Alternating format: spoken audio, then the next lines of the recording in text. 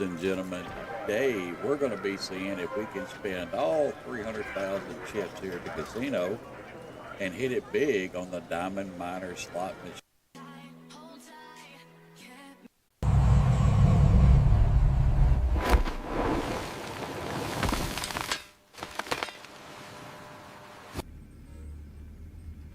Welcome back, ladies and gentlemen. Today we are going to be going over the KO Perico heist again. I'm still seeing players out there that are having trouble completing this heist. So I'm going to sacrifice an elite challenge run. We're going to do this thing as slow and drawn out as possible to show you guys how to get this done. This is not hard, folks. You're overcomplicating it. As you can see, we're in our sub. The heist is all set up. And we're going to check it out here. Secondary targets. But notice they're all going to be right there at the airfield at the top. Infiltration points. We have all those different points we can use. We're only going to use one. Escape points. Doesn't matter. We're not going to use any of them. Compound entry point. That's going to be where you enter the compound at. We're going into the drainage tunnel because we're going to come around with the boat and hop in. Like that. All these are your escape points. You're not going to use any of them. And your infiltration points. We're not going to use any of them. The secondary targets, as you can see what we got, there's 3 and 3. We're going to go after the Coca-Cola because it pays the best. And then we've got the ruby necklace. There is our main product that we're going to be picking up. Now the prep, our approach vehicle, we're going to use the long fin every time. It's one of the easiest ways to get it, and as a matter of fact, if you're watching this today, you need to go pick it up from Warstock Cash and Carry. It is free. Today is the last day it will be free. You need the Phantom Wedge. It makes it super easy to get this boat and set up all your heist stuff. The equipment we've already got, we're going to use the plasma cutter, the fingerprint cloner, and the cutting torch. Weapon loadout. I chose the crack shot. Why did I choose the crack shot this time? Is because 2 of those Coca-Colas are going to be protected by a camera and a guard, and it allows me to stand way off to the side, pop them, and just be done with it. Now, if I wanted to just loot the 3 in the other building, the green stuff in the other Coca-Cola, I could do that too and not even need this gun, and really only need one bullet from a pistol at the very end of the heist. This is not hard, folks. Quit overcomplicating it. Quit listening to all the hype and watching all the other videos on YouTube about it and all that are making it way too complicated. It's not that hard, trust me. So what we're going to do is we're going to hop in to our heist here, and we're going to get it started. And it's going to ask you what all you want to do, and yeah, I'm going to do it solo. Don't need any help. All right, now it's going to pop up and say, well, what are we doing? Our approach is going to be our long fin. We're going to back out. Entry point. We're right there where it's flashing, main dock. That is the closest to the Coca-Cola and the green stuff that we're going to be picking up first. North dock's on the other side of the island. I don't want to have to go all the way around.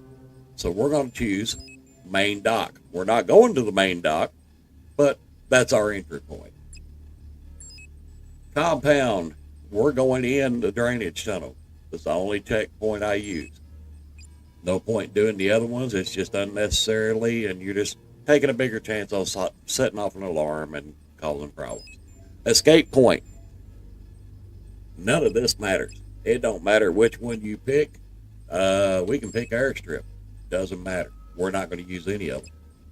Time of day. Now you're new at it. I would suggest that you do daytime. Some people like nighttime. I prefer to do the daytime. Weapon loadout. Always make sure you have suppressors.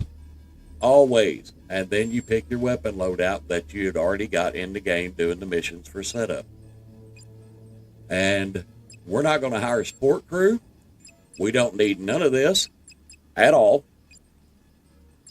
And a crew cut, we're going to take all of it. We don't need any be handing it out or anything else. So we're going to go and throw my mask on here. Yeah, we'll go with the big dog this time. How about that? And we're ready to go. Excuse me. Now we're cruising up through here. There's the boat.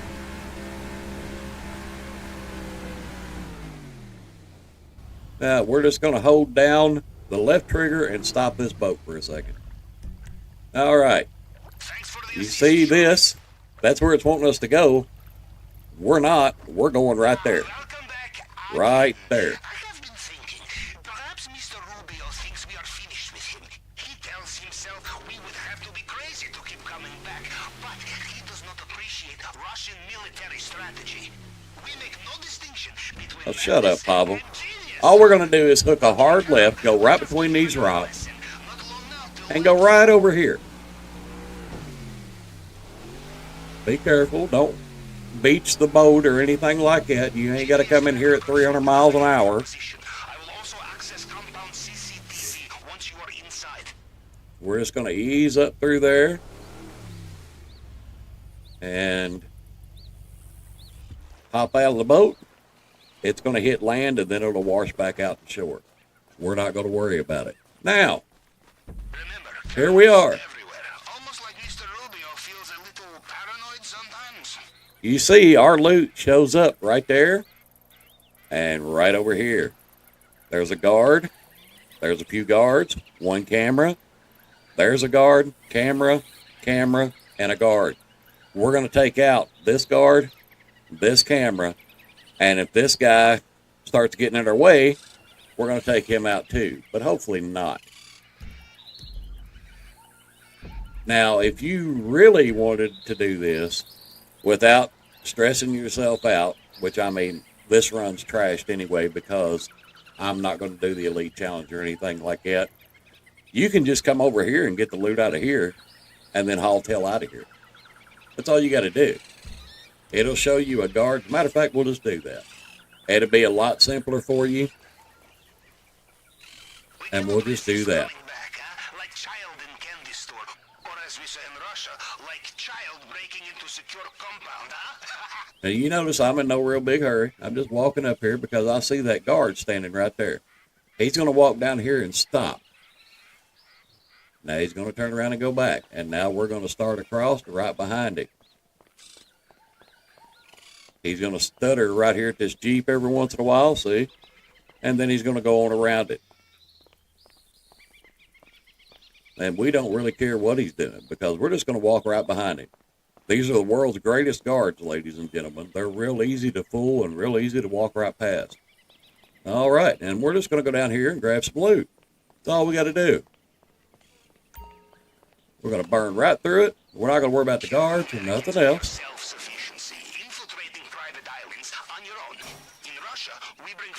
All right, we'll grab this green stuff right here. We'll load it all up. Not hard to do, folks. Everybody makes it way more complicated than it is.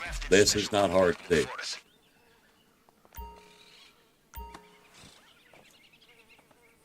If everybody says, oh, well, you need to run it through the main gate or this or that, don't listen to them. If you're not comfortable running this thing completely solo, doing this method, you're not going to survive doing it through the main gate or any of that. All right. Well, we don't care, Pavel. Shut up. I'm busy. Now, we're going to run right over here.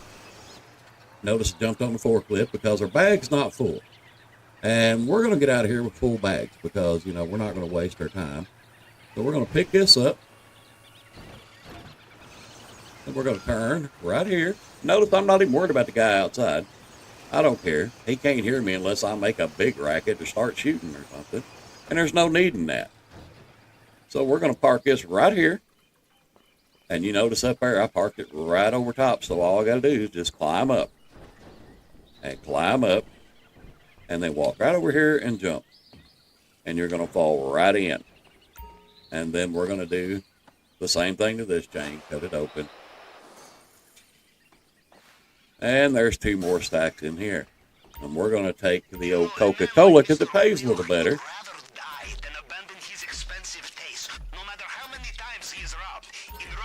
All right, our bag is all full. Now,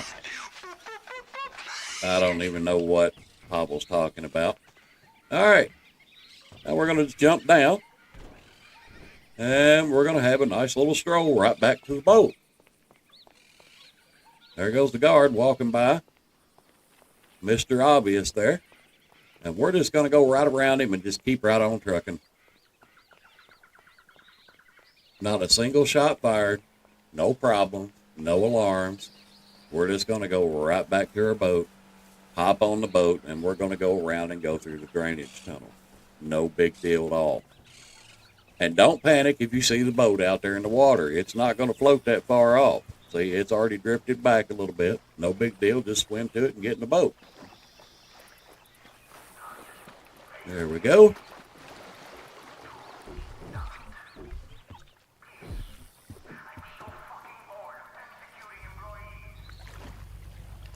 There we go. Now we're just going to back out of here.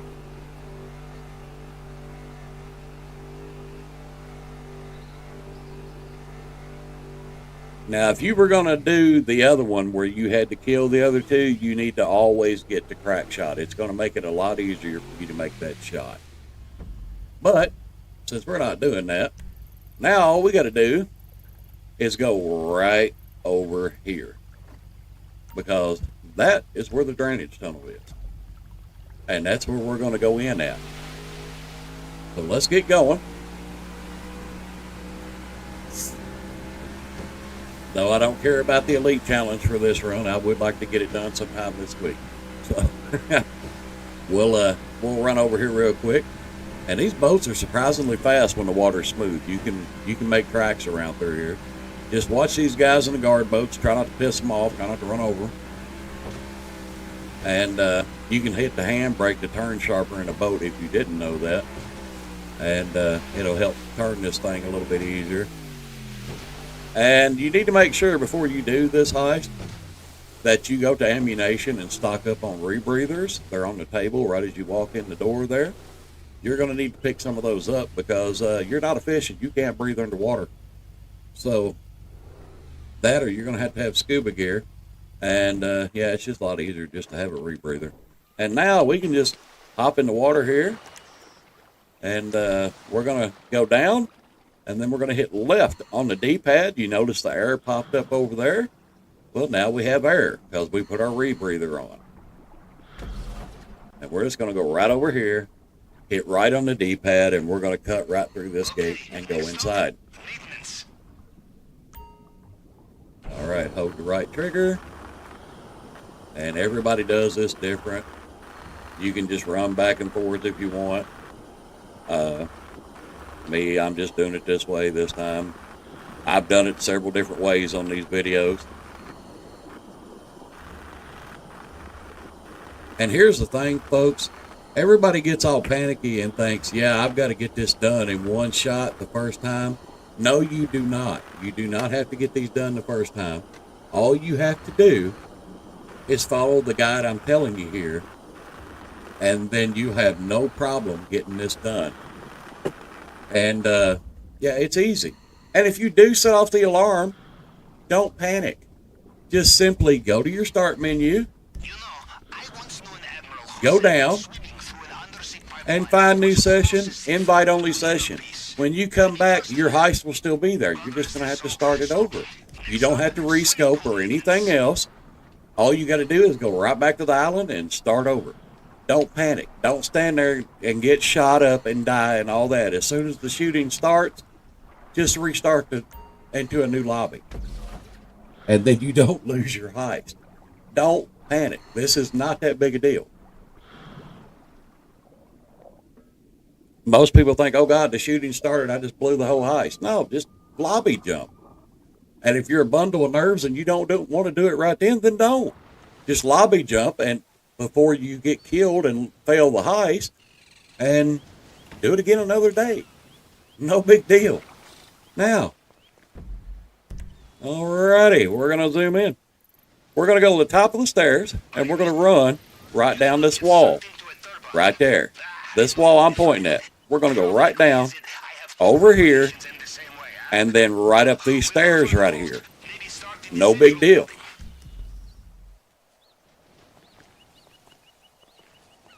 Here we go.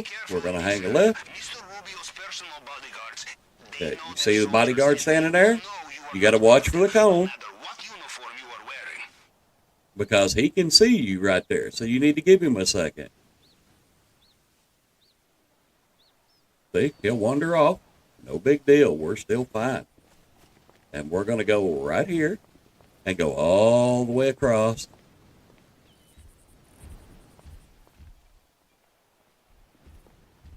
So we're going to give that Juggernaut a second. We're going to give the Juggernaut a second to get out of the way. Lo vi hace poco. Sí. Seguro se lo olvidó a ese pendejo.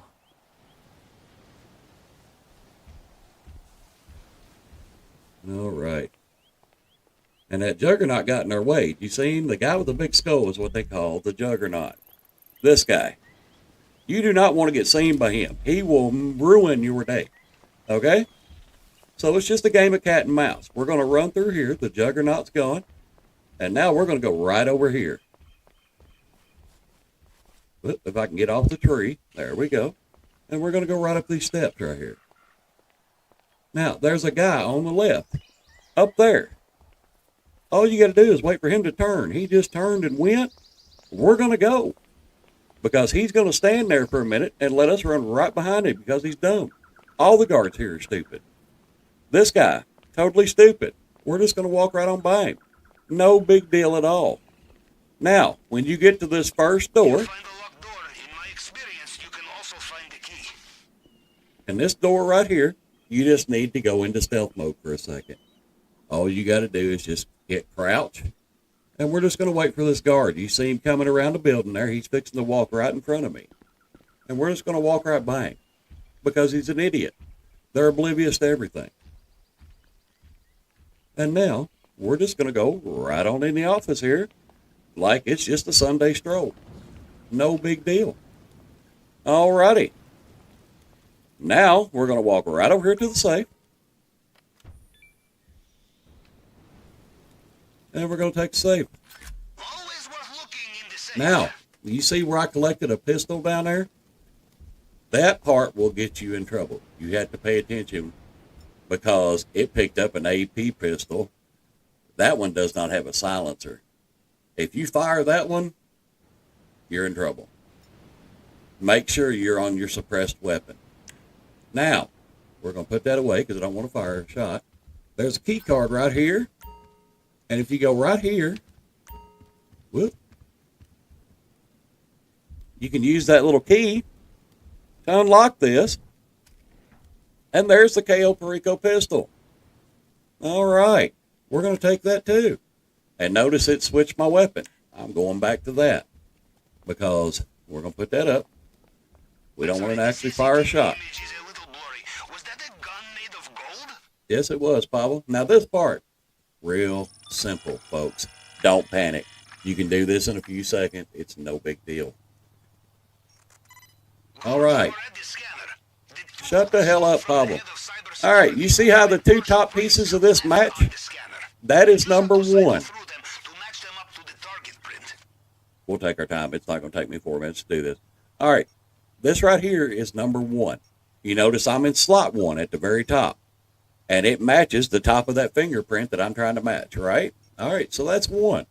And we're always going to start at the top. 1, 2, because we're in 1, 2.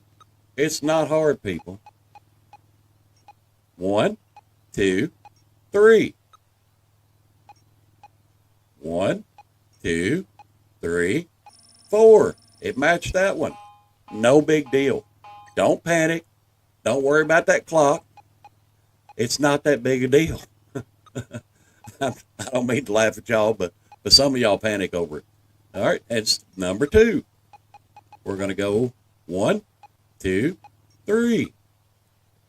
1, 2, 3, 4. Matched. It's not hard, folks. Once you get the hang of this, you're going to be like, why was I ever worried about that? 1, 2, 3. 1, 2, 3, 4. 1, 2, 3, 4, 5. And it matched. We're all done. It still took under a minute, me going absolutely as slow as possible. Quit panicking. It's going to be all right. Going to be all right, as we say here in the South. It'll be all right. Don't worry about it. And if you don't make the Elite Challenge the first time, don't worry about it. The quicker you get at it, the better you'll be. The Elite Challenge requires a full bag. Yeah, we know, Pablo. Shut up. All right. It requires an Elite Challenge. No setting off the alarm while you're inside the compound or before you get in the compound. And, yeah, full bags. That's it. In under 15 minutes. Now, we're going to cut the glass. This is simple, too. You see that heat bar right above my total take down there? We're going to run it until it turns red and let off. And there's a little delay. So be careful. All right. Now, when it gets almost up there, you'll get your timing down. And if you overheat it, it's no big deal. You just got to let it cool down. We got all the time in the world. See? Overheated. And now it has to drop down. There it goes. And there we go. Now we have 1.59 million. Y'all know I love you because I just sacrificed about $400,000 for y'all to make this video. So, you know I love you, and we're going to get this together. All right. And by the way, there's art right there you could get, and there's not one on that one. But, yeah, I mean, our bag's already full, so, I mean, you can't collect it. You've got to leave space to be able to get the art, but I don't even care. All right. Now, remember, we had to go past stealth past this guy a while ago, right? We're going to do the same thing. So we're going to crouch down. And then we're going to just ease around through here. Because we're in no big hurry. I see the Juggernaut down there walking around. So we're just going to give him a minute. And we're going to ease right down here. And then there goes the old boy that's about to walk past the stairs.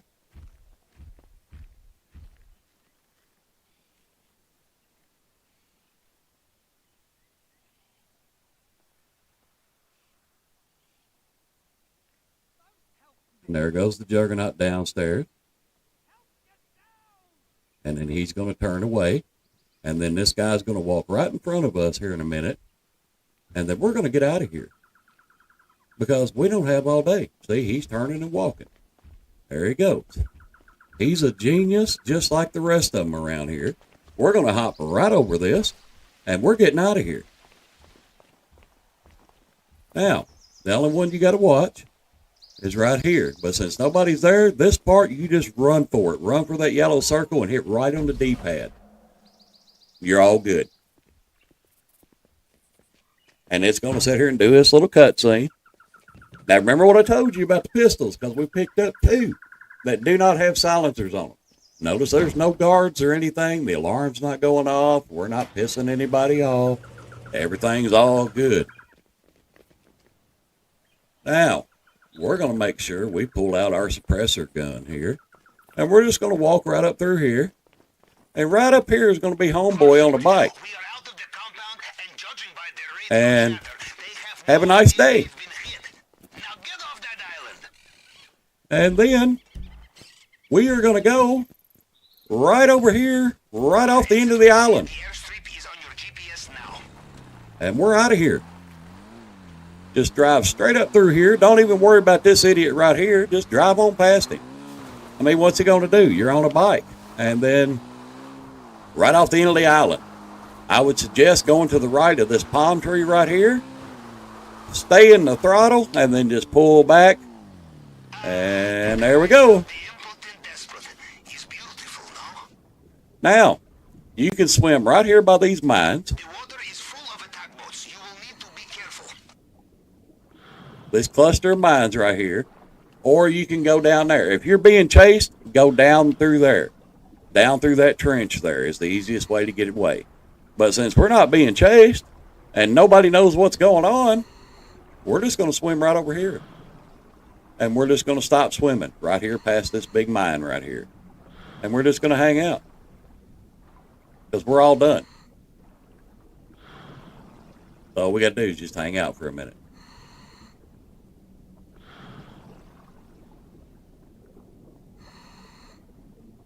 See? All done. All it takes. Just like that, we made it out with 1.1 million. And nobody knew what happened. It's not hard, folks. I promise you, it's not hard.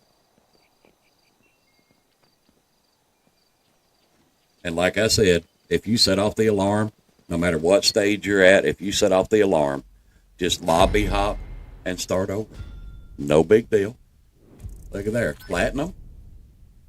Didn't get near the money I should have because I showed y'all the easiest way to do it because I want you to be successful and then you can work your way up as you go. Took 19 minutes and 41 seconds to do it, so we're not going to get the elite challenge because I took my time and showed y'all on the map where to go and all that stuff. Now this is pretty much it for the Cayo Perico people. It's not hard to do. And relax, take a deep breath, and remember, be all right. You know, it's not hard to do. All right, if y'all have any questions, be sure and leave them in the comments below, and I will help you guys out any way I can with it. But yeah, this is how you do it solo. Just nice, quick, easy, done. No big deal. And that's the fastest way to learn how to do it is just run it till you get really good at it solo, and then you can join groups and learn how to run it that way. It's not hard to do. You know, 19 minutes, a little over $1 million, and that was me going slow and not even getting a good loot because I wanted to show y'all the easy way. So there you go. Love y'all. Hope you're having a great day, and I will catch y'all in the next one. And I hope this video helps you out. See y'all later. Welcome back, ladies and gentlemen, to another GTA 5 video. Don't forget to hit follow, like, subscribe, and hit that notification bell to stay up to date with all the latest GTA uploads, and let's get into it.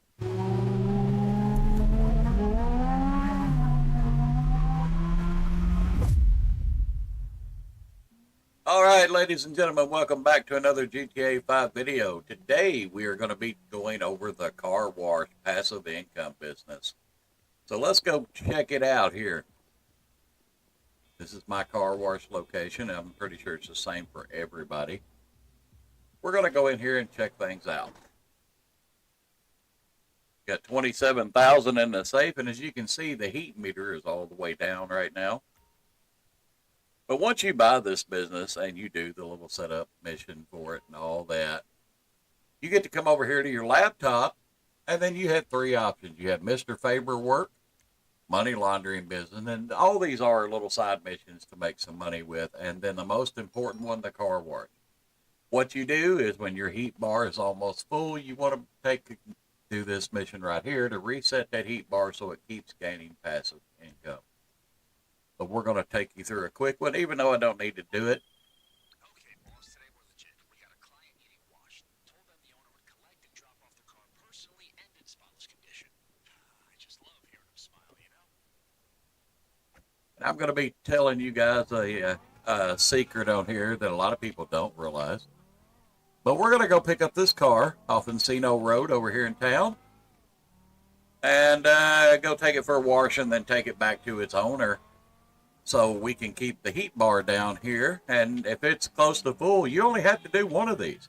Even if it's already overheated and stopped production, it only takes one car wash mission, which you can usually do in about 5 to 10 minutes at the most. And it will take the heat bar completely back down to zero. So your passive income business will keep making money while you're playing along in the game. The safe maximum holdings that you can get is $100,000.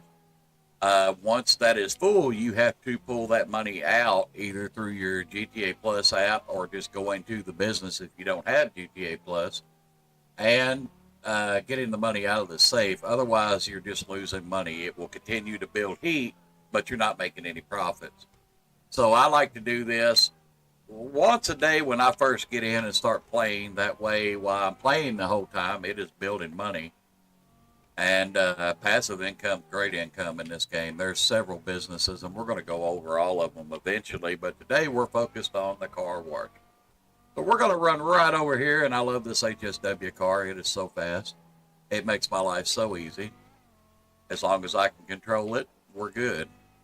But we're going to run right over here and pick this car up and take it back to our car wash. And I want to show you a little trick on the way that a lot of people don't realize. Everybody knows that if you damage the vehicle on the way back to the car wash or whatever, you can stop in at the car wash there and get it repaired. But did you know that you can go to any Los Santos Customs and get it repaired for free too during the mission? So we're going to test that theory out here and see.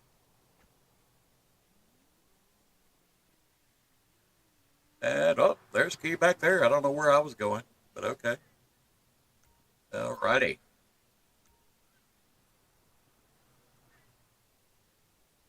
Yeah. And as you can see, we're about to unlock a ride here. We're going to unlock it, and then we're going to hop in the Woodlander. Now, we're going to take off back to our garage here and get this thing delivered. 2.6 miles, kind of far away. Usually I just lobby hop and get one closer. But I wanted to make this quick video for you all. And as you can see, our current payment is $1,000. And if you damage these vehicles like that, it's not a big deal. Even if you tear the cars all to pieces, and you notice the computers are apparently, NPC vehicles are currently aiming at me because that's Rockstar logic for you. But that's okay. We'll get around them. But yeah, if you damage these vehicles en route to the car wash or back to the customer, you can repair them because nobody's worried about the $1,000. Trust me, that's not where the real money's at, is doing these missions. This is simply to remove the heat so we get the real income off the passive business. So that's what we're going to do. But we're at $986 right now. That would be our payment for delivering it now, and we've already damaged the customer's vehicle. The happier the customer, you know, it's just good to keep customers happy. It's customer service. But yeah, we're going to run over here, get this repaired, and I'm going to take it and wash it. And then we're going to damage it again, and I'll show you that you can actually, woo, that was a big wreck. There we go. This thing does not handle that great. Be able to show you that you can repair it in any Los Santos Customs for free. And at the end of it, it's still going to give you a repair bill, but it doesn't matter. Because, like I said, we're not doing this for that $1,000 or the tip or any of that. You know, we could care less about that stuff. We want that $100,000 passive income. And that's what we want to keep rolling. So, yeah, just keep an eye on your heat level every day. And when you log in, when you first log in, kind of get yourself in a routine and see if the heat level needs to be reduced or the nightclub popularity needs to be increased or you need to send your bail agents out to do a bail agent job so they make passive income, or check the salvage yard and see if you need to tow a couple of vehicles for them to break down, or the auto shop to customize a couple of vehicles and send them out. Or the MC business, do you need to go deliver a bike? You know, there's so much passive income in here that a person can make millions in this game without actually having to work hard. And as you can see, you pull up to the garage, hit right on your D-pad if you're playing on controller, and it repairs it. Boom, payment $1,000. And the vehicle's nice and repaired.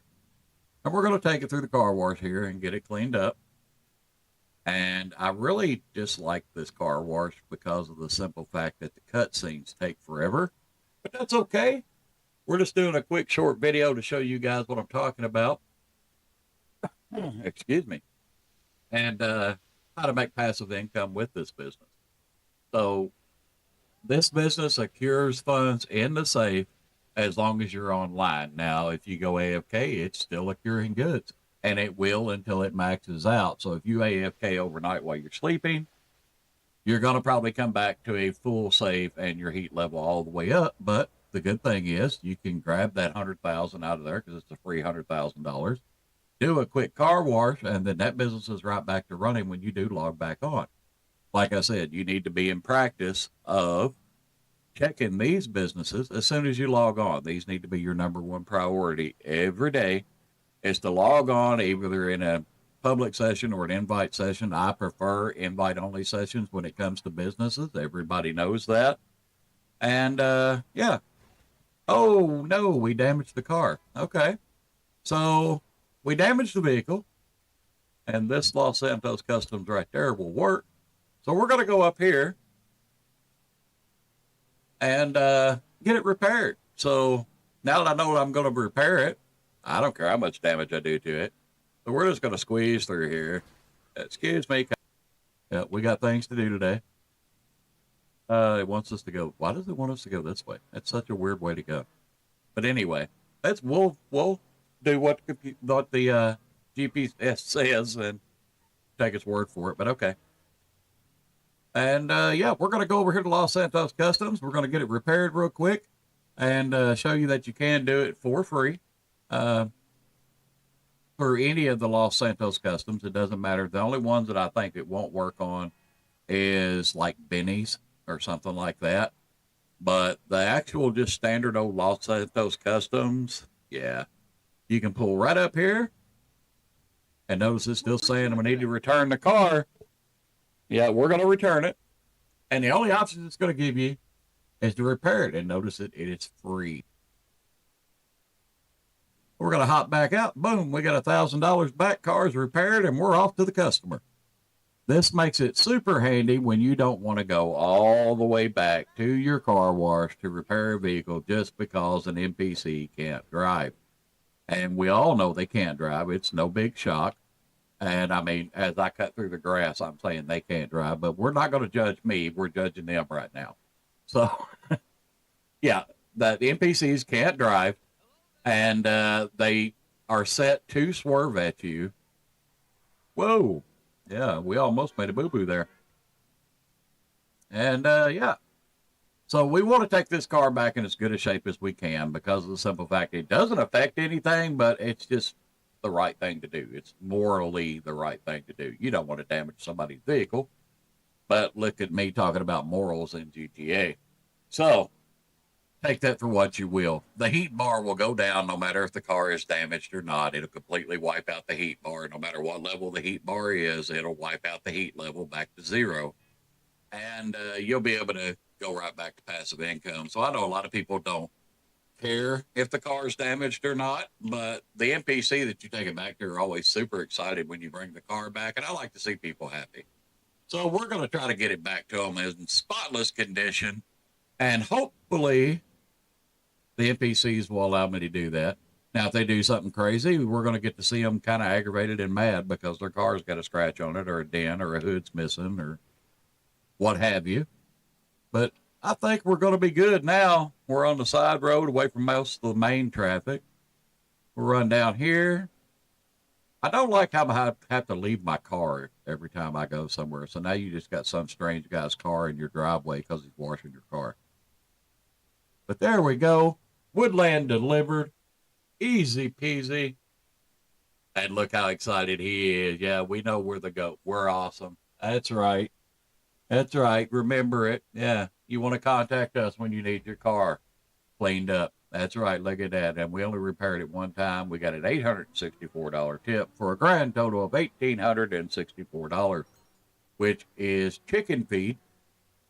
But now our heat bar is completely reset and we can go right on back to earning our passive income. the Mr. Faber work and all that is a way. Review just in. Beautiful work, excellent service. Fell in love with the guy on the phone, 5 See? stars. Uh-huh. Right, beautiful service. Making customers happy. That's what we like to do. And yeah, you'll go right back to earning your passive income up to 100,000. And like I said, be sure to check on that 100,000 because you don't want the safe building money and then just wasting it because you can't collect it because the safe is full. But that is the car wash in a nutshell, ladies and gentlemen. Thank you for joining me on another GTA 5 video. Be sure to subscribe, follow, like, and hit that notification bell for all of our latest GTA 5 videos, and we'll see you next time.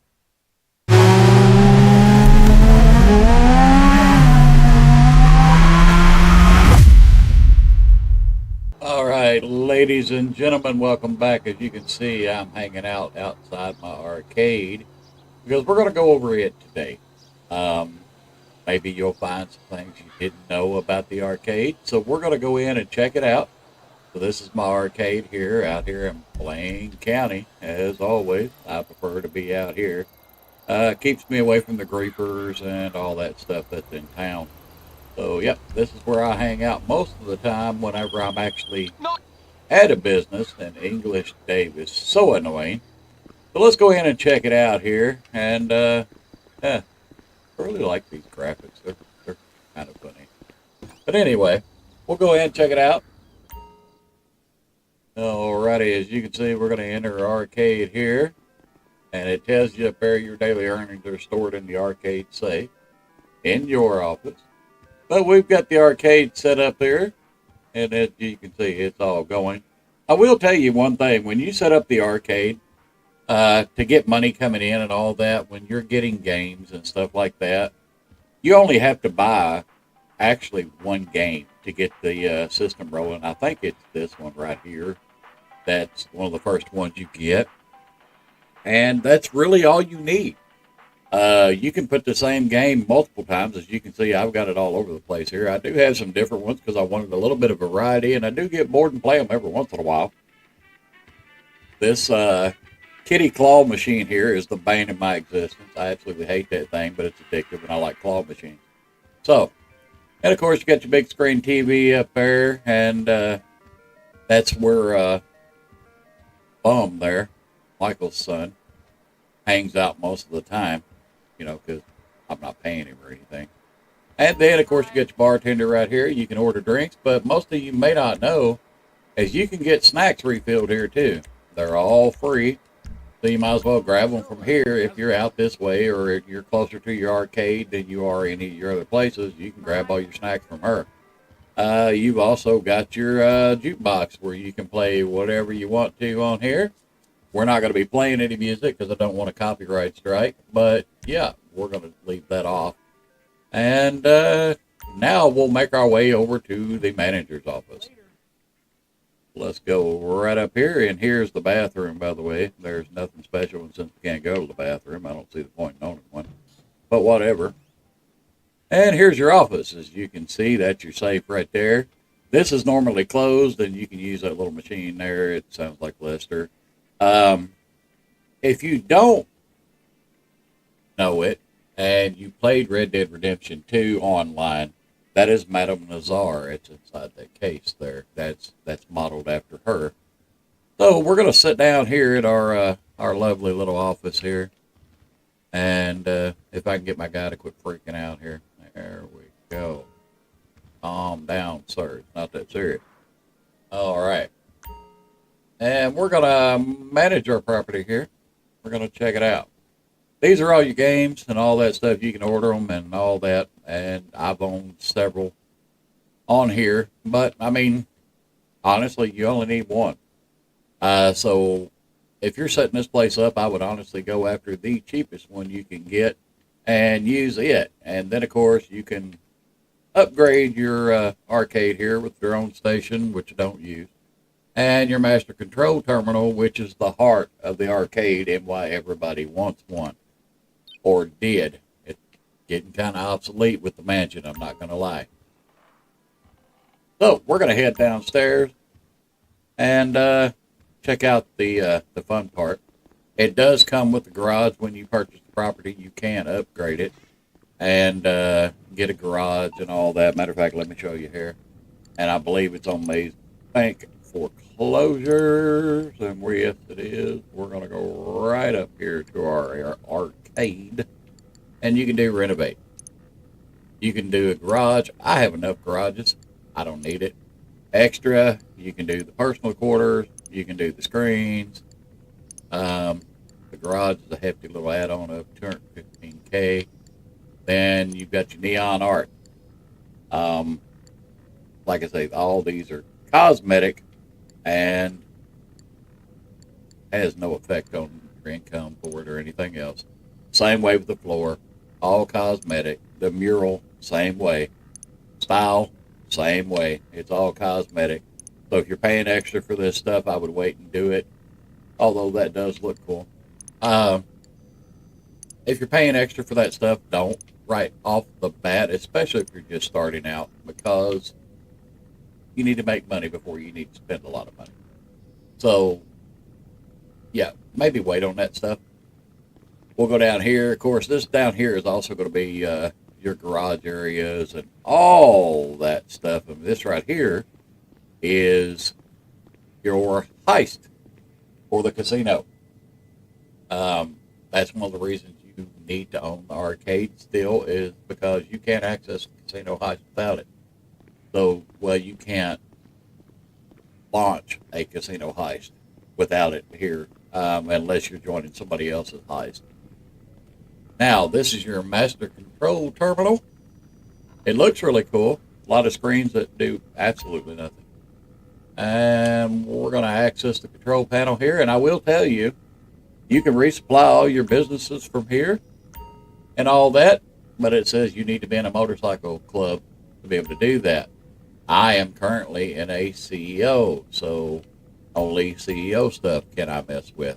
But there are businesses that you can do that both apply to.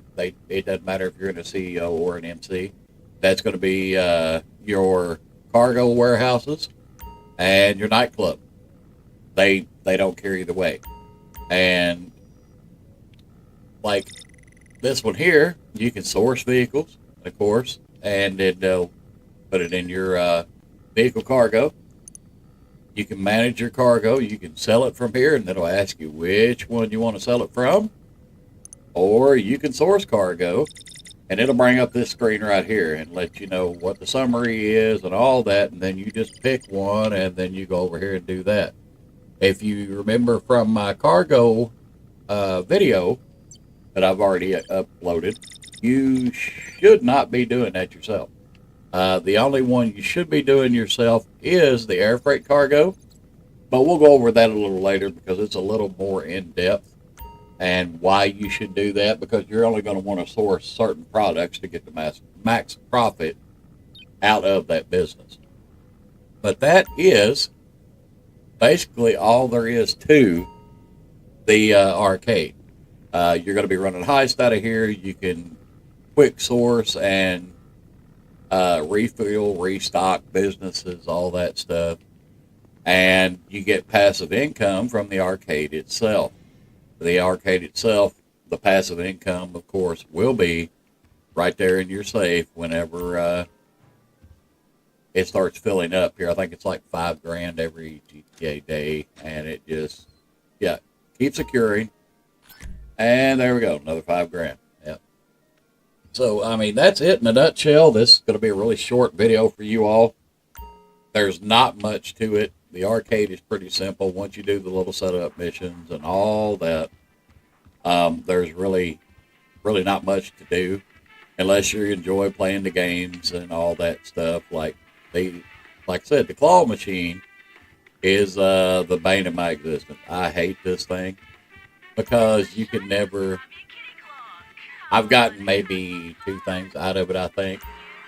But yeah, standard claw machine. We'll run down. Yeah, no, we missed him. The angle on it's kind of weird. But yeah, you can sit and play that over and over and may not get anything. It's a pain in the butt. It aggravates me, but I like playing it at the same time. And as you accumulate stuff, you have display cases and stuff over here for them and all that. So they'll be on display whenever you get them. And you can look up the things in the claw machine, because I do believe there are some unlocks to them and stuff like that, bonuses, stuff of that nature. But we'll run right back outside here. And I'm in one of my newer cars, because one of my last videos, somebody said, God, that car is old that you're driving. Well, it just happened to be the car that I hopped into. So I'll just hop in my FMJ here, and we'll go around here. But this is the garage side. And yeah, you have to buy the garage to be able to use the garage. So, but yeah, that'll be the entrance to the garage right there. So, yep, that's it, ladies and gentlemen. That's pretty much the arcade in a nutshell. It's one of those businesses where would I recommend you to buy it? Maybe for the passive income, and since Mansion's kind of made everything obsolete with the master control terminal, it's really of no use either. If you don't have a Mansion, of course you need to buy it, because then you've got a simple, easy way that doesn't require GTA Plus to be able to manage all your businesses in one spot and resupply them all real quickly. But of course, it is kind of necessary if you're a heist guy and you want to do all the heists, the casino heist and all that stuff. And it does make a little money on a passive income. So, I mean, there's that. I think the safe total that you can have in there is like $100,000. It's not no huge amount, but I mean, if you're just starting out, 100K is 100K. So, alrighty, folks, that's this for the arcade, and I will catch you guys on the next one. Be sure and check out some of my other videos, and I will catch you later.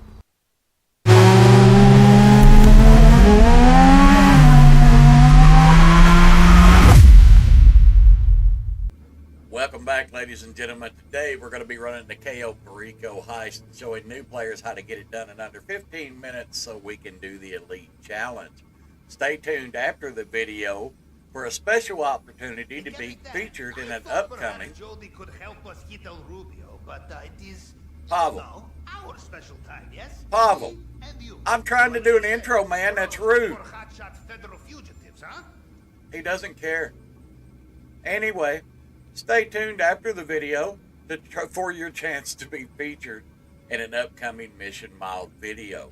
And let's get into doing the heist. We're going to go to our planning screen here. Pavel, you're killing me, man. You're absolutely killing me. Alrighty, let's get it started here. We'll take the super heavy armor. We're not going to need disruption or none of that. And we're going to play. And yes, we're going to do it on our own. We don't need more people. So let's get it all set up. Of course, we're going to do the long fin approach. And we're going to hit the main dock. And drainage tunnel is definitely going to be our entry point, our escape point. It doesn't matter because we're going to go right off the end of the map. And of course, we're going to pick daytime, make it a little easier to see. Our weapon loadout is going to be our suppressors and our crack shot. I chose the crack shot because I am going to have to make a longer distance shot, and I want to make sure I take them down in one. We don't need to be setting off any alarms or anything like that. So we're going to get it, and I kind of like the blue. We'll go for it. All right, KO Perico heist. Here we go. We can get away from Pavel, so maybe he'll leave us alone, and we'll go get this done. There's the boat. I was wondering what was going on. So yeah, let's get it done. All right, we're gonna be hard on the brakes here, hard right turn. And we're going to head over to the airstrip here. Good work, Charlie. And yeah, Pavel's absolutely useless, but Here we are again. yeah, we're here again. Alrighty, that boat is a rockin' today. Alrighty. We're going to ease up here to the airstrip. We're going to run across first thing and get the main loot, and if we have to kill the guy and take him out to get the secondary loot, that's what we're going to do. But we'll see how full the bags are here because it's all the same stuff. So we're not going to worry too much about it. And we're going to hop off the boat here and get going. Got to watch those cones of vision over there. We don't want to get nailed. And we're going to let our little guard here do his thing. He's going to stand there and look like he's working hard over there. You can tell he's really focused. So, yeah, clock's ticking. We're on the clock here, ladies and gentlemen. So, let's get over here and get this done. Let him walk around the Jeep there and figure it out. And then, yeah, we're going to ease in right behind him here and right in the door. And we're going to run back here and get our first stack of loot. So we're going to burn right through that real quick. Go pick up some green stuff here. And just like that. Yeah, there we go. And we're going to fill this bag up as quick as we can. Now, this is just for the new players to get the Elite Challenge done and complete the heist for the first time. We're not too worried about how much we're getting out of here. This is more of a training video for them. But I do want you to stick around to the end of the video so you guys have an opportunity to be featured in one of the upcoming videos here on the channel. If that interests you, I'll be offering it to subscribers here to see if they want to help me out with some future videos. I'm going to be doing some future heist videos, mission videos, and stuff like that. And, yeah, I'm going to need a couple of people to join in. And we'll talk about it here in a little while. We're going to pick this up. We're going to try not to drop it here. Where are we at lined up here? Let's get over this way. Just there we go. Nice and pretty. We're going to hop up, and again and again. There we go. And we've got one up here, so I'm probably going to end up taking that guy out over there with the gun. And so I can get the other loot over there too, just to have a full bag, because it is required to be able to get the Elite Challenge. You have to have a full bag. So we'll see. Hopefully, maybe. Yeah, we're definitely going to have to take him out, because I think we're going to be a little short. No, there we go. We hit it, so we don't have to take him out at all. So we're going to do this with one shot. That's it. No having to kill extra people. No setting off alarm. Yeah, I see you out there. We're going to let you come right on by, you know, because you're doing a fine job out there. You're all highly scoot on out of here. I was thinking I was going to have to take out the guy that's walking around over here, but I don't need to now, so we're going to get out and go over here to our boat, hop in, and we're going to get out of here. Look at there, the boat's still right here too. Man, GTA is smiling on me today. We will take it. So that cut my usage time down real quick, so we're not going to be in no big hurry to get this last part done so we can finish in under 15 minutes. So that's what we're going to do here. We're going to zip on out of here, get out of the way, dude. I got to go. You got all day to mess with you. Now we're going to go around to the drainage tunnel, and we're going to go in through it, pop up right inside the compound, and we're going to get the ruby necklace and get out of here. So let's get going around through here. Man, that water's pretty. Kind of makes me want to live out here on this island. Not going to lie, I could enjoy being out on the beach all day and having a nice drink and watching the waves roll in. I would absolutely love it. Maybe even get a little fishing in. Love to do a little fishing. That'd be cool.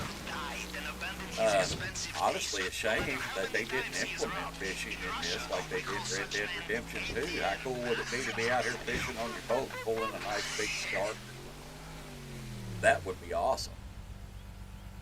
And you got homeboy in our boat here in the way. Man, I need you to go, and I don't know what you're doing. but you're getting on my nerves. Yeah, I got things to do here, man. Come on, Hoss, go. That thing has the throttle on it. I know it does. All right, we're going to hop off in the water here, and we're going to equip our rebreather so we don't drown, because, you know, we can't be doing that. And now we're going to cut through this grill. Now, there's several ways to do this, and everybody has their own way of doing it. But what you want to do is hold down your trigger, and I go back and forth because it's just as quick most of the time to just do it that way real fast and get it done. And you can just kind of slow down and cut them real quick like that. There we go. Go back across, and we're going to go up, and my aim is terrible today. What is going on with that? And last bar. All right.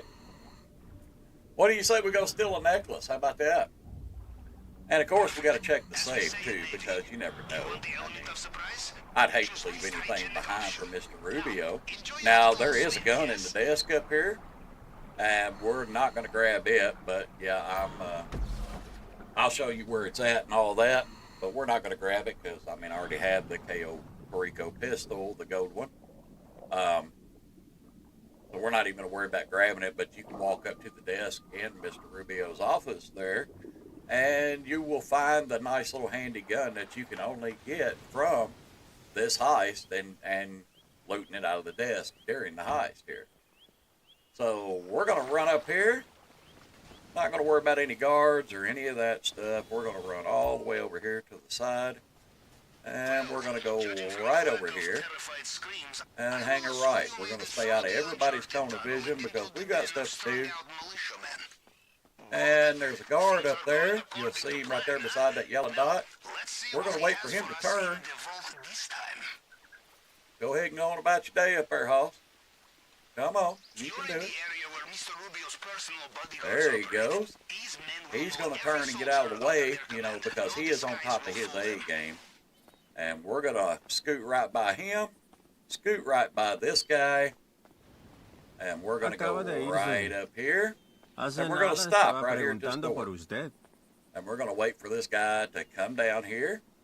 And now's where you want to hit left, down on your left joystick to go into sneak mode. Because this guy's going to come walking, and you don't want to alert him. You don't want to bump into him. You don't want to be running wide open. You just want to get by him. So what we're going to do is just sneak right on by this guy, and then you can hit down on your left joystick again and go back, and look at there. We're right in Mr. Rubio's office. First thing we're going to do is run right over here to the hidden wall safe, and we're going to grab it and see how much money we got. Oh, look at there. Weapon collected, the pistol. Look at that. And there's a key card right here that if you need it, but if you unlock that door there, or drawer, it's going to be right in there. So yeah, that's where that pistol's at. Now we're going to hack the fingerprint scanner here. This is easy enough to do. You're going to start at the top and then go one over. It's 1, 1, 2, and then that was done. And I'm doing it a little slow so you guys can figure it out here. There's the top. Top 1. Top 1, 2. Top 1, 2, 3. That one's done. And then, there we go. And 1, 1, 2, 3. Whoop. There we go. 1. There's that one. Come on. 1, 2, 3, 4. And that's all done.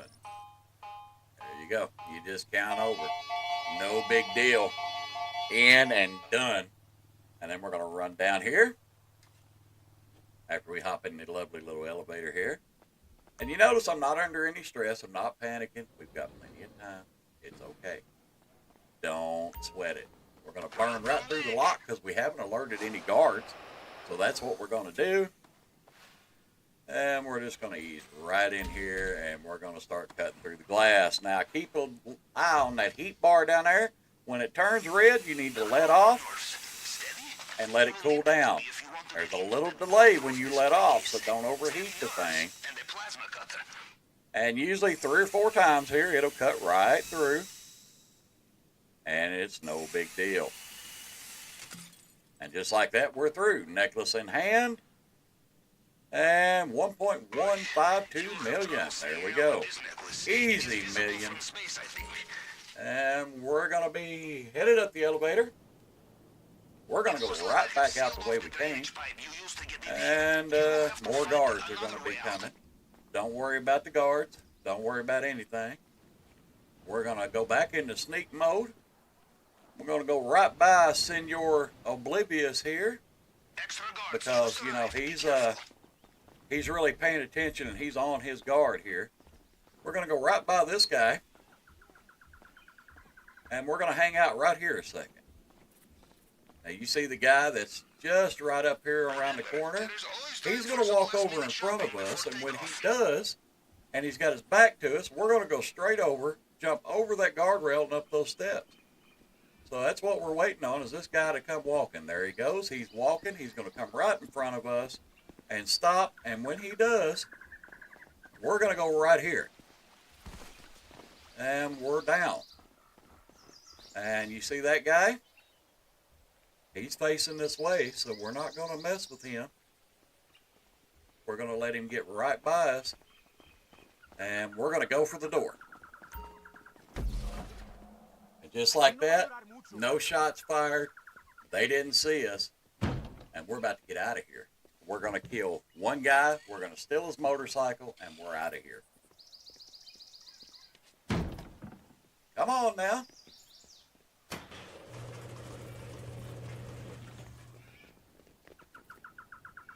Alrighty, we're going to run up here, and we're going to take this pistol out, and we're going to pop homeboy right in the back of the head there. And they still have no idea what's hit them. We are almost home. Just get out of there. And now we're gone. Look at that. This guy's going to fire a pot shot at us, but it ain't going to matter because we are out of here. And we're going to go right beside this tree, right out here, and we're gone, ladies and gentlemen. Now, you can swim to these mines right here. Be sure and put your rebreather on. You don't want to die. But we're not going to go there. Since El Rubio's alerted and the boats are coming, we're going to go right down here. We're just going to keep swimming, keep swimming. Now, you see how they're firing.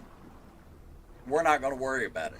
And the reason they alerted whenever I killed that guy and shot him in the head is because I didn't use a silenced weapon. I actually picked up an extra gun out of the safe and wasn't paying attention. So it doesn't matter though, because we're going to get out here.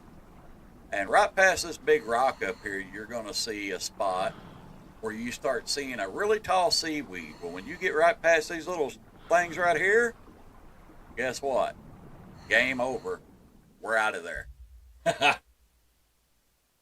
And all just like that, ladies and gentlemen, all done. We had to kill one lousy guy. One headshot, stole his bike, and we're out of here. And this, of course, is the cut scene at the end here. And as you can see, they hit me a couple times with the chopper, but I don't care. That's why I put on body armor and all that stuff before we take off and start doing the heist. So we're not going to worry about it. Look at that. Platinum. Yeah. And a little over $1 million. That's cool. 100% of the take. Elite challenge accomplished. And that's taking my time, ladies and gentlemen. That's not running hard. That's not freaking out, worrying about nothing. That's 14 minutes. That's all you got to do. Just take your time, ease around, and be done with it and all that. You know, you don't have to panic and be sweating it and all that stuff. People make this way too hard. But we're all done. And yeah, that's about as easy as you can make the Cayo Perico heist, people. Just run in and get it done. As for the scoping of it and all that stuff, I've got a video out that shows you how to scope the island and all that stuff already that I'll link at the end of this video for you. And that's an easy $1 million for 14 minutes and 16 seconds worth of work. That's all it took. You know, in and out, done, and over. So, yeah, gotta love that. Easy money. Yep. Victory cigarette. There we go. All done. So, yep, we'll take it. Hey, that'll work. All right, ladies and gentlemen, that's our Cayo Perico heist for beginners today. Like I said, be sure and stick around, and I'll talk to you here in a little bit about how to be featured in a future Mission Mod video. I hope y'all are having a great day. All right, ladies and gentlemen, I hope you enjoyed the quick heist tutorial video for all the new players out there and some of the OGs that may not know how to do it and complete the heist challenge there, the elite challenge. As promised, I'm going to be selecting 3 of my followers to be in a future Mission Mod video. We're going to be doing missions, maybe even some heist, stuff like that. I'll fill you in on all the details. Be sure and comment below on this video and say, yeah, I would like to do it. And make sure you're a follower to be eligible. And I will pick someone within the next week, probably next Wednesday, and let you all know who the 3 lucky ones are that are going to be in the future video. Y'all have a great day, and thanks for watching.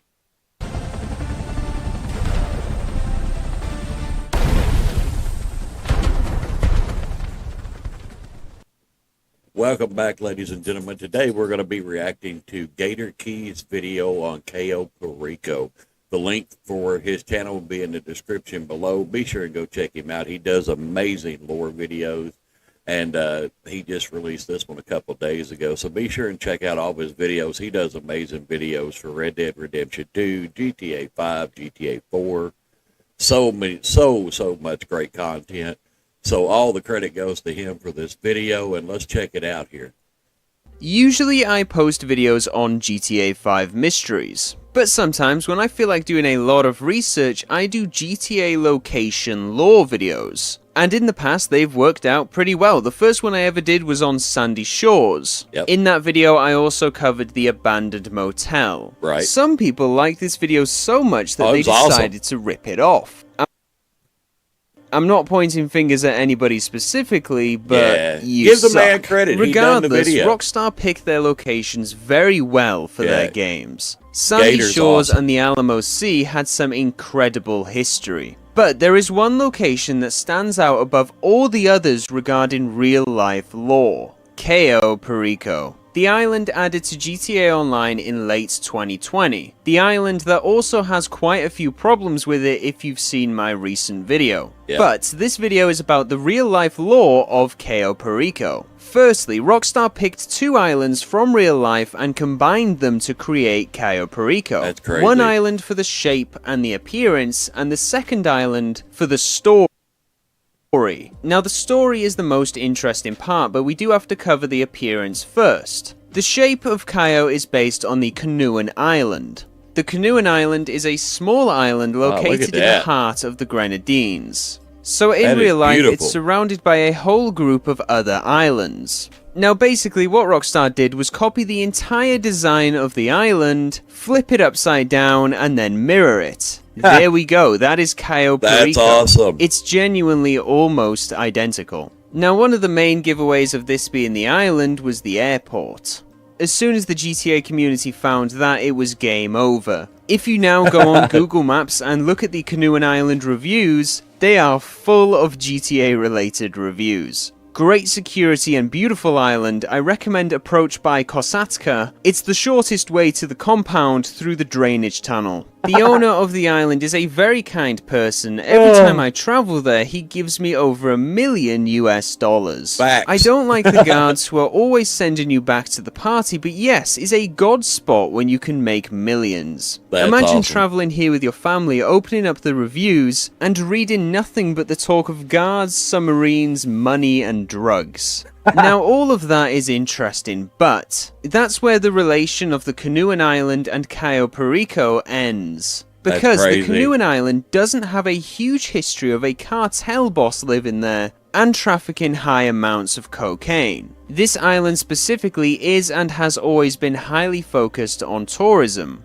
So, where did Rockstar get the entire idea of El Rubio and Cayo Perico being related to drugs? Did they just pull it out of a hat, or is it like many other things in GTA 5, based on something that happened in real life? Well, the first indicator is the name. Cayo is a Spanish word meaning a small island, and Perico is a slang word in Mexico and Colombia for cocaine. So essentially, Cayo Perico stands for Cocaine Island. And there is only one island in real life that gained the reputation of Cocaine Island. This island is called Norman's Cay, and it's situated in the Bahamas. In the 1980s, 80% of all cocaine that entered the US during a 2-year period passed through this island. For those of you who don't know already, the early 1980s was the peak of the cocaine boom in America. Yeah. Top story tonight, cocaine it was crazy. Has become the number 1 illicit drug in the United States. Cocaine is now becoming the in drug from the Bowery to Beverly Hills. Cocaine. It's big business and it's big crime. Yeah, but you got to remember, these are early 80s. People are just coming out of the flower power movement and make love, not war, from the 60s and the 70s. So, yeah, cocaine was very big business in the early 80s. This period of time resulted in a certain man gaining the name of the King of Cocaine. The world otherwise knows him as Pablo Escobar. Yeah. But there was another man besides Pablo Escobar who's not as well known. His drug trafficking partner Carlos Leyder, the man who El Rubio himself is based on. Now Carlos Leyder is the reason why Pablo Escobar is as famous as he is today. You see, in the 1970s, Pablo Escobar was having a lot of trouble smuggling his drugs. He would traffic his drugs on a very small scale with a very high risk. Unfortunately for Escobar, the US happens to be just far enough for his small private jets to be unable to make the journey without needing to refuel on the way. That puts him at very high risk, as there are only certain locations where you can refuel on the way, and the government will be waiting for you. Yeah, so right. Escobar partnered up with a man who figured out a way around this. Carlos Leyder came up with the idea of finding an island in the Bahamas that could be used to land the plane on and refuel. Somewhere where they control, where the government wouldn't be waiting. Leyder found the perfect island, Norman's Cay. It was perfect because it was in a very low profile location and it already had a small runway on it. The runway being small already was also perfect, as they only wanted small planes to be able to land on that island anyway. Right. So Leyder found the perfect island. Now in the late 1970s he went to this island and took over it. He purchased his own estate on it, like the one that we can see on Cayo Perico, owned compound by El Rubio, and then he would attempt to buy up the property of all of his neighbors to slowly push them all off the island. Because of course this island was already inhabited. The people who refused to sell off their land to him Leyder would either scare or kill. There is actually one recorded piece of evidence of this, where a resident was found dead on his yacht drifting off the coast of the island. He managed to get everybody off the island apart from one man. This man was named Richard Novak. You may have read a book that was written about him titled Turning the Tide. This man refused to leave the island no matter what, and then came back in the future to testify against him. Either way, by this point, Leyder had taken over the island fully. He had also formed his own paramilitary private army on the island. So he had his own estate on the island, he had his own runway, and now it's riddled with guards. He would then start bringing large amounts of cocaine to the island and packaging it into smaller aircrafts. Smaller aircrafts which would then consistently distribute cocaine across multiple states of America, hence the name Cocaine Island. Wasn't that the whole premise behind the Tom Cruise movie? What was it? American Made or something like that? Where the guy was flying with his buddies in planes delivering drugs and stuff. Wasn't it all behind like this? I don't know. I have to look into it. But Leda wasn't just known for using this island to smuggle cocaine. He was also known for the massive parties he would throw on this island. And I mean massive guarded parties for all of his associates, full of cocaine that would last days. Once again, does that remind you of anything in particular? Yeah. It was estimated that this island would make Carlos up to 300 million every year. Oh my and God. he used this island for about 4 to 5 years. That's now, over that $1 is the billion. exact story that Cayo Perico is based on. Rockstar remade something from history and put it into the game, as if it was still occurring. They do that a lot, even though. created El Rubio and purposely made him Colombian of German descent. That's Exactly crazy. like Carlos Leda is. So every time we go to Cayo Perico, we're basically Robin Leda. But I think it's fair to say that El Rubio is a less intelligent version of Leda. Now, in Probably case a you're less wondering vicious what one, happened too. to Carlos Leda and his island, I'm going to tell you that too. Because unlike El Rubio, he's not still doing it today. In 1982, the final year of the island being in operation, the US government figured out the source of where all the cocaine was coming from. They formed a plan to capture Leda and they completely raided his island. They destroyed his estates, the planes that were found on the island, everything. But Leda actually managed to get away. So he lost his island, but he was already pretty famous in What is it with crazy people and islands? You know, you've got the Cayo Perico Island, you've got Epstein Island. What? Yeah, I mean, don't get me wrong, from a defensive standpoint, yeah, it kind of makes sense because, I mean, there's only two ways you're getting there. But still, I mean, did y'all watch a lot of Saturday morning cartoons, you know, where they're always the evil guys on this little evil island and always plotting world takeover and stuff? Yeah, somebody should have turned their kids' TV off. That's Colombia crazy. anyway. Apart from being the co-founder of the Medellin cartel, a few years prior to him losing the island, he'd already created himself some political power in Colombia, forming a party with the goal of getting a Nazi-type government in control of Colombia. Eventually, Leda was captured in 1987 by the US in Colombia, after he had a major falling out with the Medellin cartel. Apparently, he became a major liability to Pablo Escobar, and Leda believed that the people around him gave him up. Carlos Leda... Look, Pablo Escobar was nuts. And, well, I mean, he wasn't nuts. I mean, he was just seriously paranoid. And, I mean, somebody in his position probably should have been paranoid. But, yeah, I mean, it's just crazy how many of his own people that never actually did anything to him or posed any risk to him, he kind of got rid of, you know what I mean? And, yeah, or they fled because they feared for their own life. So, I mean, yeah, it's crazy. You need to watch the documentary on Pablo Escobar. It's nuts. Leda then became the first drug lord to be extradited from Colombia to the US. They used him as a direct example towards the cartel. He was then sentenced to life in prison plus 135 years. Though he did testify against other people who were extradited to the US, Wow. and managed to get those years down to 55 years. He then Well, still. left prison after only serving 33. Oh This my was God. in 2020, so he's been a free man for 6 years now. Apparently he is living in Germany given his descent. He could even be in the comment section of this video right now. But there you have it, that is... Wait, so this guy is free as of 2020. My question is, did they find all the money? Because you're talking over $1 billion worth of money coming through that island. You know he's set up. He's probably got it stashed somewhere just waiting for the heat to die down. And I mean, that was 2020. This is 6 years later. I wonder where the money's at. You know, I'm just saying. the dark history that created Cayo Perico. It wasn't just made up for a video game, it was taken from history. Events that actually happened. Norman's Cay remains there to this day, and still has some remains of the drug smuggling planes That's awesome. sunken underwater. Now, if you learned something from this video, which I hope you did, or if you just want me to do more videos like this in general, drop a like. Every single like helps We're me out definitely an gonna like incredible it. That's amount. awesome. My ex is on screen if you want to go and send me some Yeah. video Check ideas. this guy if you haven't out. subscribed already, you should do that right now, and have a good day. Yeah, that's crazy. The Ghost Dog. The Ghost Dog is... Yeah, he does some absolute crazy videos. And yeah, you guys should definitely go check him out. We'll probably be reacting to some more of his videos. But like I said, his link's going to be in the description down at the below, right at the top. I want to give him all the credit in the world. He does amazing stuff. I really enjoy his videos.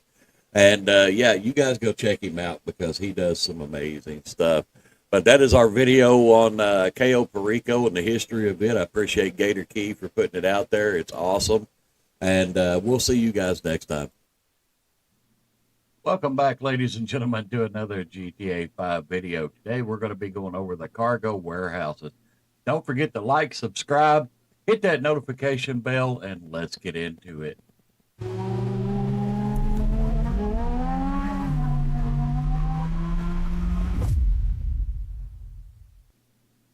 All right, welcome back, ladies and gentlemen. As you can see, we are at Remember, I'll do anything as long as it's legal. Yeah, that's nice to know. There's the boss. We are at my CEO office here in Los Santos, and we're going to go check out the warehouses today, the cargo warehouses. We're going to have a seat here, register as CEO, and let's get into this deal. All right, as you can see from the terminal here at your CEO office, you can access the special cargo screen.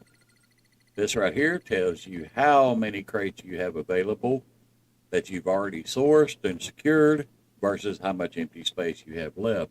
And as you can see, I have different size cargo warehouses. So on your smallest cargo warehouse, you'll see over here, 3 of 16 crates. That means I have 3 crates in there, which means I have 13 spots left in that particular warehouse. We'll move on to our medium here. As you can see, we have 27 of 42 crates. Current value, $567,000. Now that is on the medium warehouse that I have. And as for the large, 24 of 111 crates, currently $522,000. Now, a lot of people go after the large warehouses, but there's a reason I don't, and that's because of that right there. They are super expensive. Most of them being around $3 million or more. Heading's $2,600. If you want one up here in town, it's going to cost you $2.1. And it just depends where they're located at is how much they're going to be. The medium warehouses, as you can see, I have these 2 right here, and then a third one over here. This one over here is almost full. It doesn't like much here. But yeah, it's only $511,500.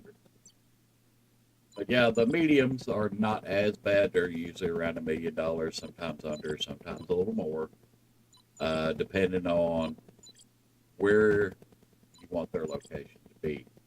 I used to have all 5 just small warehouses because they were the cheap starter option, and you can totally do that. You can have up to 5 warehouses at a time. And as you can see, I've got them kind of mixed and matched. I don't know what they'll be completely full with all of them, how much they'll actually be worth. But I have sold a bunch of them, as you can see, for a total earnings of $9.2 million. It is really profitable. I've completed 32 sales. Success rate is 94%. The reason it is 94% is because I didn't follow my own advice. Something you'll hear me say on this channel quite a bit. Never sell in a public lobby. Yes, you get a bonus, but selling in invite only or closed friend sessions guarantees you're going to get the money. Whereas public sessions, there may be a bonus added on, but there's also a high risk that a grouper is going to come along and blow up your cargo. And if they do that, you get nothing. So, Rule of the day, remember, especially you new players. Now, if you're an older player that's well up above a level 100, you have all the benefits of being over a level 100, like max health, and I'm sure you've got nice weapons and vehicles and all that, and you want to sell in a public lobby, by all means, go ahead. But if you're a new player under level 100, you should not be selling anything in a public lobby. Why? Because you're not max health. You haven't played as long as other players who are flying around in jets, Oppressor Mark IIs, Deluxos, Oppressor Model 1, and all these other vehicles designed to take you out. So, yeah, invite-only session for the cargo sales, the nightclub sales, all your MC sales, everything. If you're going to sell any kind of product in this game and you're below level 100, invite only or closed friend sessions are the way to go. Now, we're going to hop up here and we're going to go run over to one of the warehouses here, the cargo warehouse. And I'm going to show you a few things over there. First thing we're going to do is head to the ground here. Excuse me. And the sell missions here are not that bad for cargo warehouses. It's got a couple of them I really dislike. For the most part, they're pretty easy. Dak. He's always messing with me. I don't want to complete the rest of the DAC missions right now because I plan on doing them in a video later. So, yeah, you're going to get a lot of pop-ups of people. Get back. Yeah. Get out of here. All right, and we're going to fly right over here. This is one of my cargo warehouses. You can see how they look on the map down there. So we're going to fly right over here and check it out, and I can show you guys a few things inside here. We don't need to land up there. Well, that's one way to do it, I guess. We'll take it upside down, but yeah. All right, as you can see, this is one of my bigger warehouses here. It's not my small one, it's one of the mediums. As you can see, it's not quite full yet, but if you're a non-GTA Plus player, every one of your warehouses has a warehouse technician, and all you got to do is walk up to them and hit source special cargo for $7,500.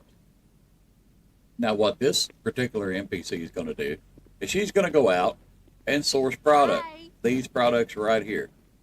And she can either get one crate all the way up to 3 crates, or it may be a special crate. I don't know if I have one in here, but we'll take a look real quick and see.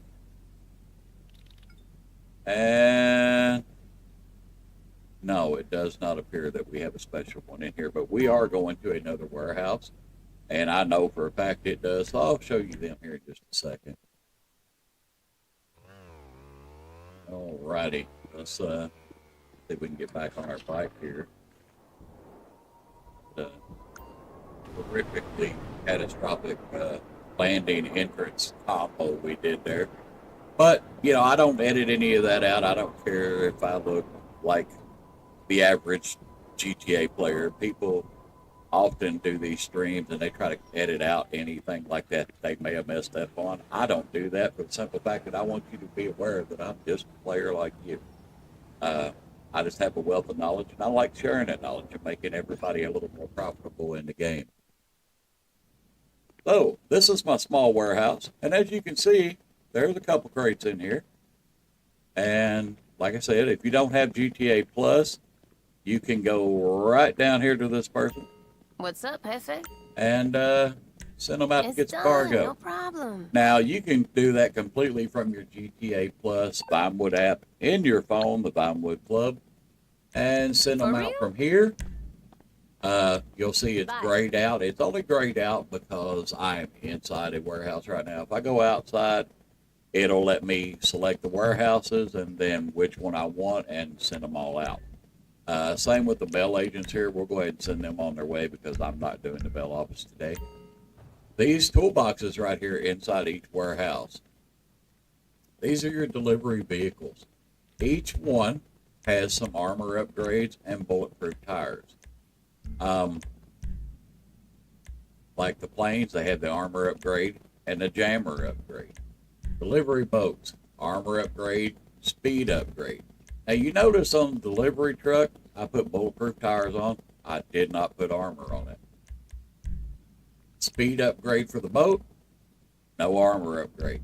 Because I don't care. I'm not going to use them long enough with these missions to worry about it. And the planes, whenever I get a plane, I lobby hop and go and resell it later because I'm not doing any of the plane missions.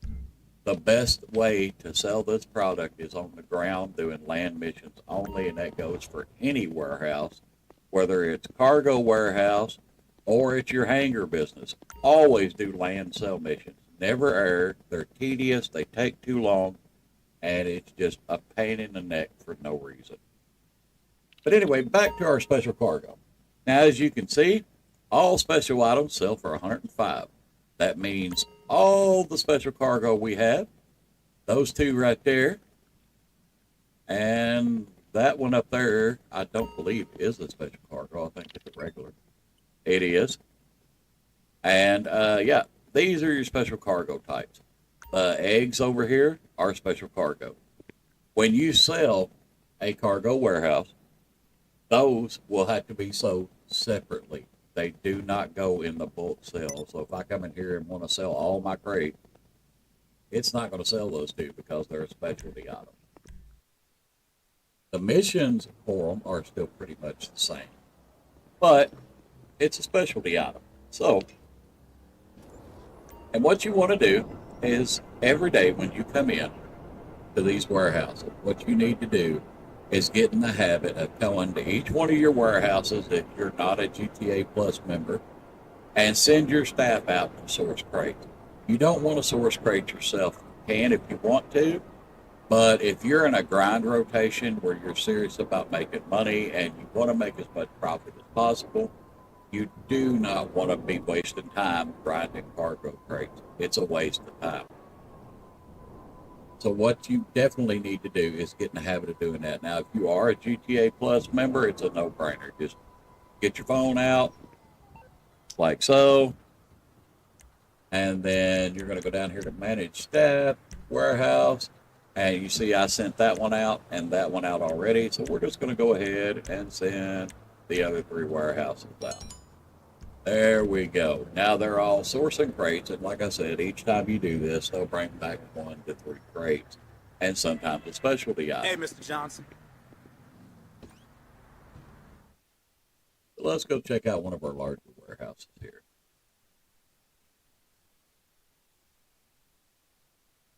If it decides to load in. There we go. All right, now this is another medium warehouse of ours. And as you can see, it's almost full, but you also notice there's no warehouse technician standing around because we've already sent them out through the phone app to go get crates.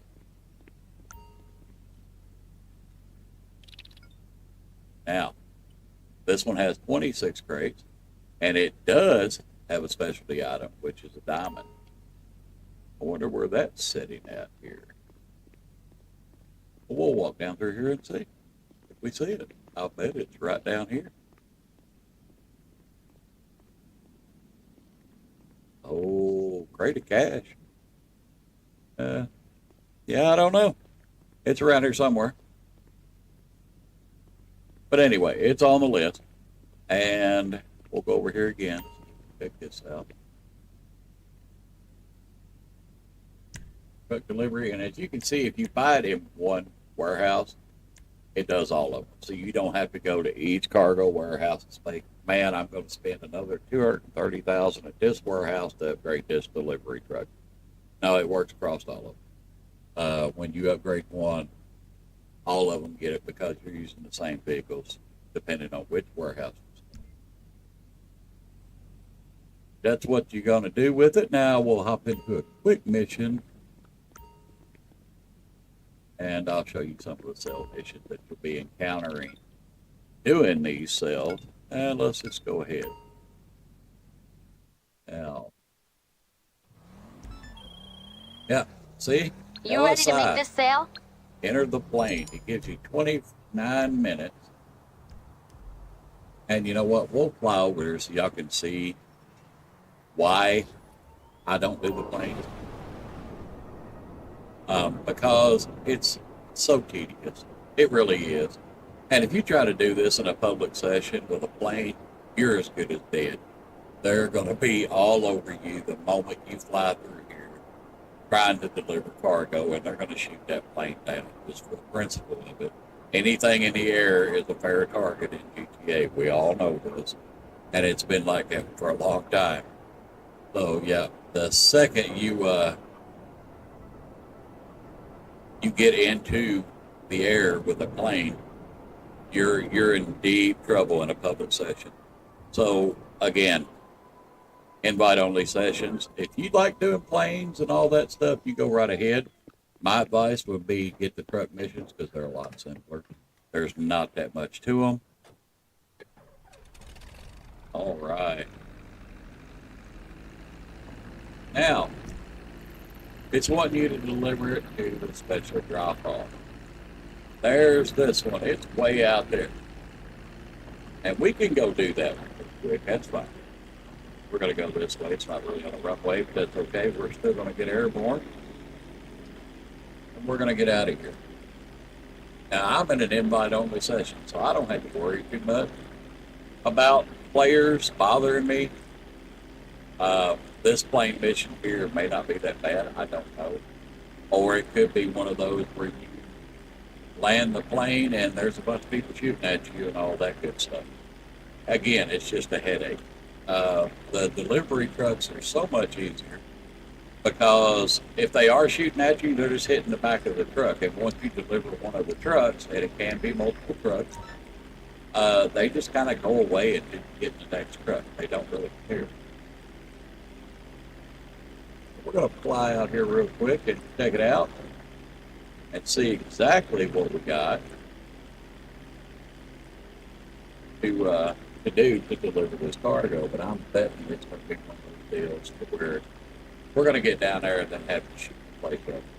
So that's usually how it works. But that's okay.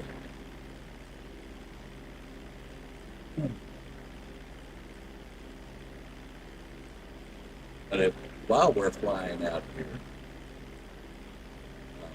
we can take a moment to go ahead and go over most of the businesses in this game paid really well. You have to get yourself a grind rotation going, and I know a lot of people have said, "Oh, just get a sub and grind KO Perico." Well, KO Perico was changed a while back, so where it takes anywhere from 45 minutes to an hour to do setup missions just for the KO Perico, and then you have a 3-hour cooldown time, which is not fun. You can't even do more setup missions during that 3 hours. You've got a 4-hour window that, yeah, see, there's all them guys down there wanting to kill us. So what we're going to do in this event, since it is at an airport, we're going to make our lives a little easier. And we're just going to fly down here, turn it around, and we'll land real quick.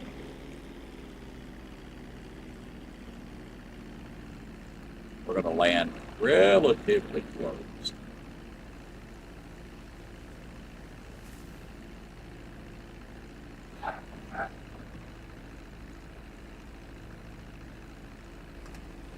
And we're going to hop out down here because we're not even going to worry about getting close enough to deliver that just yet. And we're going to take out everybody down here from a distance that we can. Eat it, motherfucker!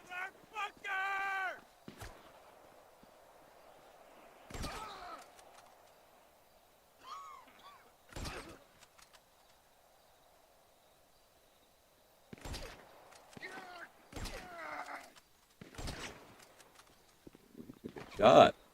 Oh shit! Charlie! I'm gonna kill you, asshole! Ah! You shit stain! All right. Run! Rocket! Ah! Kick! Ah!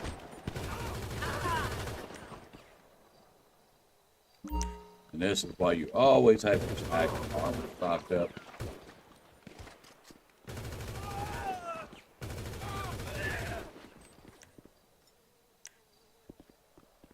That way we can take these guys out real quick and get this done. Still have guys sitting here. I don't know what they're doing all the way over there or why they even spawned that far.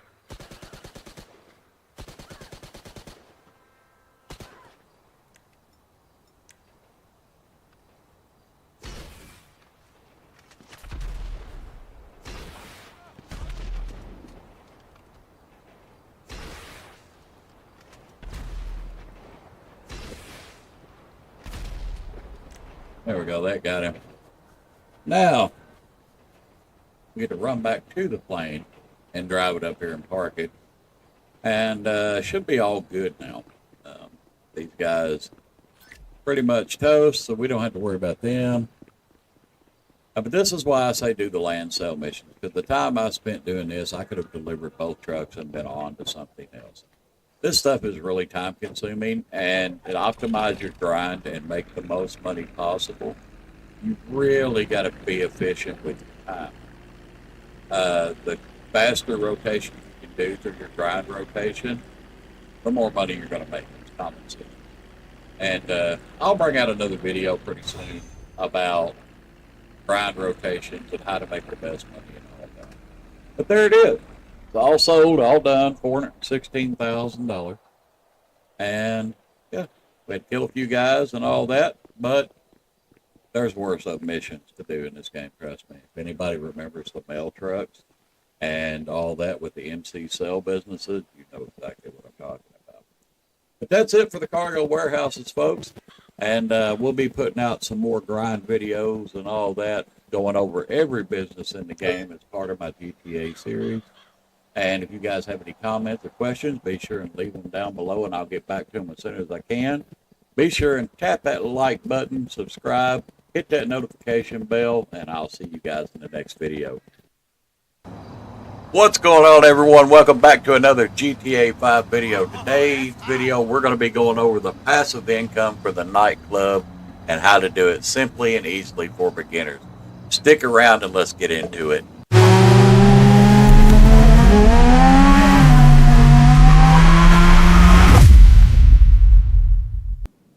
Welcome back, ladies and gentlemen, to another GTA 5 video. Today we're going to be going over the nightclub, the passive business. And here we are in my nightclub right now. And Tony insists on interrupting. But here's your nightclub. We're going to have a seat here at your main control terminal inside your nightclub. We're going to check everything out, and I'm going to walk you through how to do all this. All right, this is your home screen right here. As you can see, the nightclub is a very well-paying passive business. So, yeah, warehouse earnings from 23 sales, $31 million. Nightclub earnings, just passive, $27 million. Right here is your daily income. Notice how it's all the way up. Current daily income is at $50,000 every GTA hour. Got your resident DJs. More on those in a minute. As you can see, my popularity bar is down just a little bit. And these are your warehouse technicians. These are the guys that source goods from your different businesses in the game. In order to have a passive nightclub businesses, you're going to have to own the MC business.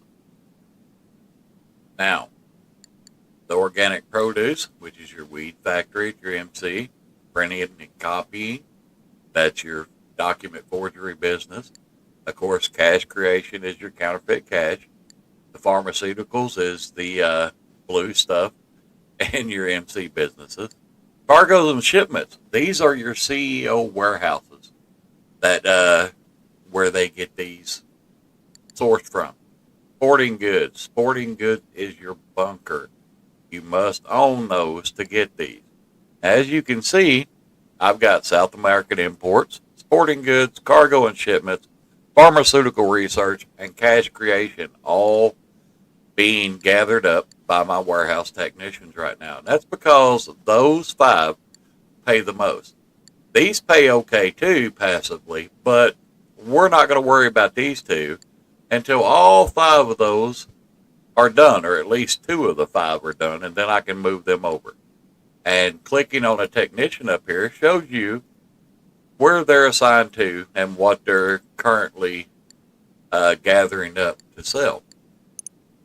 Now, on this screen right here, as you can see, pharmaceutical, I've got 9 of 20, 15 of 100 on sporting goods, 10 of 50 on cargo and shipments. South American imports is 5 of 10.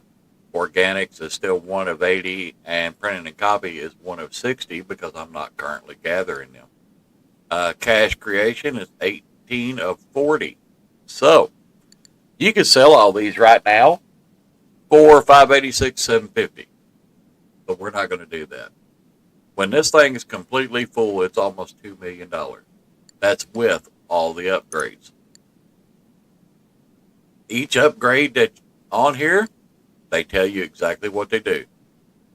The equipment upgrade, purchase this upgrade to install higher quality equipment. This will improve the productivity of your warehouse technicians, allowing them to accrue goods faster. Basically, your warehouse techs are going to get stuff faster. Staff upgrade will reduce the daily popularity loss of your nightclub, which will keep that bar full longer. And the most important one, security upgrade. These guys keep your nightclub from getting raided and all that, and you losing profit or it getting shut down. Now, all we got to do to keep this going is make sure that the technicians are assigned to something that's needing to be cured, and you want to always start out with these 5. Once one of these is full, move them down to one of the other ones that's not. Let them keep going. They accrue goods in the background as long as you're logged into GTA and playing. You can sell some of these special orders, but most people really don't. They don't pay that well. And a single sale mission on a nightclub business is always going to be one vehicle. You're never going to have multiple vehicles. It's a solo friendly. It's as easy as they come to do for passive income, because when you do sell, it's only one vehicle. Now, with the nightclub, Really going, I'm getting an intern. and I don't know what Tony's whining about over there, but don't really care. We're going to go out here to the actual floor of the nightclub. As you can see, you got all the lights, and I've got dancers hired. I don't have the fog machine right now because I don't need it. All of this stuff out here is purely cosmetic. It's not going to improve the amount of cargo and goods procurement you do. It's not going to make you more money or anything like that. The 2 things you need to worry about is cargo securement, getting more product in so you can sell it, and your actual popularity if you want that passive income. Run back here to the office again. Now, I was telling you about the popularity bar on my nightclub. It popped up here. There we go. Now, you see how it's down just a little bit right there? That means the popularity is down just a little bit. It's lost some popularity, and over time it continues to lose popularity. You have to stay on top of it. The quickest way to fix this, and doing this in the office with Tony is the worst possible place to do this. Because when you select another DJ, it's going to kick you all the way out to the entrance of the nightclub, and then you have to run all the way back through here. It's not fun, especially if you don't have a private nightclub set up like I do. So instead of coming to this terminal, you have 3 options. Basically, if you own the mansion, You can do it from your office in the mansion. You can also do it from the terminal downstairs in your arcade. But we're just going to go downstairs here. You can there's an elevator in that room there with Tony. One of my rides sitting right there. But we're going to go down to this elevator and go down. Let's go all the way to the bottom floor. We'll start out Terabyte Garage. I do believe it is empty, though, because I usually keep my Terabyte in the garment factory. But, yeah, it's not sitting out there. But each floor that you buy has space for cured goods to be stored. And this place will get really full whenever it's almost completely topped off. But as you can see, this is my Terabyte Garage. Nothing goes in here but the Terabyte. It's the only thing that can go in there. And then we're going to go to basement level 4.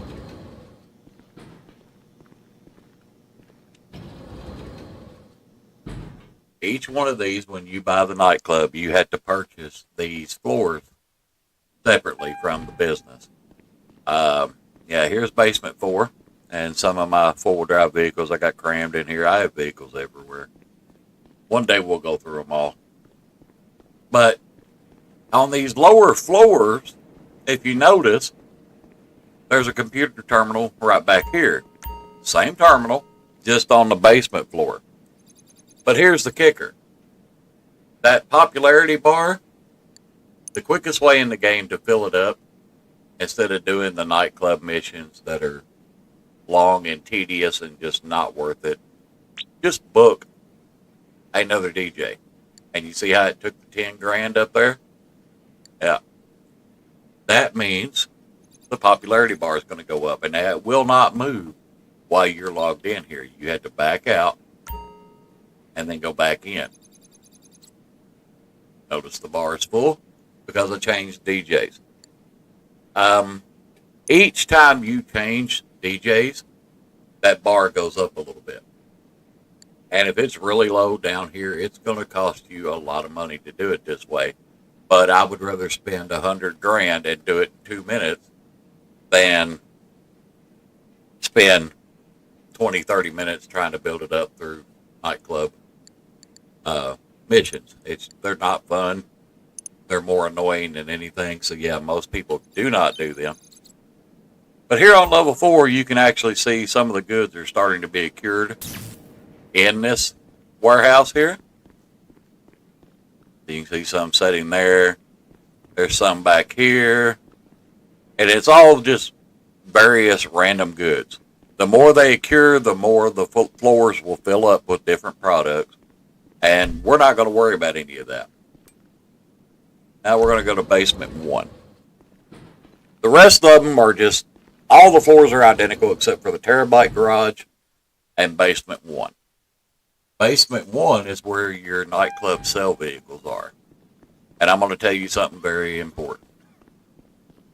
Only purchase those 2 vehicles. You don't need the mule, the one that's parked here. It's a waste of money. It's slow. It doesn't handle great. And it's not worth it. Anything smaller than, say, 2 bars on the sales is going to go in that van. You see the stock down there at the bottom right? Yeah. Anything more than 2 bars, or less than 2 bars, I should say, will fit in that van. No problem. Anything more than that, it's automatically going to put it in that truck. And not the middle one. Why? Because we don't own the middle one. We're not going to buy it. This is also your custom garage for these vehicles, the delivery vehicles. And I highly suggest putting armor on them. The armor plating. I mean, there's different styles. I don't really think the amount of armor you have on these are really going to make much difference. So, I mean, if you do the heavy armor plating, yeah, it's more expensive, but I think it looks cool, so I bought it. You got brakes, engine, all that stuff, all the lighting upgrades, turbo, transmission, the whole 9 yards, wheels, tires, bulletproof tires, the whole 9 yards. Now, your primary weapon I used mounted missiles on this thing because they have the lock-on missiles, and they come in very handy. The proximity mines, I use them on the back because you can drop them and people will get blown up. I don't use a secondary weapon because it sticks up. If you go under a very low bridge, every once in a while that thing will get hung. So I don't put one on it. The same with some of the primary weapons. The remote missile battery, while it looks cool, it's really not. It's more of a hassle. As you can see, it sets way up above the rest of the truck, and it will get caught on stuff. So I use the mounted missiles. So whichever way that truck's facing, it's going to lock on anything ahead of me. And then the proximity mine's going to take care of anything behind me.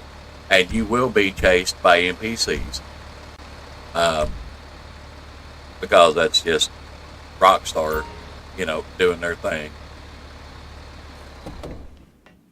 If you're in a invite-only session, they're always going to send NPCs after you on a nightclub sale. And that's just the way it is. And for those of you that are beginners, you should only be doing nightclub sale missions in an invite-only session. And I'm going to tell you why. Everybody always says, do public sessions. You get a money bonus. You get a money bonus. Yeah, you do. The problem with that is, for beginners and newer players, anybody under level 100 that it is not at max life should not be doing them in a public session. For one, you don't have as much health. You're automatically outgunned to higher level players. And they're probably going to take advantage of you because they have more money and better equipment. So you're an automatic setting duck if you're doing this in public sessions. And my way of thinking is, if I'm a low-level player, would I rather take the $2 million guaranteed and sell it in an invite-only session and walk away with almost $2 million? Or would I rather go for the little bit of bonus, go in a public session and take a chance on my cargo getting blown up and getting nothing? Because that's the difference. It's not worth it. A little money's better than no money. Remember that. You're not missing anything. You're still going to get the base pay. You're just not going to get the bonus. And as you can see, here's a bunch of the cargo they've already secured.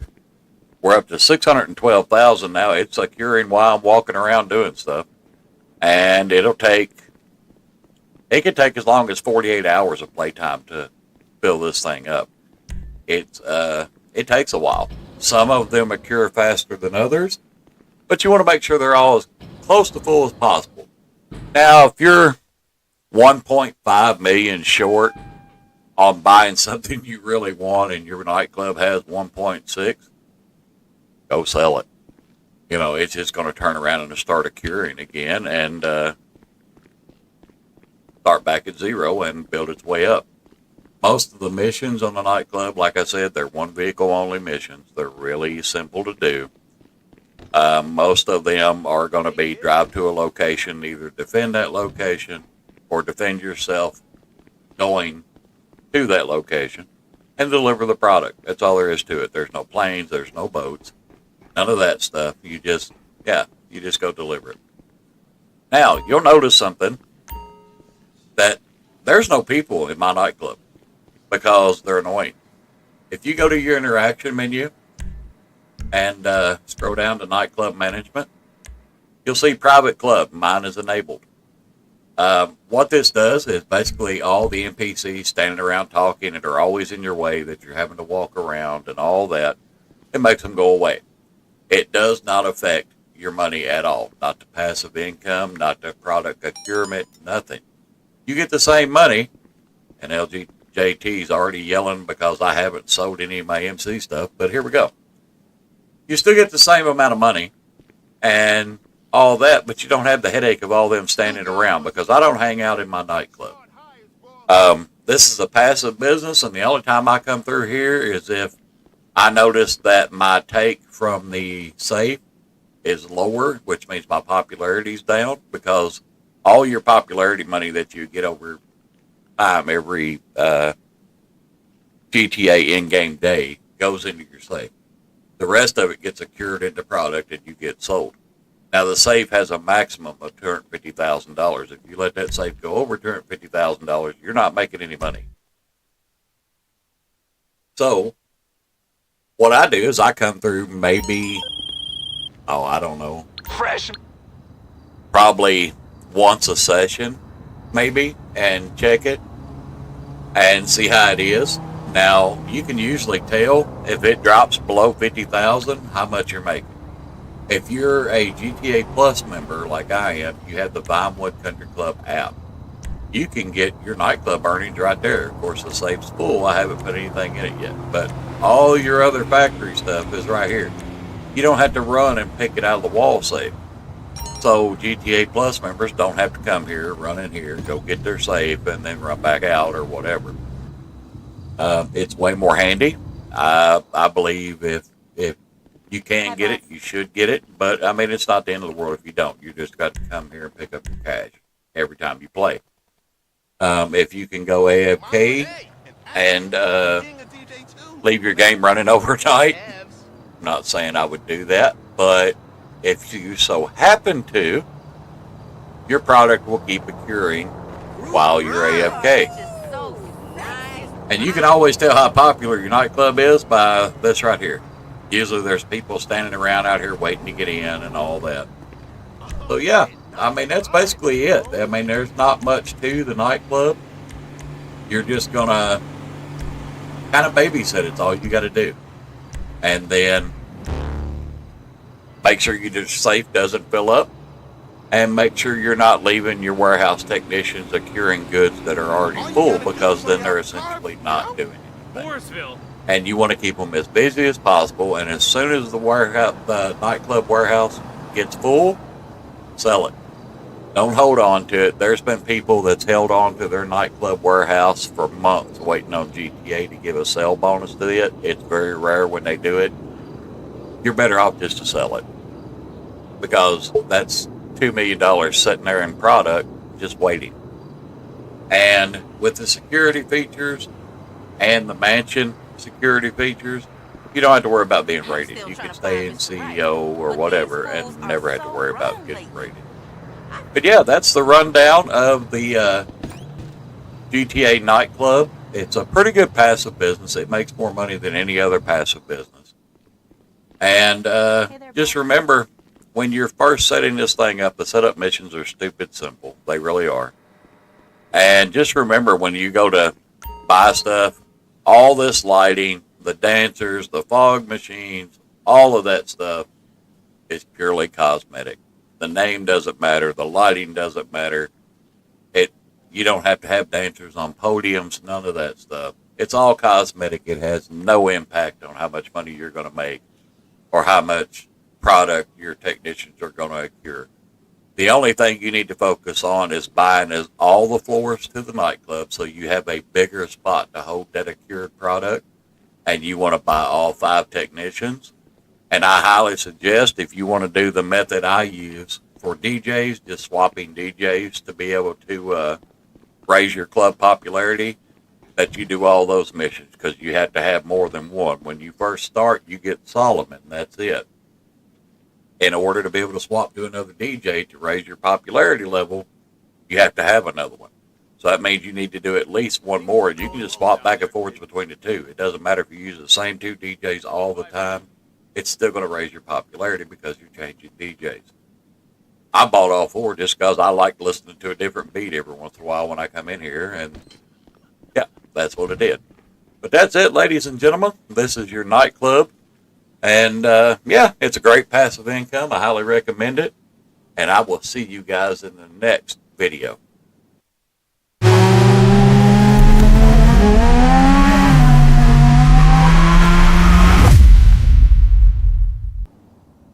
Welcome back, ladies and gentlemen. Today we're going to be going over 3 of the must-own vehicles for new players. The first one up here, as you can see, is going to be the Duke of Death. This vehicle is free on Warstock Cash and Carry. It is a great armored vehicle, as you can see. The plating on the front here and on the back as well. It is completely bulletproof from NPCs on the back. And this thing will take up to 6 homing rockets before it is destroyed. That is a lot. This thing is an absolute tank. All new players should be using this vehicle. I mean, it is absolutely great. And the best part is, when you're inside the vehicle, you can still shoot out of it. Now, don't get me wrong, there are some angles you can't. Straight behind you, yeah, it's a no-go.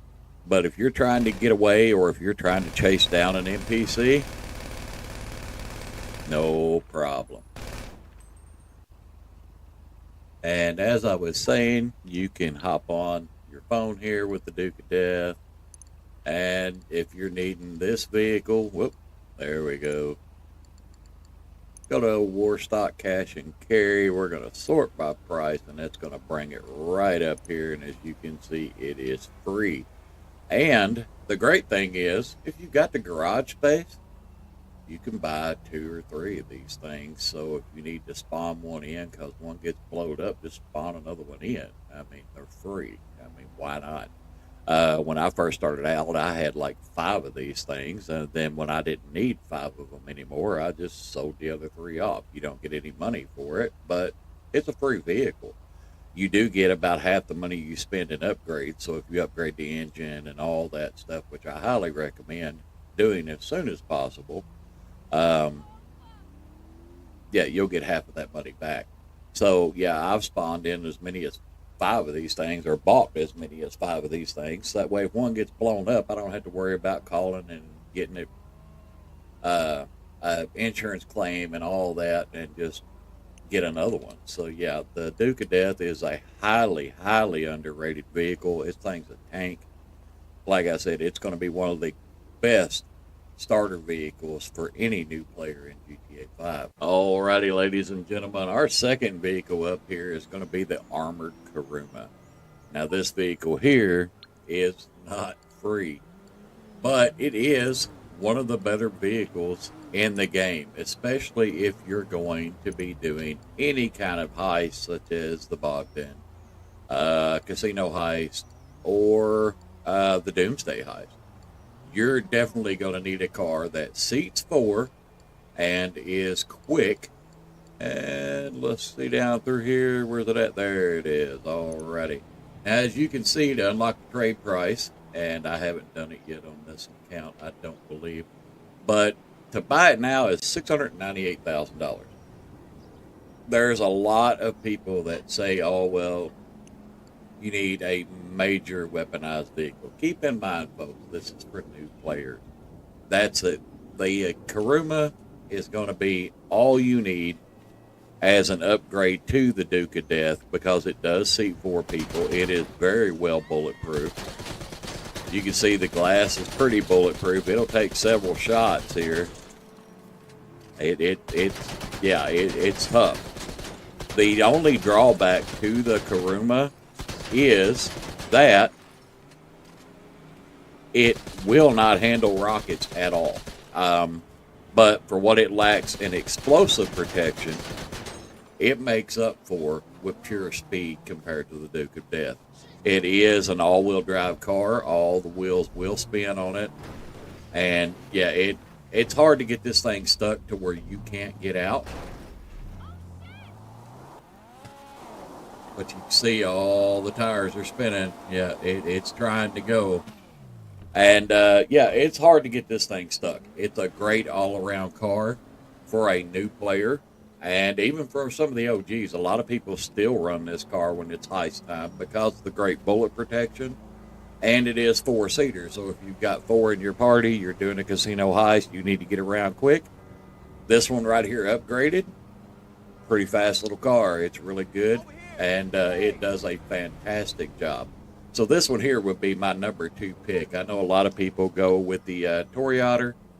And I'll tell you, I'm not one that's going to promote that vehicle because it is $4.2 million for that car. And that's a lot of money when you're just starting out. Now, as you get more money coming in and everything, yeah, you might want to upgrade to this guy. It is also a 4-seater car, and it can go underwater as well as have a boost. And it's got weaponized on it. It's got rockets and guns and all that on it. And it would be a great upgrade from the Kuruma or from the Duke of Death as a secondary vehicle. But when you're just starting out, you're playing a lot of missions, and you're going to want something that can absorb damage. The Duke of Death and the Kuruma Armored here are two of the best at absorbing damage. So that should definitely be your number 2 pick as a new player. Alrighty, ladies and gentlemen, and as for our third vehicle, most people can guess what this is going to be for newer players. My favorite and one of the best vehicles in the game is going to be the Sparrow. This thing is fantastic. Not only can you spawn it right beside you, just like that, and I mean, I've spawned this thing in on top of Mount Chiliad to fly out of there. Unlike the Mark II and all that, this thing can spawn right beside you. And as you can see, I don't have either one of these activated. You don't need them for the Sparrow. It is just simply hit your interaction menu, go to the service vehicles, and go to your Kasaka, and then there it is. You can request this guy, and he'll pop in right beside you. Now, don't get me wrong, it's going to be a little pricey. It's well over $2 million for this. But as a vehicle that is faster than the Mark II at 170 miles an hour, where the max speed of the Mark II is 130 miles an hour. And the only drawback is it is a little bit bigger vehicle than the Mark II, but it is fast. It's nimble. I love using this thing. It is absolutely fantastic. It is also cheaper than the Mark II. To buy the Mark II right now, unless you have the trade price unlocked, it is currently $8 million. 4 times what this vehicle here is going to cost you. This thing is absolutely great. Not only that, but you get a limited amount of missiles with popular vehicles like the Mark II and the Deluxos out there. This thing has unlimited missiles. It can set and fire all day. Doesn't matter. You can even equip it with flares, so if you get locked onto, you can throw your flares and that missile's probably not going to hit you. But it is not a sponge. It will not take a real hard hit from an explosive, but neither will anything else. Your Deluxos, your Mark IIs, all them, one explosion hit, you're done.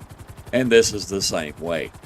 But this thing is absolutely fantastic. You can spawn this in where a lot of the times on missions that your other vehicles get put in your garage and you can't access them on some missions like the Mark II. There's missions that you cannot use the Mark II on. You can spawn this guy in right beside you. No problem. It is an absolute beast. Fantastic vehicle. I love this thing. I highly recommend it. And not only that, when you buy the Kasaka sub and you get this Sparrow chopper, not only do you have the best chopper in the game, there is also now opened up the Cayo Perico heist where you can run solo and start making legitimate money really quickly. This, hands down, is going to be one of the best vehicles. The only rival it really has is probably the Buzzard Attack Chopper, which is, it's okay, but I prefer the Sparrow. It's faster. It's way more nimble. You can get in and out of places on this. I love this thing. It is absolutely fantastic. I use it on all my heist preps and everything. I have a Mark II, and since I bought this thing and started using it, I don't even use the Mark II anymore. The Mark II is very situational now compared to this vehicle because this vehicle beats it in every single way. It is absolutely amazing, and it's 4 times cheaper. So, yeah, if you've got a Sparrow, you've got the automatic best vehicle in the game for running missions and heist preps and all that stuff. And it's fantastic. I could not recommend this vehicle more to you. It's one of those must-haves, and it will really pay for itself really quickly with the heist prep missions and the standard missions and all that. So that's our list for today, ladies and gentlemen. It's going to be the Duke of Death. Second would be the Kuruma Armored, just for the 4-seater capacity and the bulletproof glass and all that to be able to protect you while you're doing heist prep for like the casino. But this guy right here is what's going to really make and help your lobby and save you some money, because now you don't have to pay $8 million for a Mark II. So that's our list, ladies and gentlemen. And for you OGs out there, you veteran players, if you can think of good vehicles that they might want to consider, drop them in the comments below. And I will catch you guys next time.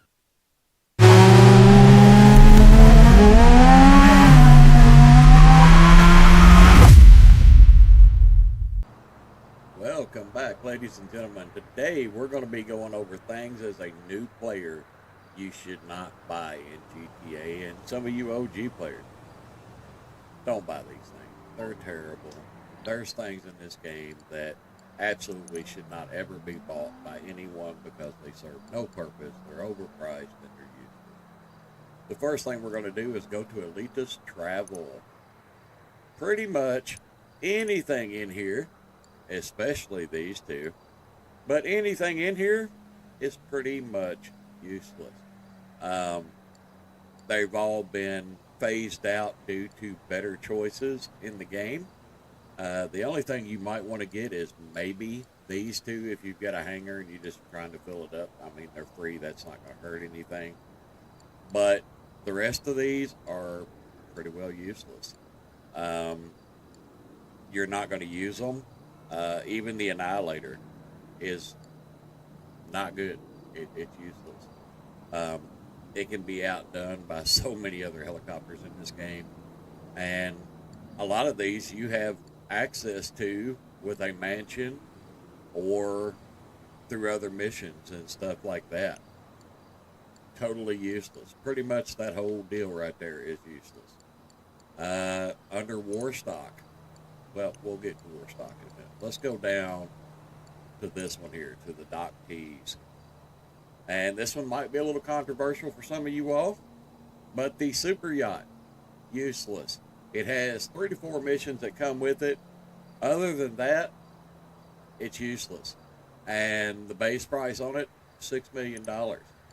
If you go in and you start customizing this thing and you pick which one you want, see that one already bumps it up to 7. And you start doing all the other stuff to it, doing whatever colors you want and all that, you know, you can bump it way up there if you really want to. And yeah, I mean, there's no reason for it. I mean, it's totally useless. And then of course I'm in America, so I'm going to pick the American flag. 8.75 million. Yeah, no, it's useless, folks. It comes with 3 or 4 missions, that's it, and the only time those missions are worth even playing is if Rockstar buffs them. They have in the last few months, to the point where they put them on 2 or 3 or 4 times pay, up to 6 times pay for GTA Plus members. Even then, it was for a week, and you will not recoup 8.75 million out of those missions very quickly. Don't bother with it, it's useless. And as for everything else in this category, totally useless. That thing's free and I still don't own it. Yeah, none of this stuff you're ever going to need. It's useless. It's all outdated stuff. The bikes, unless you're one of the guys that like to record videos and do tricks on the bicycles, all of them are useless. That's it. I mean, maybe buy one so you have one if you need it or something, but I mean, 10 grand for a bicycle? No. All pretty much useless. So stay away from that stuff. the Arena Wars. If you don't have the arena or whatever and you really want it, I guess you could buy the arena if you wanted to. But I would do it as cheap as possible, to be honest with you. The arena is pretty well dead. Nobody plays it anymore. So leveling up in it is a real pain. You can spectate people and stuff and all that to every once in a while to gain levels through the spectator room, but it's pretty much useless. All the Arena Wars vehicles are pretty much useless. The only time people buy this is to do glitches and try to sell those vehicles for money and stuff like that. And I'll tell you this, I don't support that stuff. It'll get you banned, it'll get your account reset, and you'll lose all your progress and everything you worked for. Don't do them. I don't care how appealing they are, how frustrated you get, folks. There are a lot of ways to make money in GTA, and most of them are passive. You don't even have to be playing. Don't do the glitches and stuff. It's stupid. I get the crowd that needs money now and they want immediate satisfaction. They don't want to work for anything. They're tired of grinding, blah, blah, blah. The list of reasons people do that stuff is as long as my arm. But at the end of the day, if you're caught, Rockstar will either ban you or reset your account. And you're either going to start at zero or you're not going to play ever again. Either way. Excuse me, I'm trying to recover from a cold. And for you console guys, if you really piss Rockstar off, they can ban your console. And it's been done before, and there's going to be people out there, oh, no, they're not going to do it, blah, blah, blah, blah. Your average user doesn't know how to get around the console ban, and therefore they're just done with GTA altogether. And a console ban can extend to other games that Rockstar owns, such as Red Dead Redemption 2, GTA 6, all those things. You won't be able to access their servers. So think about that before you do glitches, and that's all I'm ever going to say about the glitches. Warstock cash and carry, things you do not need to own. Let's start with... Oh, by the way, folks, if you're seeing this today, Rat Bug is free. You need to go get it. Today's the last day, and tomorrow it will be the Rocket Voltic. So there's a little information for you. Most of this stuff right through here is going to be totally useless. You don't need to buy it. The taxi you can buy if you're really into doing taxi missions. I don't know anybody that's really into doing taxi missions. The bus, the Wastelander. Now, don't get me wrong, the ballistic equipment can come in handy if you're blowing a lobby up and various other things. It's actually kind of fun to mess with. All the bus stuff, all these box trucks, you know, all that crap. The Pounder Custom, all that stuff. The Mesa, I actually do recommend buying if you're an off-road guy. I have a whole collection of off-road vehicles. I love them. Just to go climbing around in Mount Chiliad, kill your time. I wish this thing right here was never introduced into the game. If you're an older player that's done the MC missions and all that stuff with this thing, we all agree. It's trash. Rockstar, we hate you for putting this in the game. Never again, this thing is trash. And by the way, while we're at it, this thing is trash. It's only used by glitchers now. Nobody else uses them. You won't see them driving around in it. You won't see anybody driving around on the Journey in GTA Online. They're all trash. That's a lot of filler in it. The Brigade, you don't need to buy the Brigade either. It's trash. And the Acid Lab is so much better setup. It's the same vehicle, basically, but it's a better version of it. Prison Bus, trash. The Insurgent is okay. It's not a sponge. It can be easily blown up. It's a decent four-seater vehicle if you're just going off-road or something. Other than that, it's useless. It's not got a whole lot of bullet protection. It's not worth it. There's the Brigade 6x6. That's more of what the Acid Lab looks like. It's a better version. This thing, it's a waste. Even on sale, if it was free, I wouldn't take it. It's stupid. It's slow as all get out, and nobody's going to use it. Whatever the squatty is, useless. This thing right here, hardly anybody uses it. Some people have it because they're running around town trying to kill everybody. Don't do it. Armored box truck. The Boxville. Now, you're going to pay $1.3 million unless you have it unlocked, which I do not because I don't care. Useless vehicle. We don't need that. So we're gonna go back down here. Where were we at? Right there. Alrighty. The Ardent. I know some people that use this car. I've seen it. It's not great. Don't need it. The Chernobog. This thing can't take much damage.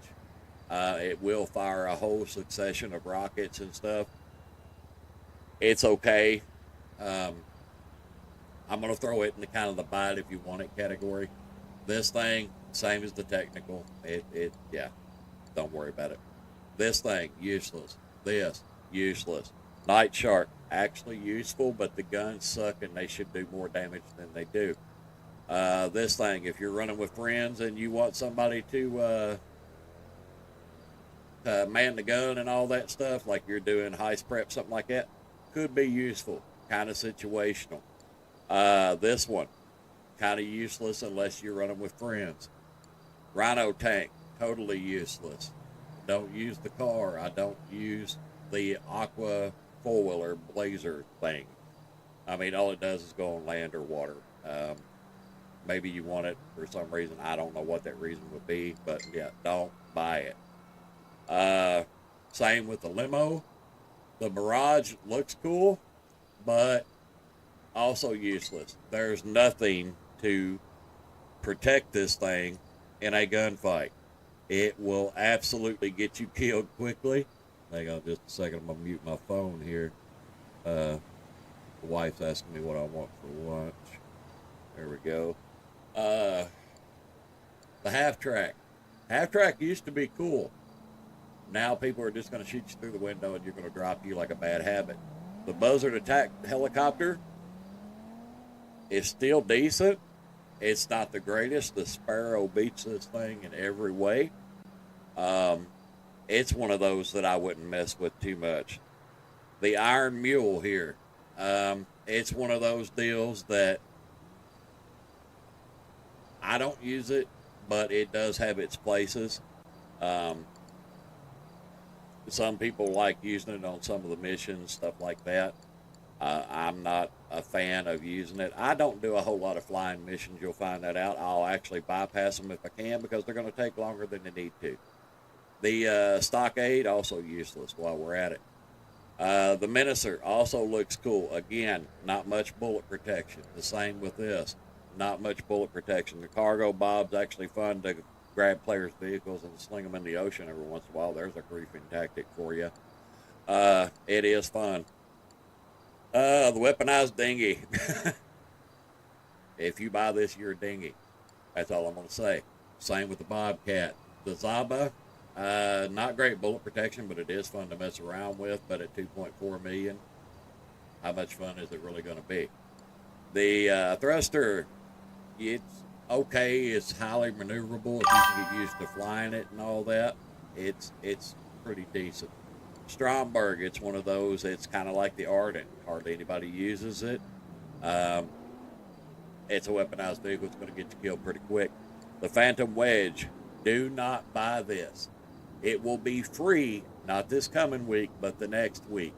Do not buy this. Get it then. This is an absolute must-have vehicle if you're going to use the long fin approach in Cayo Perico. You need to pick it up free as soon as you can the week after next. So yeah. The Cargo Bob, same as the other one. The Savage is an outdated helicopter too. The Noka, same. Park Rangers, useless. This thing is slow and useless. And let's face it, there's not that many fights on water in GTA. You're not going to use it. So we'll flip this around here. All right. we'll get to some of the vehicles that you should maybe look at. The Raiju, I know, is no longer one of the best in the game, or it may be the best in the game. I can't remember. Anyway, you have to check on. I'll have to check into the jets and stuff. The weaponized Angus, not worth it. The Deluxo, not worth it. The Toreador, actually a decent vehicle. It's highly weaponized. It can go underwater. It has boost, all that.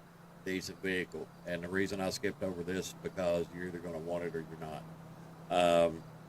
You can use the Sparrow, but this one here will get entire spaces, and it's still a good vehicle. The price tag hurts, though, so be prepared.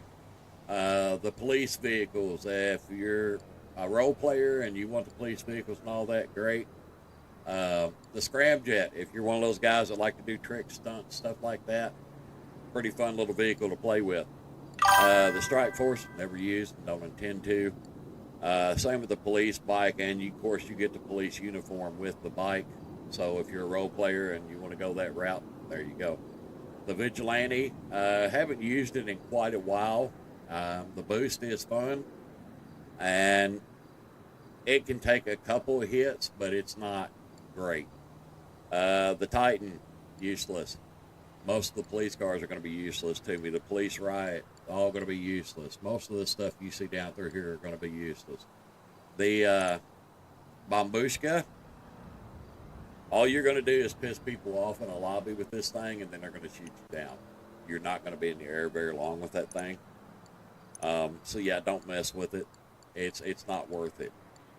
You need to be very selective. All these helicopters, totally useless, except for the Akula. I believe is the one, yeah, it has the stealth capability.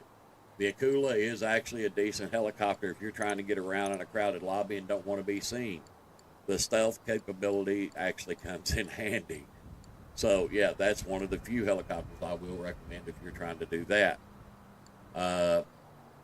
Most of the rest of these are going to be kind of useless. The tanks, I don't recommend the tanks. There's a reason I don't recommend the tanks. Yeah, they're a tank. They're going to be able to take a hit, okay? But, excuse me, the problem with that is everybody uses flying vehicles, okay? A tank can't shoot straight up and down.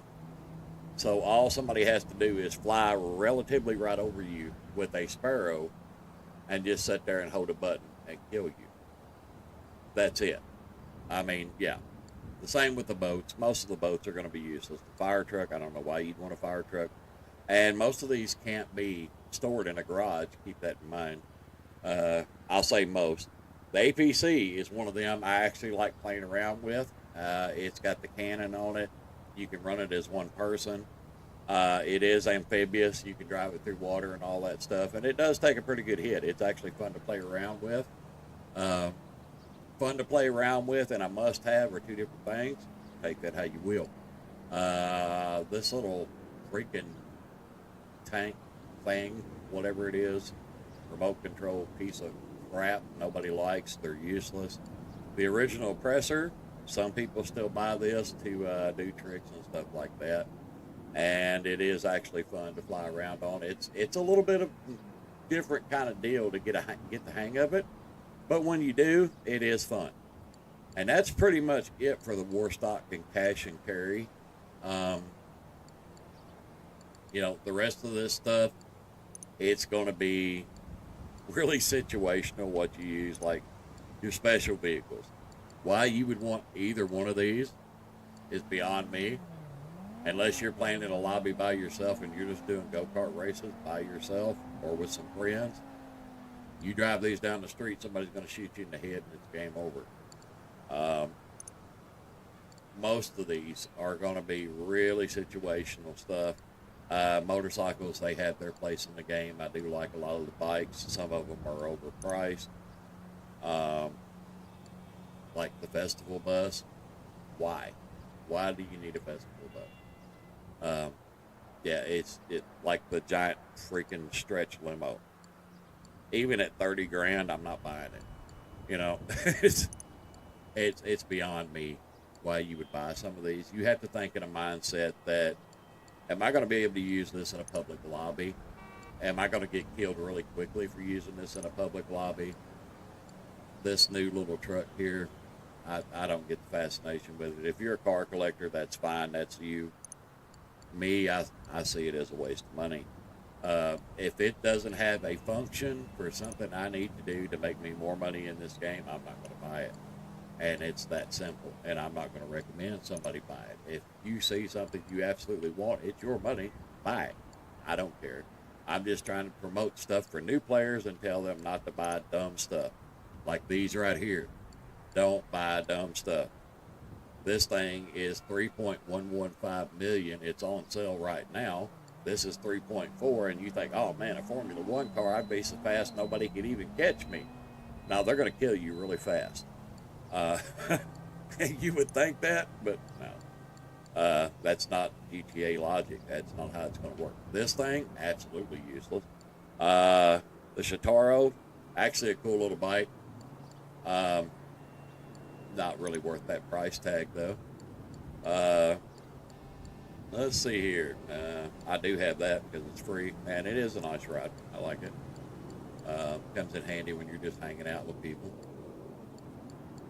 Let's see, what else have we got?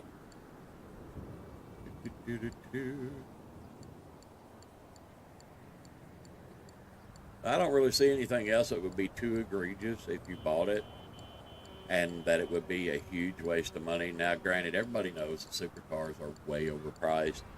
If you buy that, it's on you. But yeah, it's all about personal taste. And if you're dropping $2-3 million on something like a sports car, you're fully aware that you want that car. At least I would hope you would want that car if you're spending that much money on it and all that. But yeah, these are the vehicles that you need to avoid. A lot of the war stock stuff is not going to be great. Unless you're an RP role player, you know, most of the police vehicles are useless. The elitist travel, just about all that's useless. Oh, and while we're at it, let me point something out to you here while I'm thinking of it. Do not buy this thing. It's the same as the other one. You will not use it ever. It is junk. Don't use it. The only moon pool vehicle you need is the Sparrow. That thing, don't ever buy it. It's a waste of money. It's $1.5 million add-on to the sub, and you do not need it ever. I've never used that thing. I've had it before on another account. It sat there all day. Never used, never touched, never driven once. It's useless. So that's our list, ladies and gentlemen. I hope that helps out some of the new players on what to avoid in this game and not waste money on and all that. And I will see you guys in the next video.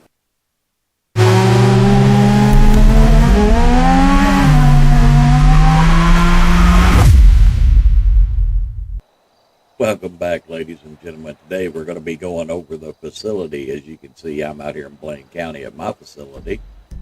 Way out here, and that's because I own all these businesses right here, so I tend to keep it up here, and there's my bunker also. If you watch this channel for very long, you know I prefer to hang out in Blaine County and avoid the chaos of the city down here because things get a little hectic and crazy. So the first thing we're going to do is we're going to show you guys what all customizations you can do for the facility here. We're going to go to Maze Bank Foreclosures, and we're going to run right up here, and we'll do Renovate. Now, these styles that you see, purely cosmetic. They don't affect anything in the facility, just the way it looks. You can pick whichever one you like, whichever one you want to pay for. That one there, I think, is the default. I prefer the black and gray versus the gray on gray or any of that. You know, yeah. I prefer that one. And then, of course, you got your facility graphics. Each one of these, I believe that's your default one, which I left because, honestly, I don't care what the walls look like. I'm the only one that comes here when I do come here, which is very rare. You can also buy the orbital cannon here. And, of course, the security room, which I actually advise because I'm going to show you a little tip and trick here in a little bit.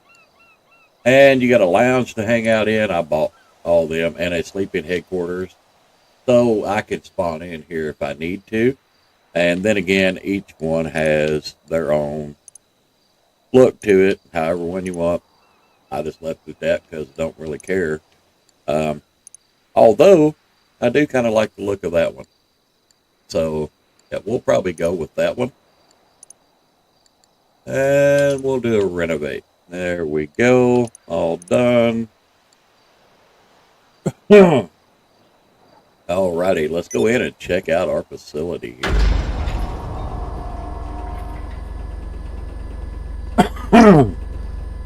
Excuse me. A little stuffy today. It's storming where I'm at here, and it's nasty out today. I woke up this morning with my sinuses all jacked up and all that, so yeah, paying the price for it today, but that's all right. As you can see, we're in my facility here. I got my Chernobog up there. Got a couple of cars up there. I don't even know what cars are up there, so we're going to go look. I never bring vehicles here and park them in here other than the ones that you basically have to park here because they won't fit. Alrighty. Oh, yeah. My deity's sitting up here. And I believe I got it sitting up here because it is armored. And it does have the Amani tech on it, which we'll go over when we do the agency. My Deluxo's sitting there. Go check out these other two cars, see what they are. I'm not even sure. I have no idea why that one is in here. I mean, don't get me wrong, it looks cool. But I'm going to be 100% honest with you. I don't even remember getting this car. I have no idea where it came from. But, whatever. And then, of course, we got the OG here. The, well, one of the OGs. The true OG of the armored vehicles is probably going to be the armored Kuruma. But we've got the old Duke of Death here. So, yeah, that's what's sitting up here. And then, of course, our big Chernobog, which is disappointingly useless because it cannot really take a lot of hits. Though I do like the multiple rockets on it. It's really cool. Alrighty, let's run down here and we'll go check out the facility. The only thing I dislike about this place really is it is so big for no reason at all. I mean, it is huge. And as you can see, we've got our security team here. He looks like he's going to keep me safe, doesn't he? And we'll get in the security room here in a minute.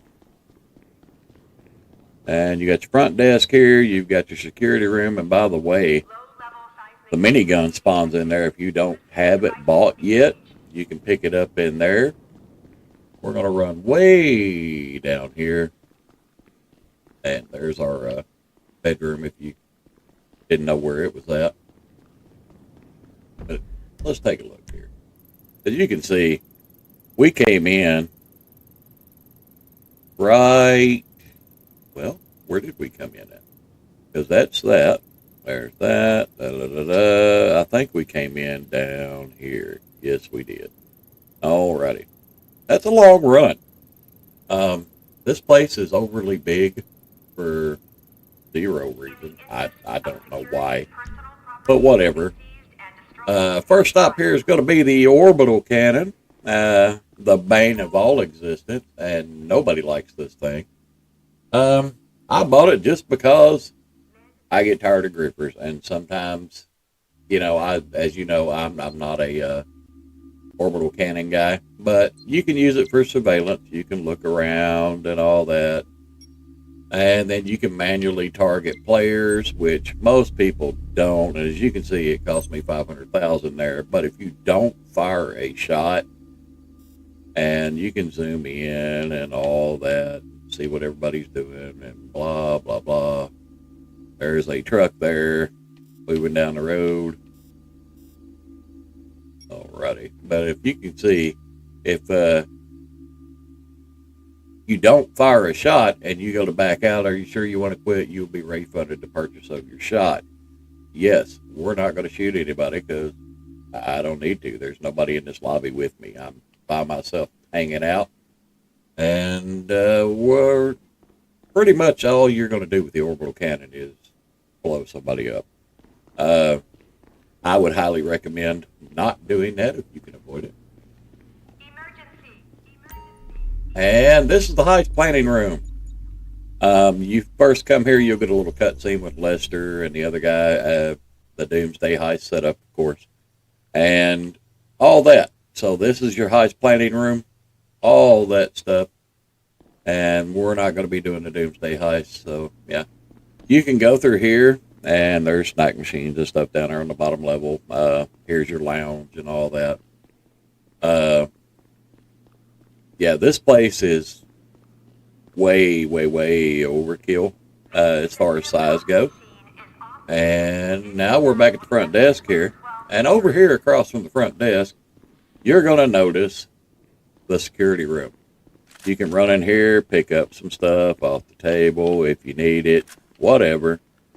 But the cool part is, right here, is the strike team terminal. And I'll show you why. Now, you notice it's got observe target. When you send a strike team after someone, you can hit observe target, and it will follow the person the strike team is going after.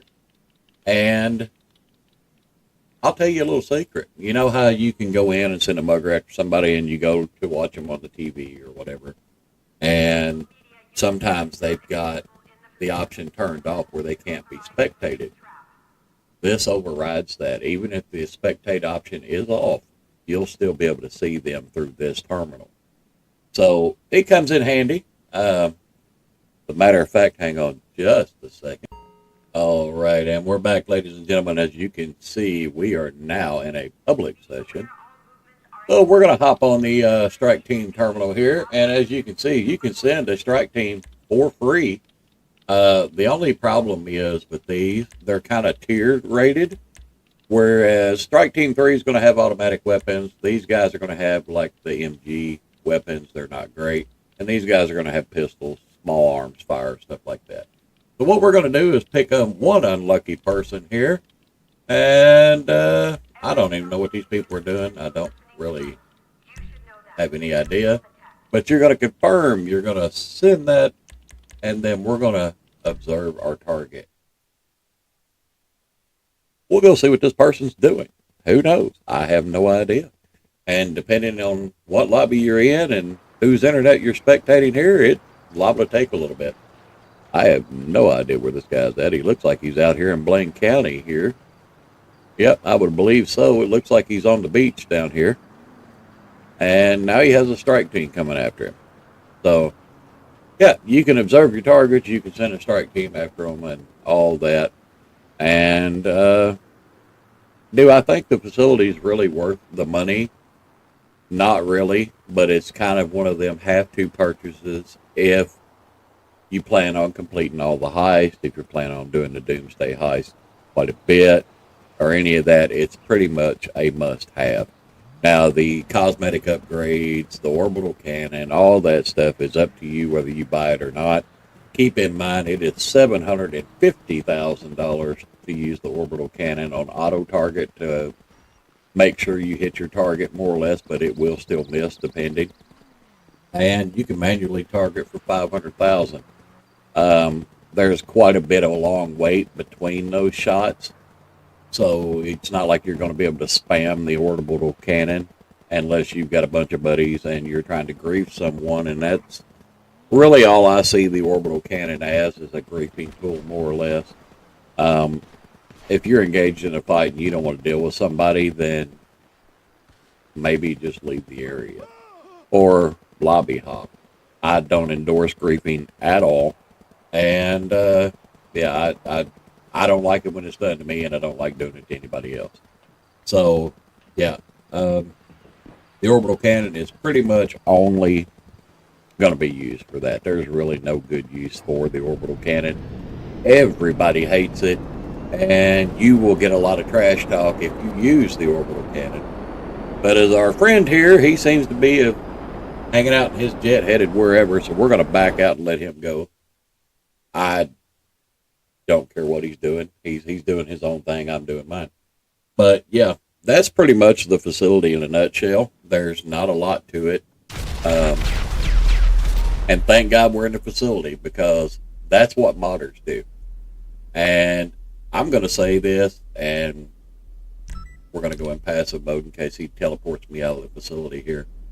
And I bet you I can guess which one is the modder in this lobby.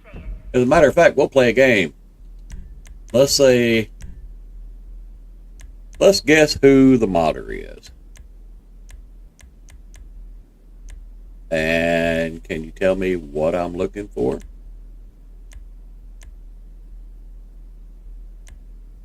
Bioweapon containment area is currently in lockdown. Well, this modder might be actually a little smarter. Though the 4.0 KD is a little suspicious. But I'm not going to say he's a modder without actually being able to prove it. This guy being a 655 with a 0.5 KD, I don't know. But yeah, any levels that are really that high are usually a dead giveaway that person's a modder. Or if they're wearing a lot of glitched out outfits, their arms are missing and all that stuff. That's usually a good indication that person's a modder too. So, yeah, as you can see, there's a bunch of people already bailing out of the lobby because they don't like modders. I don't like modders, and you done messed up my facility floor. So, yeah, if you're a modder and you're watching this and you pop in and do stuff like that and kill people for no reason, just because you feel like being a jerk and a griefer, yeah, nobody wants you in their lobby. Nobody. You're not making any friends fast. And yeah, nobody thinks you're cool and all that. You know, they just think you're annoying and they don't want you there. So that's our video today, ladies and gentlemen, over the facility here. I hope you enjoyed the video. And yeah, I will see you guys next time. I'm going to get out of here before the modder does something else stupid. And I will catch you guys in the next video. Mission mode coming down!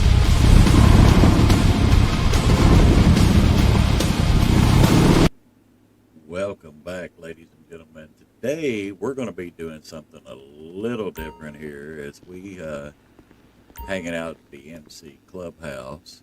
I'm going to be answering some of the viewer questions we normally get as to why I use this area out here and I'm so far outside the city. We're going to go through it and I'll explain to you why I use this area and the benefits of being in this area here. So the first benefit we're going to talk about, and of course most of my guides are geared toward newer players, and hopefully it helps out some of the veterans too. But most of my guides are going to be for newer players that may or may not know the benefits of being out in Blaine County. But we're going to look first thing here at the businesses. As you can see, these are the businesses I own, and they're all out here. Toledo Bay, Mount Chiliad, Toledo Bay, they're all right out here in the country. But we're going to look at some of these other businesses. We're going to start with the document forgery.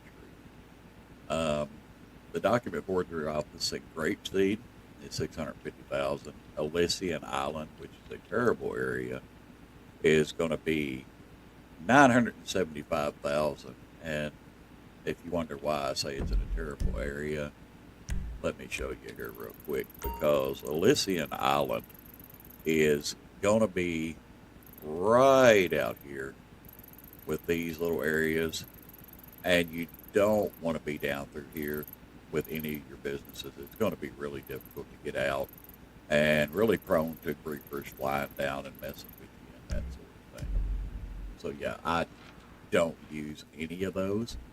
What I do use here is that Blaine County, Paleto Bay, is the businesses, and I have no idea what to do. Sit down, have a seat. There you go. Now log on to the computer. He's got a mind of his own every once in a while, and it's kind of annoying. But take the document forgeries here. Now, this one here, the one I'm using is less than 600,000. This one here is 650,000. The textile city in the middle of town is 1.2 million. Okay, I paid less than 600,000 for mine. Same with the weed business. I paid less than 715,000 for my location. The one in town is 1.3 million. Elysian Island, a little over $1 million. Another, again, trash place. Not a good place. Cypress Flats in town, 1.2. Vespucci Canals, 1.6. And yeah, I can get this one in free, and the only reason I didn't choose that one is because I did want all my businesses right together. The Blue Stuff location, that one's 910,000. The one I'm using is less than that. Then you've got the other blue place. Here it's 1.3, and then the other one that's in town is 1.7. Alrighty, and then of course the Coca-Cola, I paid less than 975,000 for my location. Elysian Island again, 1.4, and Morningwood, 1.8. The reason I chose these locations that I own is because they're way outside town, and I don't have to worry about reefers or anybody messing with me because they're all right here together. As you can see, my facilities up here too, as well as my bunker. Now, and of course I got the bail office and my salvage yard. They're all right here together. So I've got 1, 2, 3, 4, 5, 6, 7, 8, 9, 10 businesses right there together.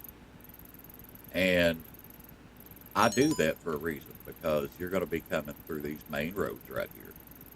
And believe it or not, no matter where you put your businesses, these businesses out here are not going to earn any less than these businesses here. And since I'm not going to be running the casino heist, the doomsday heist, bogged in any of that stuff, other than the KO heist, there's no real benefit to me owning one in town. There's just not. They're not going to make any less than the ones that are in town. And there's no point in me spending that kind of money on those businesses whenever they're going to earn the same as in town. The reason I am outside of town this far is because, for one, it's reefer to keep them away. And yeah, I always say, always do your sales in a private lobby. And I still promote that. Even people that are over level 100 and have millions in the bank should still be doing these in a private lobby. But not to mention the effectiveness of what the business costs you up front. For a new player, the business cost up front is killer. It is absolutely killer.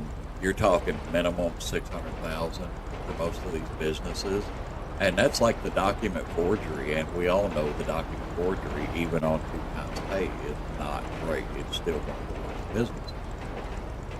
So I don't see why anyone would want to pay 1.2, 1.3, 1.6, 1.8 million for these businesses when you could literally pay half of that and be out here and not have to worry about griefers as much, because most griefers are not going to come out here. And keep in mind, this is for newer players.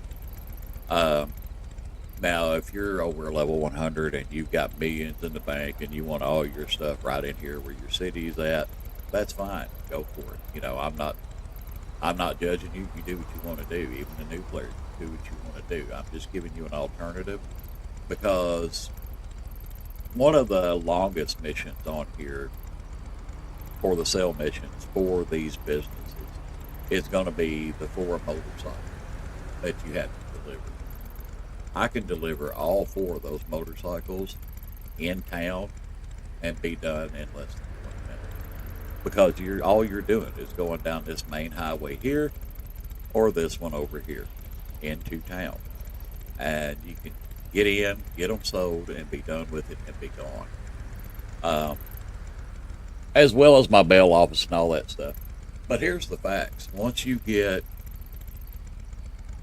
to a certain point where you've got all your passive income coming in, talking about from your arcade, your car wash, your nightclub, your garment factory, and all the passive businesses, your agency, all that stuff, you're not really going to be using these, because at this point you should be doing cargo warehouses, your hangar business cargo, and Cayo Perico solo.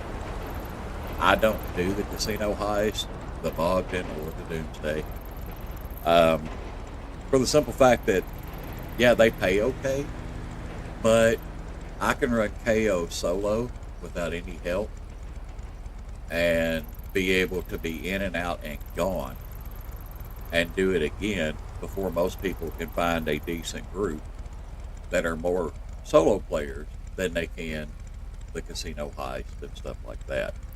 So this right here is to show new players there are options to do cheaper businesses just because you're going to be out of town. And just because you're out of town doesn't mean they're any more inconvenient.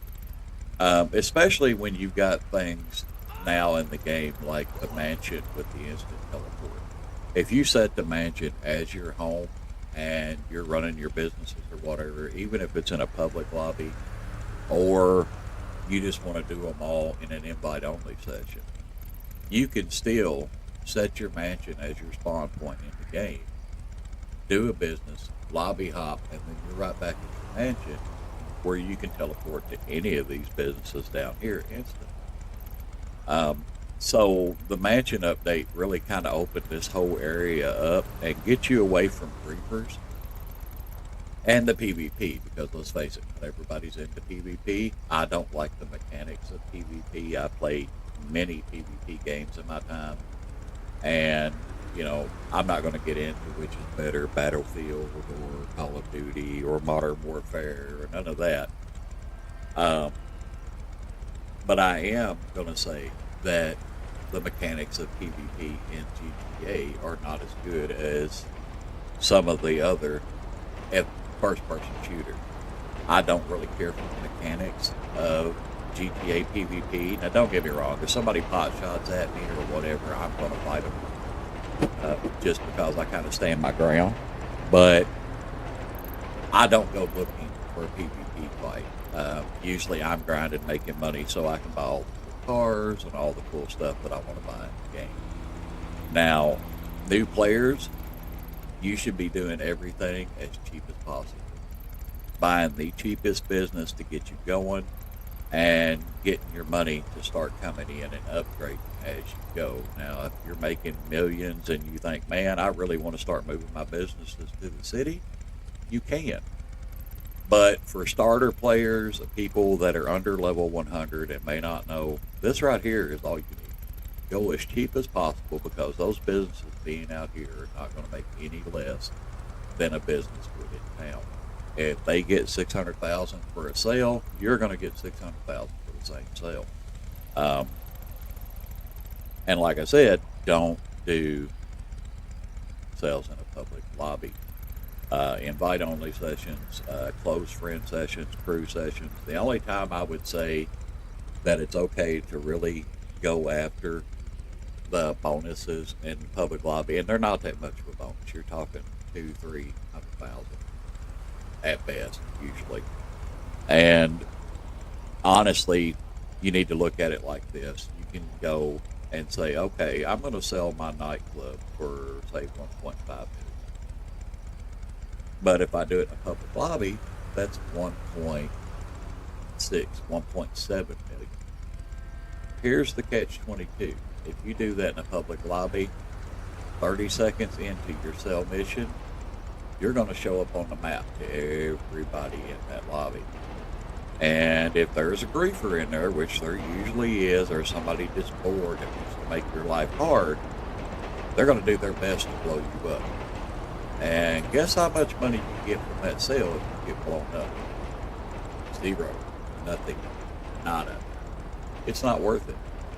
Take the guaranteed money and the time and the headache you save from having to deal with a griefer and all that and getting the cops on you and all this and all that. Take that time and invest it in something else, like your CEO cargo or your hangar missions or hangar cargo or anything like that, because there are hundreds of ways to make money in GTA and make really good money.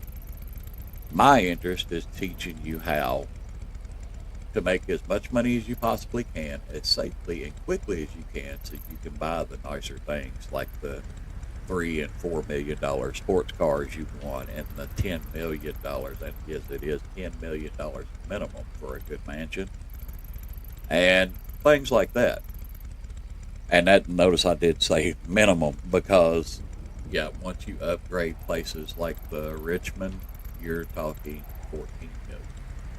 So, and that may not seem like much for people that's been playing for a long time, but if you're a new player, say you're level 20, and all of a sudden something you want is $14 million, and you've never played before, you're not sure how everything works, $14 million is a lot of money. So, yeah, I mean, to the OG guys, those of us that have been around since 2013, yeah, you know, I've blown more in cars than $14 million. But for a new player, again, it's going to be rough. And that's the reason I'm out here in Blaine County. Yeah, it may take a little longer to deliver stuff, and that's fine. You know, if it takes a few more minutes, most of the time when you sell an MC business, you've got 45 minutes. If you can't make a 4-bike sale in 45 minutes, you're doing something wrong. And I highly suggest that maybe you take a look at some of my other videos and some of the other content creation videos out there that teach you how to do this more efficiently. Because there's nothing in this game other than maybe heist that you can't do solo. There's tips and tricks and all that to make your life easier as a solo player. And it is a multiplayer game, so I mean, if you've got friends or a crew that's willing to back you up and help you out, that's fantastic. But some people don't. Some people get on this game and they think, well, you know, I can only play maybe an hour or two a week or something like that, and they're not got a whole lot of friends playing and all that. So this is a little more solo-friendly option. As far as the bunker, if you get over 1.5 bars, it's going to be multiple vehicles. You don't want to ever sell the bunker solo unless you're under that 1 bar mark where you can sell it quick. But you can go in and get the excess weapon supplies and sell them for a nice little 50, 60K, something like that. Now, as for the facility, unless you're running a Doomsday heist, I don't use my facility. It simply stores some of my armored vehicles and stuff. That's all it is, basically, to me, is a garage.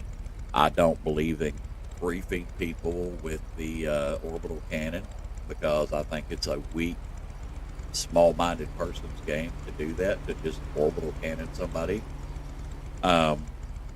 Nobody enjoys having it done to them, and there are orbital cannon griefers out there that just do it to people because they're bored and they think it's funny. Nobody in the lobby thinks it's funny. They see you as weak and not a great player, and you're going to be pretty much hated by everybody to start orbital cannon people. But most of you new players won't have to worry about that, because to get a targeted shot on the orbital cannon, it's $750,000 per shot. To manually target someone is $500,000 every time you shoot it. And there's a long delay between shots. So, Don't worry about it. The facility, you don't even need it right away as a new player, unless you're planning on doing the Doomsday Heist. The Doomsday Heist, the Bogdan, the Casino Heist are a lot more advanced. And usually, I mean, there are some players out there that could probably do some of these heists solo. Most of them are going to at least require at least one teammate. And if you don't have that teammate, then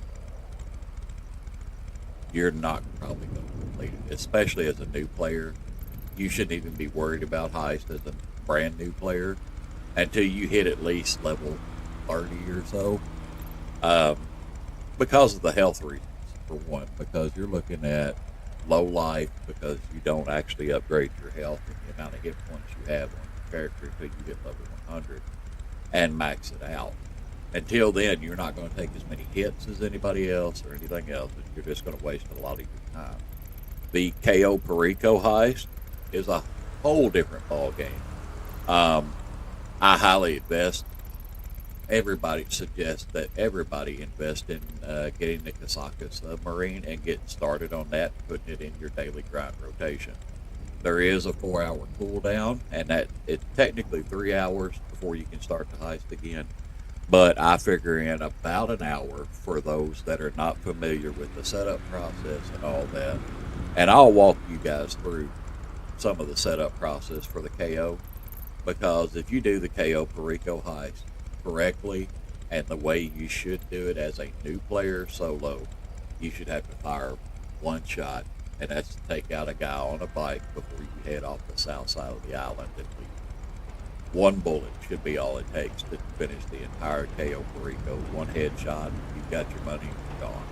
And I'll walk you through how to do that. I've already got one video on how to scope the island and all that, but I'll walk you through the actual heist. And I'm pretty sure I've got a video of that too already up that I'll link at the end of this one so you can watch. It only takes one shot to do KO Perico. That's all you got to do. Once you're on the island, you can get in, get your loot, get to the actual mansion grounds of KO Perico at El Rubio's compound, and get in, get out, and be out the main gate all the way outside and only have to fire one shot the whole time, if done correctly. So I highly recommend everybody do that. But as for starting players, absolutely, this area is going to be your friend. Like I said, it protects you from creepers. Most of them are not going to come all the way out here. Now, modders, that's a different story. And I will say this, I detest modders. I don't like them. If you're helping people, that's one thing. But if you come in a lobby and you blow up the whole lobby and you think they're cool, I got news for you. Nobody's impressed and nobody likes you. They don't care. Nobody thinks you're cool. Nobody's really impressed if you blew up the whole lobby. All you're doing is griefing people and interfering with other people's gameplay. And it's terrible. I don't support modding in this game. I don't support cheating in this game. It's ruined the economy of this game and made everything so expensive that a new player starting out is automatically at a disadvantage. Now, the modders that get in and help people do missions or whatever, and they're not blowing up the whole lobby and stuff, you know, you kind of get a pass from me. I don't really care. As long as you're not interfering with mine or other people's gameplay, I really don't care what you're doing. You could be down on Elysian Island spawning in submarines on your head. I don't care. As long as you're not interfering with other people. Now, when you pop in one lobby and you blow the whole lobby up, yeah, not cool. Not cool at all. Nobody likes it. And you'll notice that's why most people leave the lobby. It's more aggravating than I care to get into, and I'll get mad and say things I shouldn't. So, but that's, ladies and gentlemen, is why I'm out here with these businesses. I'm not going to pay double the price for a business that I'm not using, because the only time I go to those businesses is if they're on 2 or 3 times pay, and that's only for a week. And then it rotates to something else. So the only time I'm out here actually messing with these businesses is when I need to do a sale from them. And most of the time I'm doing other stuff and have all the passive income coming in. I make millions a day just on passive income. I don't need these businesses. They're just out here to feed the nightclub is all they're doing. because you have to have these businesses for your nightclub. So yeah, I'm not in a big habit of using these businesses every day, and I don't need to visit them every day because with the arcade and the mansion, they both have the master console terminals in them. You can run all these businesses from your mansion or your arcade. Now, if you don't want your arcade out here, I totally understand putting it in the city. If you're a younger player and you don't have the mansion yet, yeah, if you want to put your arcade out in the city, go for it. I just stuck mine out here because I don't use it. I have the mansion. I no longer need the arcade. I also have GTA Plus, where I don't have to go and collect money from any of my passive businesses. I can do it straight from my phone, and I don't have to worry about it. Now, that's up to you and your financial situation, whether you have GTA Plus, if you want that app or whatever. I recommend it all day, but I don't think if you're not financially able to afford that you should get it. You can still go to these businesses and collect your passive income manually. But like the salvage yard and all that stuff, I don't really use it. I go to the salvage yard right before I log out every day, and I do the 2-car towing missions, tow them in so they can break them down while I'm gone. And then when I pop back in, I get the money from that. I play all day, do whatever I want to do. And then before I leave, I'll pop back in and do those. And I'll get my phone out and send all my cargo people out to collect cargo. So whenever I come back, they're ready to go again and they've already been freight. But I'll do a whole grind routine for you all to show you how to make really easily money on here, to make it a lot simpler for you. But again, the reason I have those businesses out there for the people that keep asking and complaining, oh, well, your businesses are out in Blaine County, you're not somebody I need to listen to. Well, I do that for a reason, because the simple fact is I don't need them. None of these businesses do anything for me other than passive income, or if it's 2 or 3 times pay. All they do is feed the nightclub. And to do that, they don't even have to have stock in them. As long as they're running and they're not shut down, they're feeding the nightclub. They just have to be open and set up. So yeah, whenever I do videos out here, just know that's why they're all the way out here. I don't have to deal with reefers. They're the cheapest one possible. There's no point paying 2 and 3 times what the business costs in town when you can have one out here a lot cheaper. And for new players, any penny you can save is going to be a penny toward the things you can buy. So I hope that clears everything up. And if you guys have any more questions for me, leave them in the comments below, and I'll be sure to address them in a future video. But yeah, that's why I live out in Blaine County with these businesses here. Most of the time, I'm not even at them. I'm just kind of hanging out doing videos and stuff for you all. But yeah, that's why they're out there. And I hope you all have a great day. And if you have any questions, like I said, link them below, and I'll try to get to them as quickly as I can. Y'all have a great day.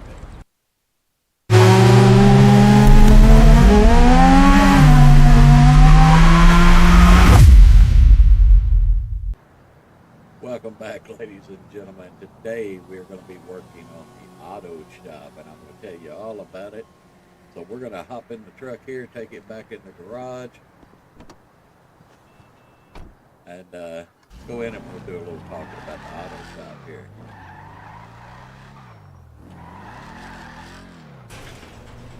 Alrighty, let's get to it.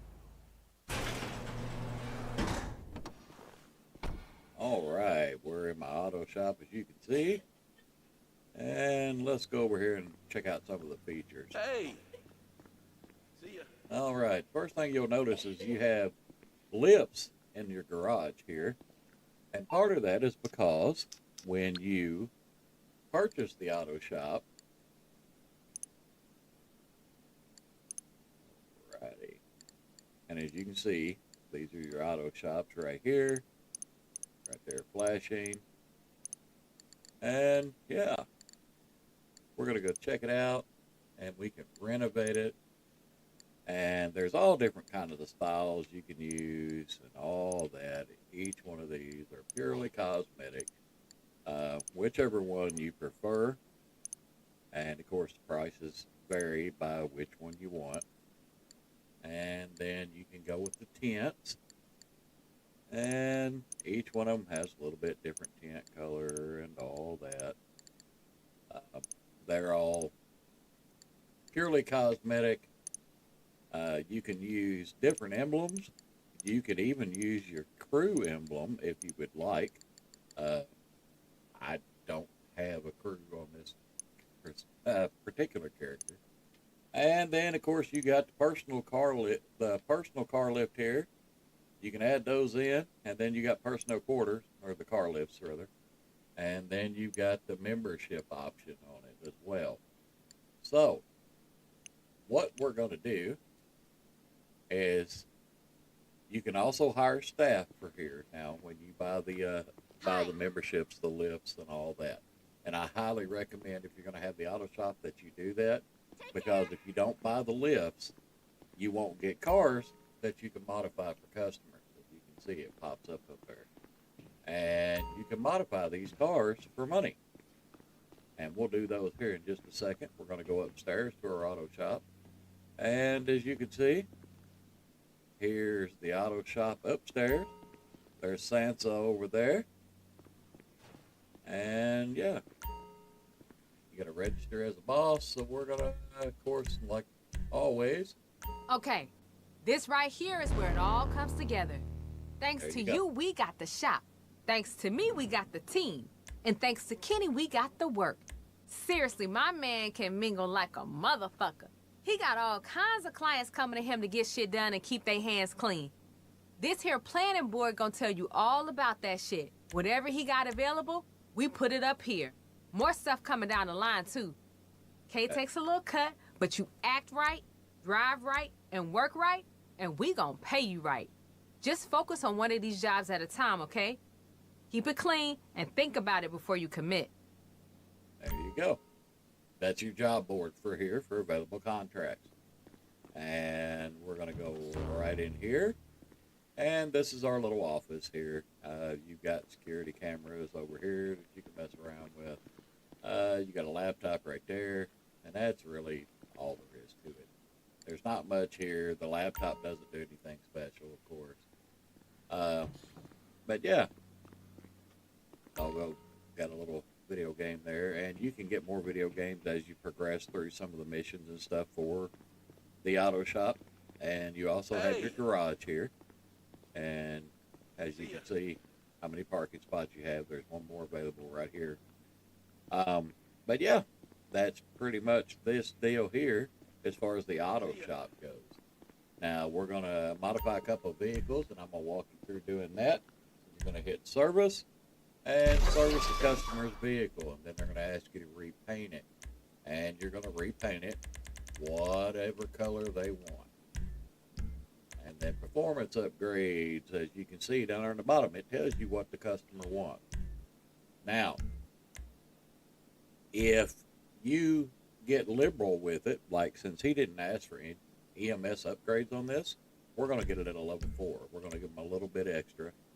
And it can increase your profit, or it could also hurt your profit. So if the customer gets it and they don't like it, you're going to lose out on a bonus. So yeah, be very careful what you do with it. And as you can see, all these are free, because it's going to give you a base cost of how much it costs to modify that vehicle, and then you're going to get paid back that base cost and whatever bonus you get on top of it. That's basically how it works. Then you're going to do your body work, and I'll tell you, most of these would not be what I would pick for a lot of these, but you know, it's not our car. We're just doing what the customer asked us to do, so that's what we're going to do. And do that. And of course, you can always do extra stuff on it. I mean, but again, if the customer doesn't like it, it may not work out for you. Because I mean, you can do liveries on it, all that other stuff, and add all kinds of crazy stuff to it if you want to, but you're taking a chance on losing all your bonus. The wheels especially, I've noticed customers do a lot of really weird stuff on the wheel types, and stuff like that. Like they're putting drag SPLs on this car, and that's the default color. So usually what I'll do is I'll change them to like an alloy or a black, and they seem to be okay with that. Confirm service cost of $20,000. The customer will reimburse the cost, and you will receive an additional payment of up to $20,000 upon delivery. This differentials between whatever cars you're doing. The more the vehicle costs, the more of a bonus you're going to get. Now here, you can deliver it yourself and take time to do that. I usually don't. Usually I have a staff member do it. And as you can see, my man's going to hop in the ride there and take it. Hopefully he won't damage the vehicle, but if he does, Sansa's going to call us, and she's not going to be happy because the customer's not going to be happy because it tore the car up on the way there. You'll still get a bonus, but you won't get the full payout on it. Either way, you'll get your base pay back, though. So now we're going to modify the truck. Service the vehicle.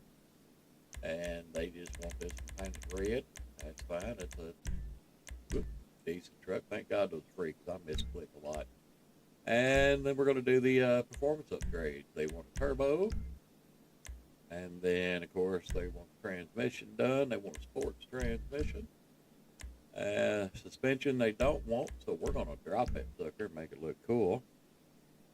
And engine, there's no preference on, and brakes, there's no preference on. There's no point in going fast. You can't stop the vehicle. So, body work, roll cage, alrighty. Containers, and that's what they want. Those boxes in the back, apparently. So, we'll put it on there. That's what they want. And you have to meet the bare minimum of what they want, or you can't select and get out of the vehicle. And carb, bars, there we go. And hood. They want a carb hood guard. And there we go. So there's their truck the way they wanted it. And now, anything else you want to do, we can do, add on different stuff. That kind of looks cool, so I'm going to do it anyway. And who knows, maybe we'll get paid back, maybe we won't. But I'm just going to add random stuff to it. I don't think we need a spoiler on a pickup truck. But front bumpers, you know what, let's just go all out for them. There we go. We'll give that thing a real look. And wheels, wheel type, and like I said, they do weird stuff. They're putting low riders on it. It's totally random what they're going to do. But, you know, if they want low rider wheels, so be it. I do not like that bright yellow, so we're going to go ahead and do black on them too. Black them out. Now, this one's $35,000 with a payment of $25,000 when they get the vehicle. So, we get this delivered, we're looking at $60,000, which is a nice little chunk of change. And we're going to confirm it and let it catch up for a second because the game's a little slow. And then we're going to hit deliver vehicle, and we're going to have her take that truck and deliver it. Now, in a little while, we'll get a message pop up on our phone saying either the customer was happy, here's your full payment, or, you know, they tore the car up, taking it for a delivery. Either way, I'm getting my base money back, and anything over that's just pure profit. So I let them deliver it because now I'm free to go on and do whatever I want to do. By the way, if you want to move your cars around in your garage, you just stand in that little circle right there, and you can move them around however you want to. Most of these cars are just in here for looks right now because they're going to be going out of here to a different garage because I leave this one open because I like to modify vehicles. I will tell you, the auto shop is one of the only places in the game that when you modify a vehicle yourself of your own vehicles, all your color options are unlocked. I've done a video on all the mod shops that I'll link in at the end of this video here for you to take a look at. But yeah, this is one of the only mod shops besides the GTA Garage, the GTA Plus Garage, that will allow you to have all the colors unlocked to where you can do any color you want. Like this car would normally, all these up through here would be locked for me because I haven't done all the races and all that stuff. It doesn't matter your level. If you're a level 5 and you own an auto shop, all the colors are going to be unlocked for you in here. The only caveat to that is the chameleon color. Some of them you have to earn doing various things throughout the game, and they will not become unlocked to you straight away. Now, most of them, the base ones will, but some of them you earn over time. But all the actual base colors and the chrome and all that will be unlocked to you. So that is a nice little bonus for that. But that, ladies and gentlemen, is the auto shop in a nutshell. And like I said, I'll link the video to the mod shop video I've done explaining all the colors and where you can go to get everything unlocked and all that, because you do not have the option in here to put custom headlights on a vehicle in here as far as colors go. You've got the blue or the white, basically. The Xeneon regular blues or white headlights, and that's pretty much it. But you can get all the base colors and all that stuff unlocked in here, no matter what your level is, no matter how many races you've done or anything like that. But you can get all that stuff unlocked and in here to be able to use as far as the colors go. And then I'll link the video for you for the mod shops that offer the custom headlights and all that stuff. So that's it, ladies and gentlemen. I appreciate you stopping by. I hope you enjoyed the video, and we'll catch you in the next one.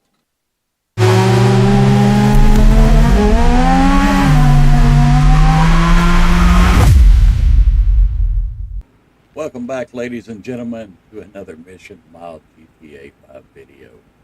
Today, we're going to be doing something a little different. We're going to be going over some of the most frequently asked questions I get on this channel. And one of those questions is why I have all my businesses out here in Blaine County. So, as you can see, my MC business, all that stuff is out here. And I do this for a reason. For one, I'm way away from all the chaos that happens right here. None of that stuff is going to bother me out here. Briefers and all that kind of deal, PvPers and guys that like doing PvP, you know, that's fine. I don't want to get involved in it, and I don't want briefers messing with me while I'm just trying to run my businesses and do all those things. So I keep most of my MC stuff, or actually all of it, is out here. And there's another good reason for it. These businesses, no matter what location you choose, are not going to pay any more than the business somebody else chooses the location of.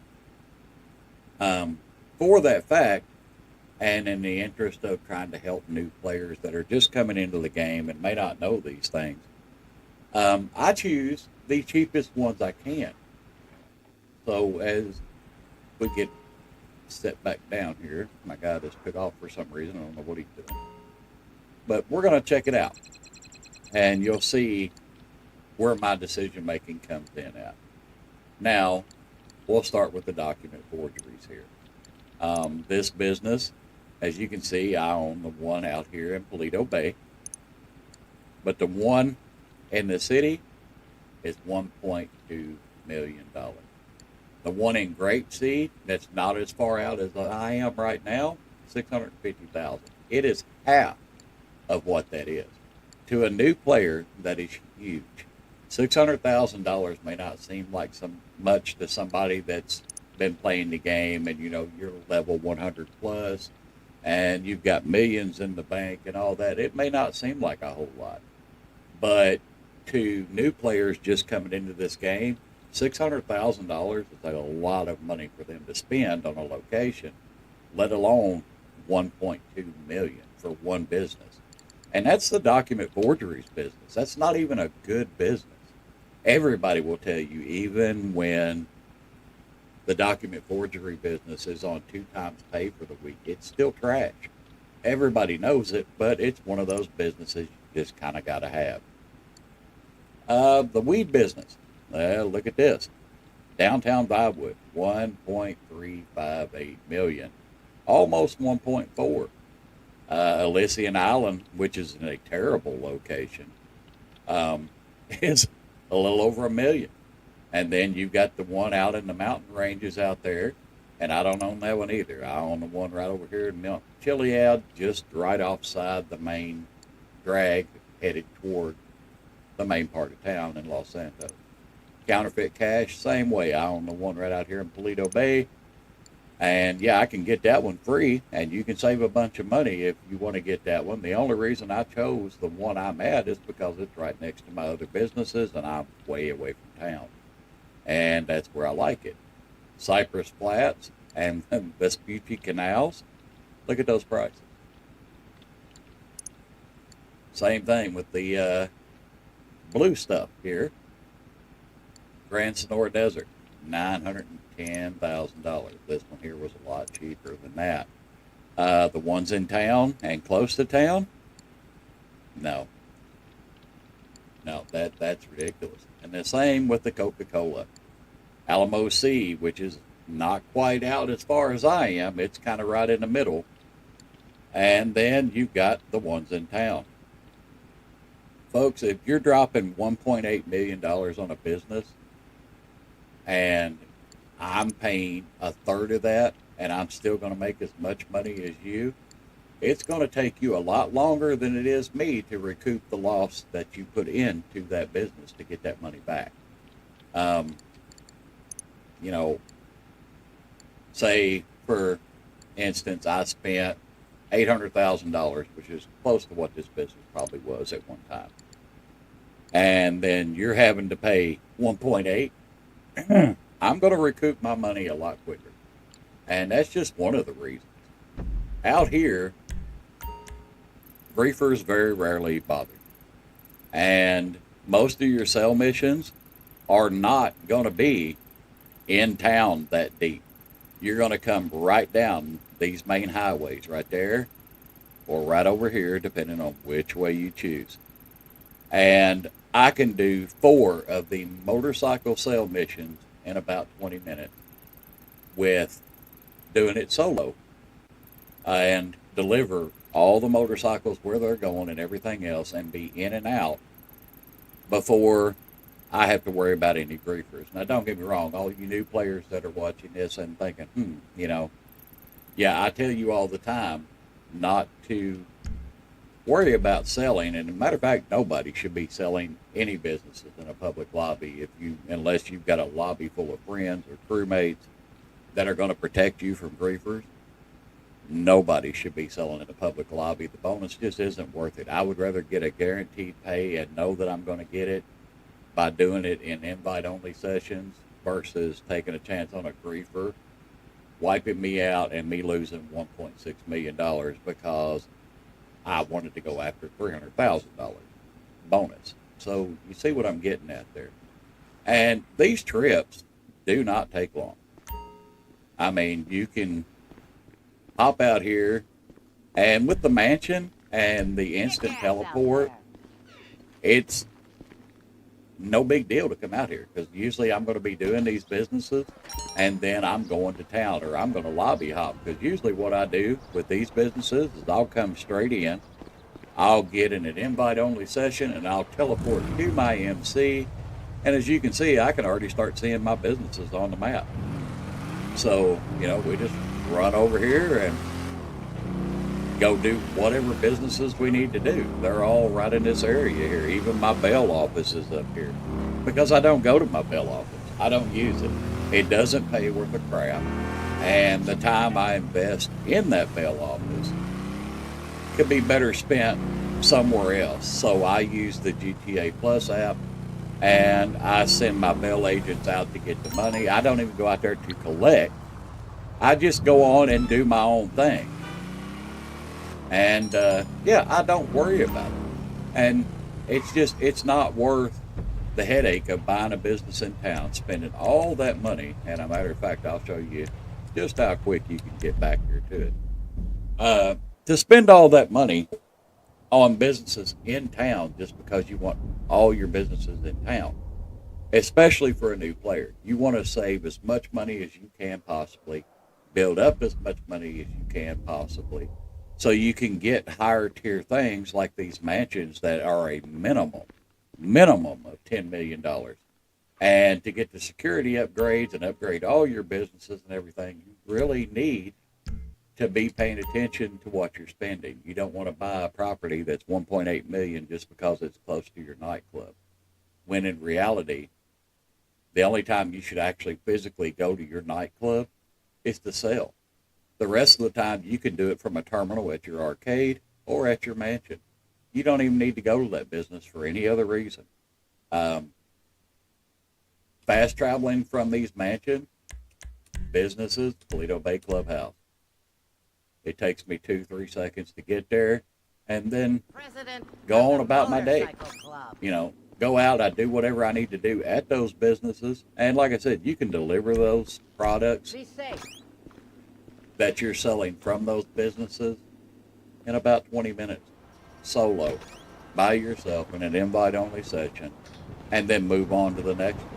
And majority of the time, to be honest with you, I don't even mess with those businesses. Between the K.O. Perico heist, your cargo warehouses, your hangar business, as well as any missions that happen to be, 2 times, 3 times, 4 times, 6 times pay, and doing the K.O. Perico heist and all that, these businesses are not even in my rotation. And that's because I've moved beyond trying to save up a little money just to buy stuff to get started. These are basically starter businesses, is all they're good for.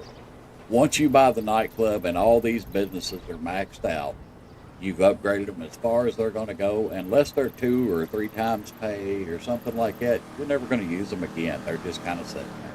They're a waste of time and a waste of money, when you could be doing other things such as selling your nightclub and all that. And that and the passive income available in this game makes it so you don't really need to even use these. So that's why they're all stuck out there. Same as the casino. The casino's useless. The mansion made sure the casino was useless. The only thing you can do from your arcade that you can't do from your casino is the casino heist, or from your mansion is the casino heist. Other than that, this property is useless. It's passive income. That's all it is. And it's not great passive income. Some of the best passive income in the game is, the nightclub, your car wash, and then people kind of sleep on the amount of money you get from the car wash. That thing maxes out at 100,000, but it maxes out quickly. So yeah, it's a lot better passive income than the arcade, but the arcade's there for me to collect and use. Same with the facility. I'm not going to run that. I'm not going to do that heist. Why would I? When I can run KO solo by myself, I don't need anybody's help, turn 1.8 million, and then go on about my day and run all my other businesses while they're still trying to do the Bogdan setups or the casino heist setups or any of that stuff. Same with the bunker over here. The bunker, if you get over 1 bar, you can't do it solo. And 1.5 bars, somewhere around there. And you can't do it solo. So I let it get to 1 bar and I'll deliver it. The only time I really do that is just when I'm absolutely bored. I'll occasionally pop in and get the $50,000, $60,000 weapons, excess weapons delivery vehicle, and I'll take it. But when you deliver it, it's going right in this area right over here 90% of the time. It will never actually go all the way into town.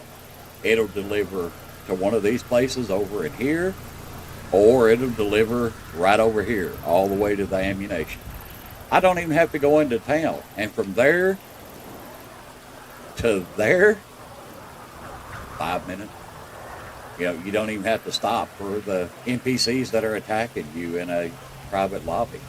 So that's exactly why I keep all the businesses out here, and all new players should. You should be able to stay away from griefers as much as possible so you can still play in a public lobby and talk to people and all that, hang out with your crew, whatever you want to do. But at the same time, you're playing smart. You're keeping your businesses away from griefers and all that, because the whole point of GTA is maximizing your grind, maximizing the amount of money you're making, so you can buy the higher tier items like the mansions and all those things. Now, if you're a level, 100 or better, and you've got millions upon millions of dollars sitting in the bank, and you want all your businesses in the middle of town so you can do them all, go right ahead. But my videos are geared for players that either don't know what they should be doing, or they're trying to find the best way for them to make money and sustain themselves as quickly as possible. And these businesses are going to be cheaper than any one of them you buy in town. And that's a huge deal. If you save $600,000 on this business and another $600,000 on this business, you're already up to $1.2 million that you didn't have to spend. So it makes a huge difference for new players starting out and people that haven't been successful with grinding as some others.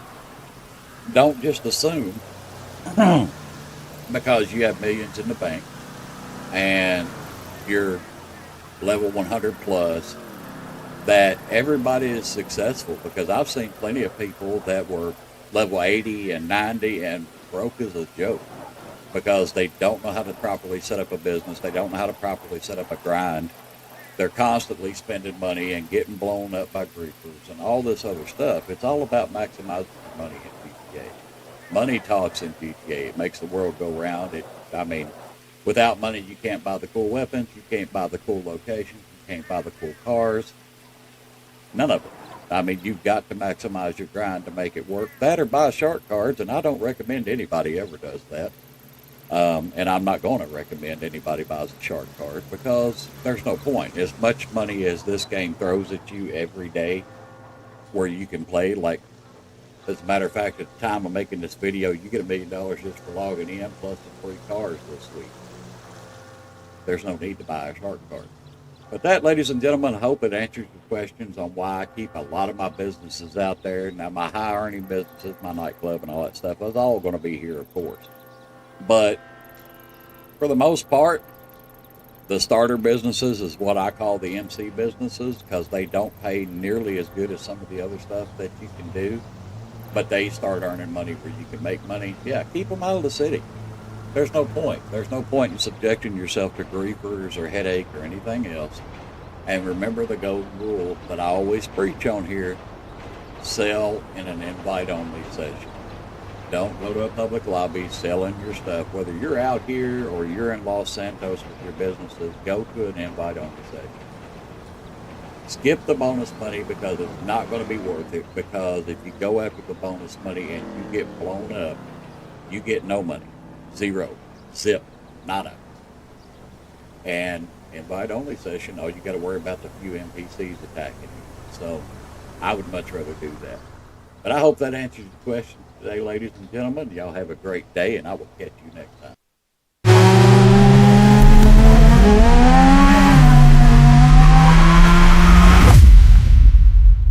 Welcome back, ladies and gentlemen. Today we're going to be testing out the 4 AI vehicles that you can use in GTA Online.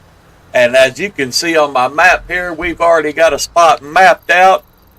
And we're going to see which AI can get us to our destination the safest, the fastest, and I'm sure there's going to be plenty of chaos to ensue. So we're going to start out with the OG cab here, and as you can see, our driver is super excited. Look at that expression. He's just like, I hate you people. So let's get started, and of course, we're going to use the hurry option because we don't have all day, and this is GTA. We can't be hanging around out here all day. So let's get going. The vehicles we're going to be testing out, of course, is the OG cab, the casino limo. We're also going to be testing out the agency SUV, and we're going to be testing out the mansion AI car as well. we're going to let them all drive us to our location out this little lovely straight road we're on here and see how they do. And if they crash and they can't go on, then they're out of the competition. Oh, yep, let's not run over wildlife here. That would be not good. We don't need PETA bothering us. We need to just go on. There you go. Are you going to be able to get up here? Oh, look at you, driving like a pro. I am so excited. If Tesla only had the capabilities this guy does, well, there's a dent. That's okay, though. That should buff right out, just like that one. Are you going to land it? Look at that, like a pro. Oh, my goodness. What are you doing, dude? Hey, we can't go this way. Sir, you can't park there. Where are you going? Now what are you doing? Oh my gosh, we're lost in the woods. Are you going to make it up the hill? Come on, big dog, you can do it. Now, what was that? You had it, man. What are you doing? Oh my goodness. And we are now stuck in the bushes. See, you had it. You totally had it. You were right there. You made it all the way back up the hill. And then you decided to get stuck. The OG cab, ladies and gentlemen. Looks like he's going to be out because his wheels are not even touching back there. They're both off the ground, so he's just spinning. So it looks like we're done with this one. On to the next one. All right, ladies and gentlemen, as you can see, we're back, and we now have the AI driver, me in the back seat there just chilling, getting ready to go with the agency SUV. So let's find out if he can do it. Here we go. And of course, we use the hurry option. The SUV is very fast, but is also very reckless. So let's see if he can get further than the OG taxi cab. And we're not off to a great start because he's already all over the road. Here we go.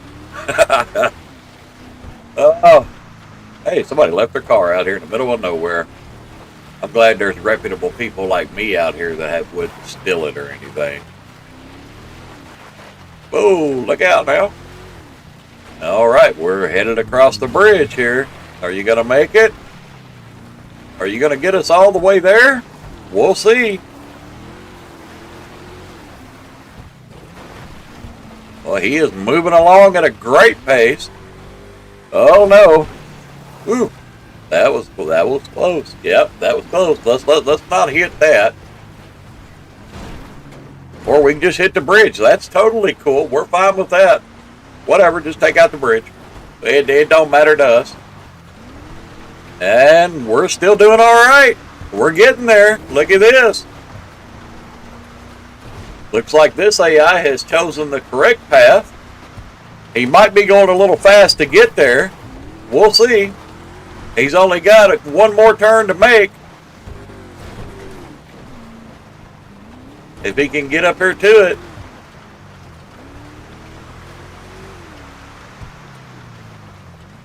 Look at this. Oh, well, just hit the guy on the bike and drive away. That's called hit and run, sir. Alrighty. We're almost there. Oh, goodness. Guy's a little rough now. I'm going to have a chat with Franklin about his driver. Don't get me wrong. I enjoy the speed and hurrying up and getting there, but you can't just be running over other people's vehicles. It's just rude. We're almost there. Is he going to make it all the way? I believe so. Look at that. You could have went right around this guy, and now you're just shoving him. What are you doing? Alrighty, yep. I'm pretty sure you're going to pay for that man's paint job because he is not happy. Alrighty, let's see if we can get there. What are we going to do here? Are we going to make it all the way there? It looks like it.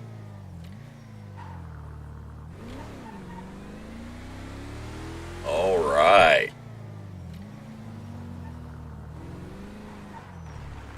And we have arrived, and speaking of another AI car, but you can't ride in those, so not as fun. And we have made it, ladies and gentlemen. Sir, I need to get out of the vehicle here. That's customer safety right there. I appreciate that. All right, we'll go on to the next one. I had to stop before I go get the next one because I'm not sure what's going on here. Apparently these two have been... What are y'all doing? It's driving so hard. It is. It's complicated. Anyway, off to the next one. Alrighty, ladies and gentlemen, here's our next contestant up, the casino limo. And as you can see, we've already got our spot marked. We're going to be heading right back. So let's get going and see if he can get us there. Here we go. I don't know, this is an awful long car, and it depends on which way he decides to go. Oh no, he's going to take the same path as the OG taxi. This may not be good. He should have went the other direction like the SUV. Oh Lord, there went the sunroof. What are you doing, buddy? What are we doing? And we're already stuck. He has a giant boulder in front of him. So far, it would appear the limo is going to be the worst one, and I don't believe he's going to get out of this anytime soon. We'll give him a second, though, see if he can figure it out. He's not looking real confident, though. I don't have a whole lot of faith in the guy.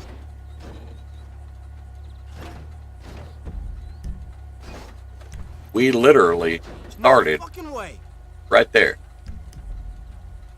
And yeah, he's mad. Yep, nope. Couldn't do it. All right. On to the next. All right, ladies and gentlemen, you can see we're in the Mansion Deity limo service.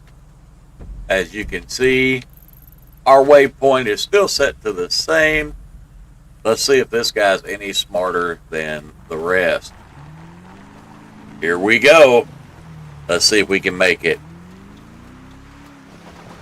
So far, the only one that's made it is the agency SUV, and he was smart enough to go the other direction. Every vehicle that has went this way has not made it yet. The OG taxi and the casino limo all have failed. So let's see what this one can do. Here we go. Let's not run over the bunnies. Oh, look, you even blew the horn at them. How polite was that? So far, so good. Let's not run over the pedestrian. Look, I even help you out here because he's not wanting to move. Get out of the way, dude, or I'm going to shoot you. There we go. We don't have time for all that. We got to go. Oh, and airborne a little bit. That'll buff right out. It'll be okay. Oh, no. Oh, no. Oh, no. Oh. Be a lot of retouch-up work. I'm glad I'm a millionaire. Oh, no. Oh, no. Oh, that's a tree, my man. What are you doing? Uh-oh. Uh-oh. Are we stuck?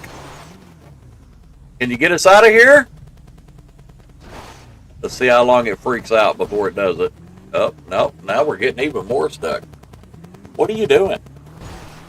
Oh, firing backwards. Well, that's one way to do it. All right. There we go. No, not this way. Oh. The AI in this game. The AI in this game. I'm telling you. You know, I can't help you. You know, it's all driverless. I can't do anything to help you, bro. I just pay your salary and you're just...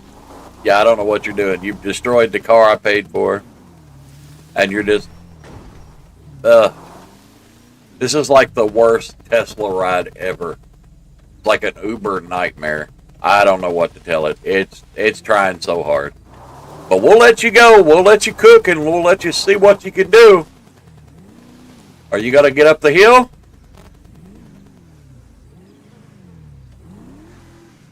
Yeah, I don't think you know what you're doing. We're going the wrong direction, sir. And the poor front of that car. Look at that thing. The wheel's all staggered wrong now. The front end's all smashed in. I'm going to give you about a minute here, and you've got 1 minute to figure it out. Are you going to get up there? Stay in the throttle. You can do it. Stay in the throttle. All right, now let out. Let out. Okay. Looky there. He didn't do the OG taxi move and go straight across and crash and get stuck. But now he's stuck right here because he can't figure out what he's doing. So we'll give it a minute. We'll see what he's doing. We'll let him cook a little bit. I mean, the car's beat all the crap anyway. I wouldn't worry about it, dude. Just go. You're totally fine. Uh-oh. Uh-oh. Look at that. All right, let's see if we can finish the trip. You've officially passed the OG taxi. Because that was the same spot that he crashed. Look out for the hiker. That's cool. Just go around him on the outside. There we go. All right. Okay. You're doing all right so far. Not the worst ride. Should have slowed down for that turn. We're going to have to put some mud tires on this thing, I think. Oh, now you're definitely in trouble. Now you're definitely in trouble. Oh, and I think that's going to be the end of our ride there, ladies and gentlemen, because, yep. So, we can safely say the only one that was smart enough to get us there safely was the agency SUV. Keep that in mind the next time you're stuck out everywhere, somewhere, and all your cooldowns are ticking away and you don't want to wait and you need to get out of the area. Maybe call the agency SUV. Because now I get to hike out of the middle of nowhere here and try to get back to civilization. But I think you placed second. The OG taxi actually placed third. And the casino limo actually did the worst. And the only one to actually make it to where our marker was the agency SUV. But that's our video today, ladies and gentlemen. I hope you had a good time. Catch you in the next one. Be sure to like, subscribe, follow, hit that notification bell so you get updated with all my crazy GTA weekly videos. Have a great day. Welcome back, ladies and gentlemen. Today we're going to be going over the new dispatch mission. So stick around. Let's find out what they pay and if they're worth doing. Let's get into it.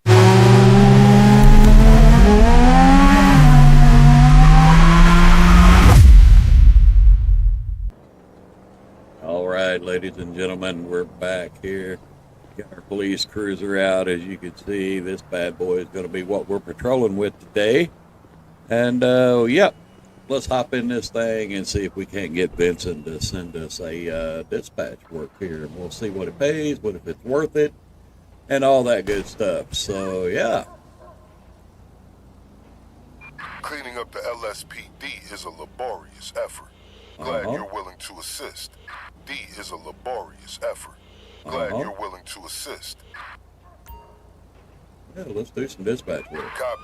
This taco van is moving product and making ample payments to the LSPD. Sending their location. Well, their location as of a few seconds ago. They stay in motion. Okay. This taco van has been lining the pockets of the LSPD's dirtiest for months now. They're dealing more than video, sending you their last known location. Stop them from enriching corrupt cops. Also, their bid is distinctly subpar.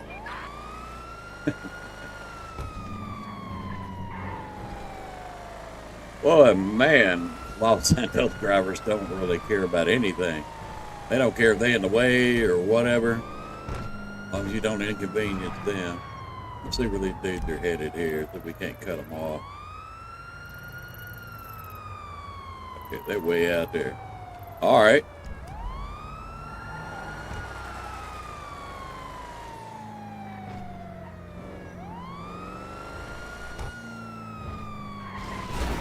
Out of the way, man. We gotta go. Going down this way. Whoa! What was that, dude? Yeah, I know, I'm in the wrong. Get out there. This new STX, I'm not real impressed with the handling on it either. It's interesting to say the least. Excuse me, pardon me, coming through. Get on the right side of the road here. There we go. Now we can make some tracks.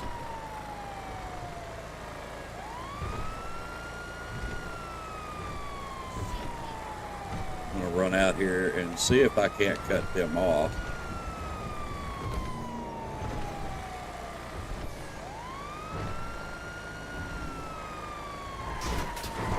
Oh! I keep forgetting that bumper I have on here is just a little wider than it looks from the back of the car. And it keeps clipping stuff.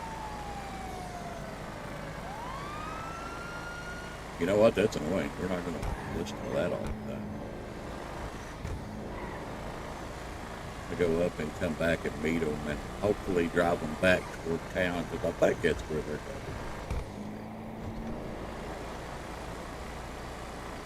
This is my first time doing these dispatch missions, so this will be interesting to see how it works out here.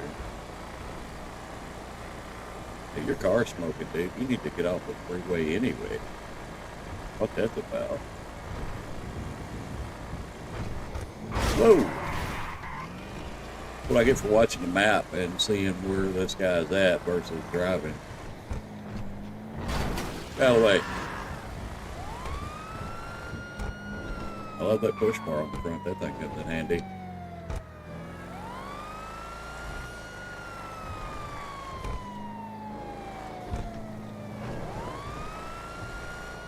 All right, get out there. See if we can cut these guys off.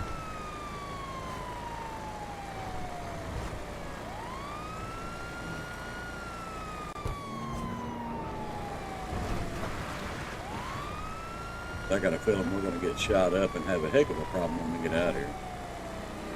Usually the way it goes.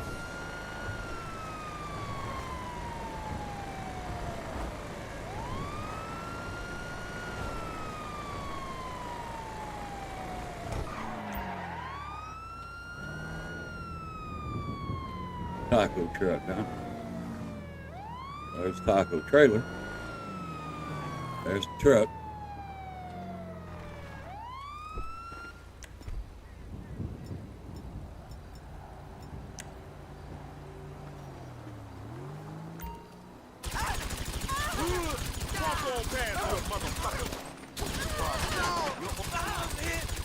Who the fuck are you going?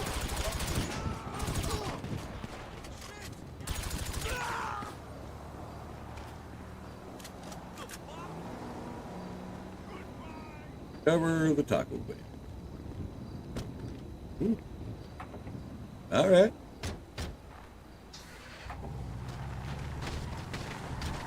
I think we're gonna go back the way we came. Probably a better idea to give us some room on the freeway anyway.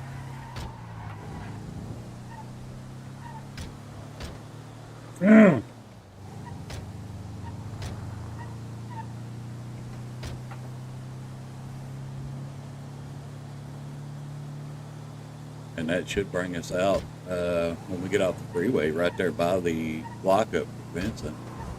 So, yeah, I think we'll be better off to go this way because we're going to have guys behind us the whole time anyway, because here they come already.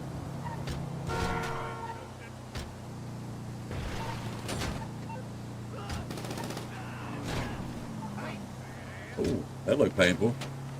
Smacked the back of our taco truck with his bike.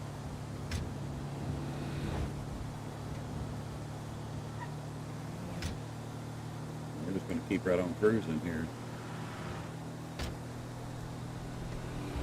Now keep in mind, we're doing this to see, you know, if this is even going to be feasible as far as making money.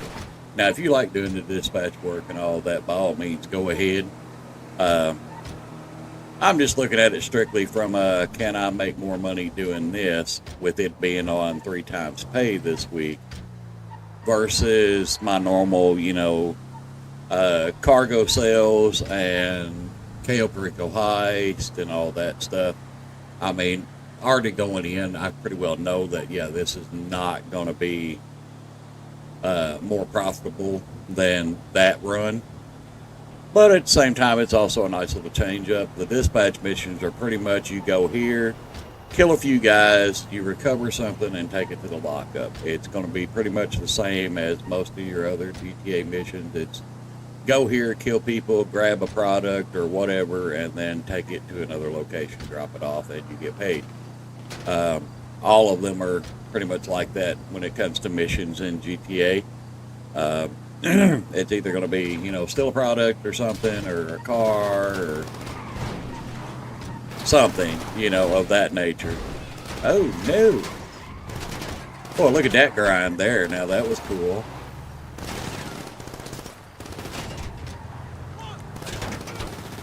Health and ammo. We're going to do body armor. Put some of that back on there. And we're going to fill up our health again. And then we can just leave it on snack. And just keep driving. You paid for that one, homeboy.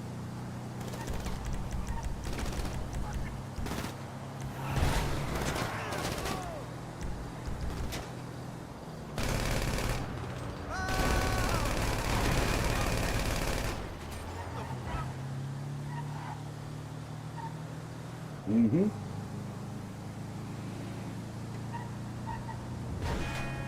I done ripped my doors off back there. Got the truck up. It's alright though. Ain't my truck, I don't care.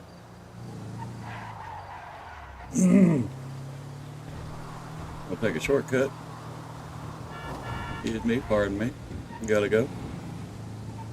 But yeah, these are all kind of the same thing. You know, I mean, if you're used to delivering,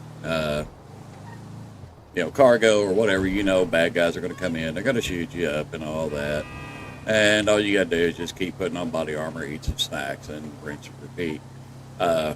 Take them out if you want to. If not, don't worry about it. Most of the time, the NPCs on here are pretty dumb. I mean, you'll have an occasion where they do something smart, but I'm pretty sure it's by accident. So, yeah, I don't worry about it too much. Where's that gate? Right here? Yeah, what I thought. Oh, my bad. Had to fix Vincent's fence, but here we are. Let's see what it pays.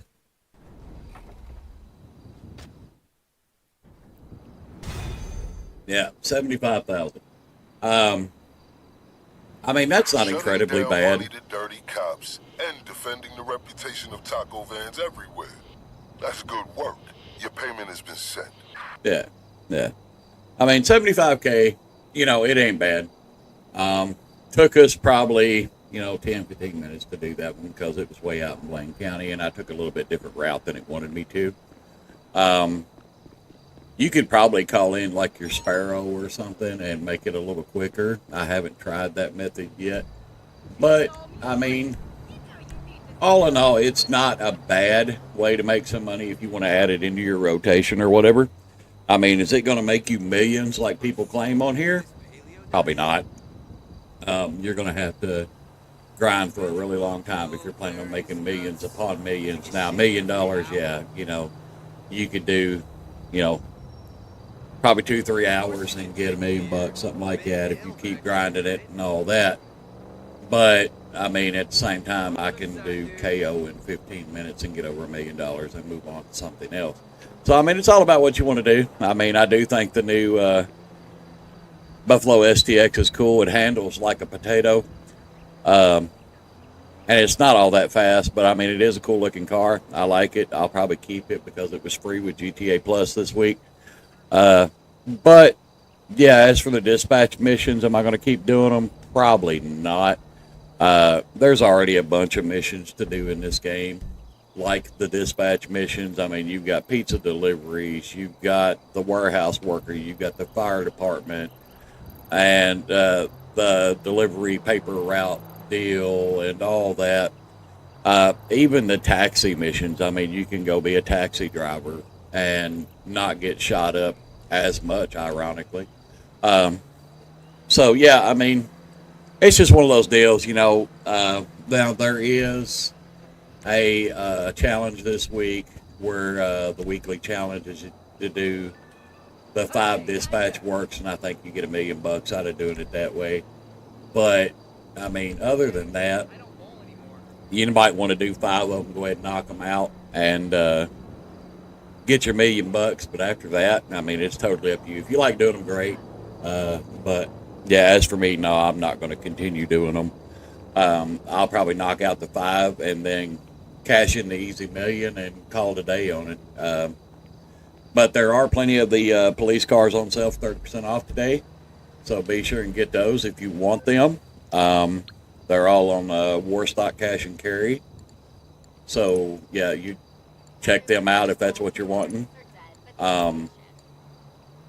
Like that's the GTA Plus Buffalo STX Pursuit. It's normally a $5.3 million car, by the way, and you're getting it free. So yeah. And there's a taxi. I do need to pick up a taxi because I do enjoy doing some of the dispatch work. I'm going to be making a video on the Ardent. It's on sale right now for $805,000. I picked it up the other day. By the way, don't buy this. You can get it free from the military base, unless you just really want it, you know. But most of your police vehicles, you know, like here's that one. That's the unmarked cruiser, and then you've got this one. And then here's a few more. They're all on sale for 30% off just about. By the way, police bike you get a free uniform with and all that. And I mean, that's all of them that's on sale, you know. So, I mean, if you really want one, go pick you one up. But, yeah, that's going to be the video on this deal here. I'm going to probably knock out the 5, get my extra money, and then just call it a day on it. Hope you guys have a great day. Enjoy playing, and I will see you next time. All units, suspect vehicle heading east on Vespucci. Suspect is armed. Use extreme caution. Backup en route. Do not lose visual. Welcome back, ladies and gentlemen. We're back in GTA for the weekly April 2nd update.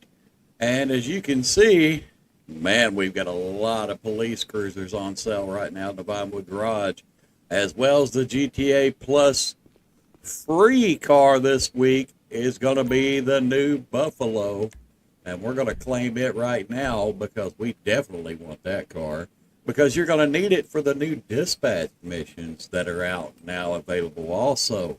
Let's see where we're going to put these things here. Let's put them in the old auto shop. That way we can modify them if we need to.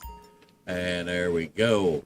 As you can see, these are the other GTA Plus vehicles this week that are on sale, or for this month, I should say.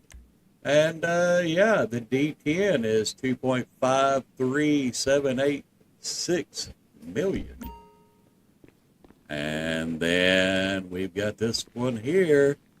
I kind of like the green. I mean, it's kind of sharp, I'm not going to lie. The Gauntlet Interceptor, and it is $2.446 million. And then, of course, you've got this one here, the old undercover FIB car here. The old unmarked cruiser at $1.77 million. And then one of the OGs here, and I kind of like that one there. That was kind of sharp. And it's at $3.568 million. All the police cars just about, I will say just about, because not all of them are, but majority of them are, in fact, on sale. Hit the wrong button there this week at 30% off, I do believe. We'll jump on old Warstock Cash and Carry here and we'll check it out. We'll go low to high, or high to low here, because there's one of them. That's the Buffalo that's now available right now. It is not currently on sale, by the way. But here you go. Here's all the police vehicles that are on sale, and the bike, by the way, you get the free uniform with it this week. But yeah, you can pick up any of these vehicles to be able to do the dispatch missions with. And as you can see here, they're all on sale at 30% off this week for the new dispatch update. And I believe that's all the police cruisers here. So, yeah. No, there's one still. Yeah, the Park Ranger there. If you don't already have it, I'm sure if you've wanted it, you already had it. And by the way, don't buy the Rhino tank. You can get one free from the military base. You don't even have to buy that thing. At $1 million, it's still too expensive. But yeah, and the Ardent, of course, is not a great vehicle at $800,000. I mean, if you really, really want it, I guess you could buy it. But you know what? As a matter of fact, I'll pick this thing up and we'll do a whole review video on it for you guys. And we'll show you what all it's about, because that thing is just not that great. And yeah, we'll buy it and do a video for next week over the Ardent and the do's and don'ts and all that, because I'm not real impressed with that little car. But yeah. These are going to be your vehicles in the GTA Plus garage, and like I said, the dispatch missions are going in full steam. You're going to need to pick up a police vehicle to participate in them. And yeah, they are currently 3 times pay on the old dispatch missions, so that should be interesting. I'm going to make a video over the dispatch missions. It'll probably be out Monday, so you guys have time to check it out before the weekly reset on Thursday. So that's our video today, ladies and gentlemen. I want y'all to be able to get out there and get it done, pick up your free vehicle for the GTA Plus members. And yeah, that Buffalo should be an interesting ride there. As a matter of fact, here we'll see if we can't get it delivered to us here. We might be able to. I don't know. Sometimes my mechanic is a little weird about delivering in this area. And sometimes he's not. Calling for some wheels? It just, Johnny on the spot. I guess it kind of I'll hook you depends on what kind of mood he's in. But yeah, the SDX Pursuit vehicle, there we go. We'll get it delivered. There we go. Yeah, you parked it over there. That's fine. That'll work. Yeah, we'll hop in a ride here. Oh man, she sounds good, doesn't it?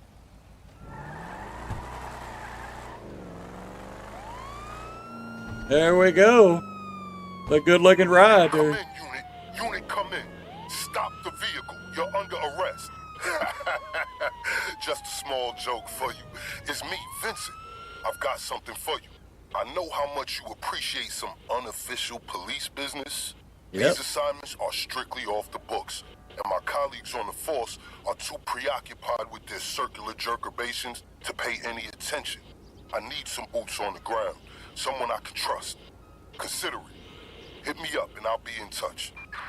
There you go. And that opens up the dispatch missions, and you can do that while you're driving a law enforcement vehicle by pressing down on R. Cleaning We'll up hit the it. LSPD is a laborious effort. Glad you're willing to assist. And yeah, we're not going to accept the dispatch work right now because, like I said, I'm going to do a video on that for you guys, and we'll check out the pay on them. But it is 3 times pay and all that. Dismissed. And yeah, if you enjoy this kind of stuff, yeah, you'll definitely want to get involved this week because you can make some pretty good money at it from what I'm seeing on it. And yeah, well, that's going to be our video, ladies and gentlemen. Go be sure and go pick up your new Buffalo STX for free if you're a GTA Plus member. And if not, be sure and grab the one you want at 30% off this week. And we will catch you guys next time. Mission mode coming through!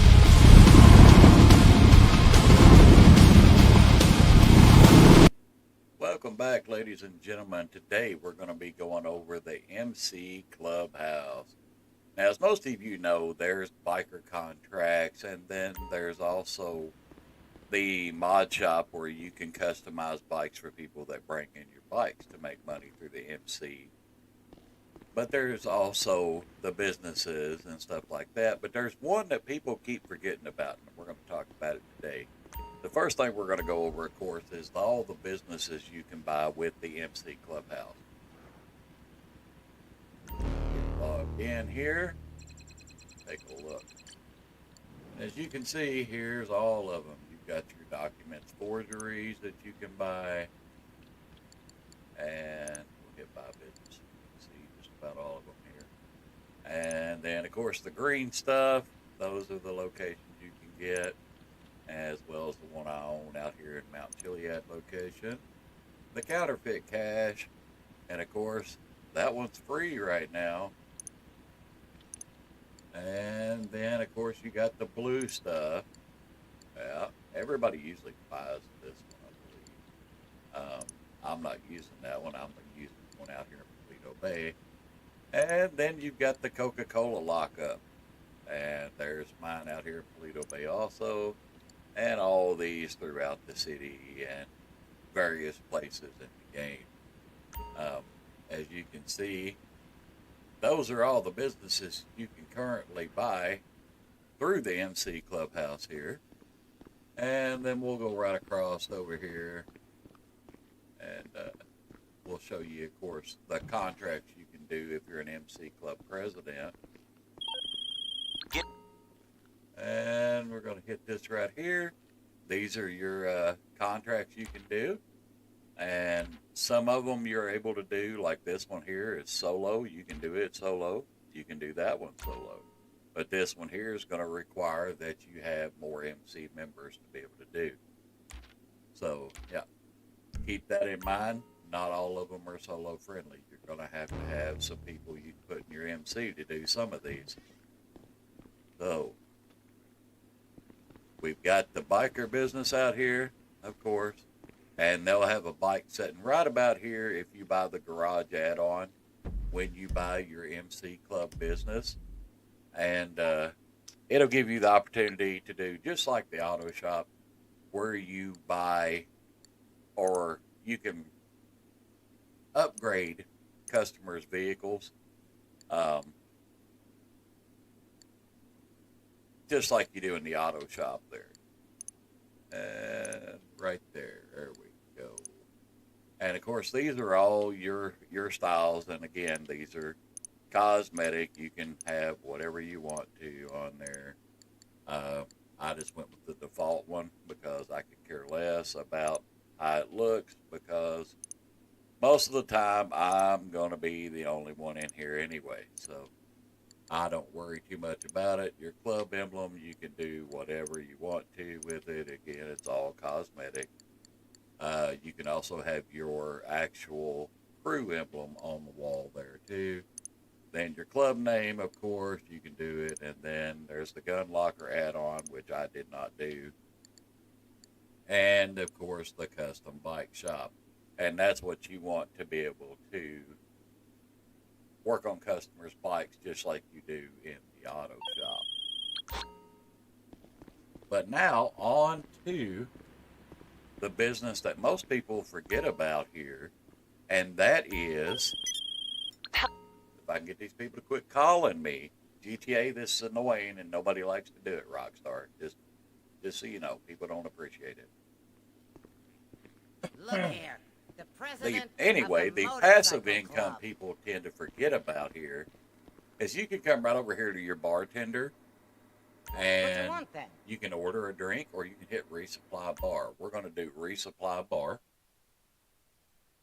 And that's going to put us in a mission to go retrieve. Oh! Now, we don't care about talking to you either, dude. We're going to go get a whole bunch of supplies for the bar and bring them back. And keep in mind, you don't want to damage these supplies. If you're getting shot up or you're crashing into stuff, you're going to damage them and you're going to lose supplies. But when you bring these supplies back, they will be sold over time in the bar, and then you make passive income from that. It'll be in your room there with the computer where you can buy businesses in a little duffel bag, just like it would be in an office safe, and you'll be collecting money. So you need to try to kind of remember this, because this passive income tied in with all the other passive income in the game. GTA has enough passive income in this game that you actually don't really have to do a whole lot other than be logged in. Maybe one or two missions here and there, like salvage yard right now has got 2x money. You go tow a couple of cars and you get double pay from the salvage yard. So you can make killer money with that. Just about all the content that's been added in has some form of passive money or passive boost. Even the latest mansion update gives you a boost on some of your properties and production.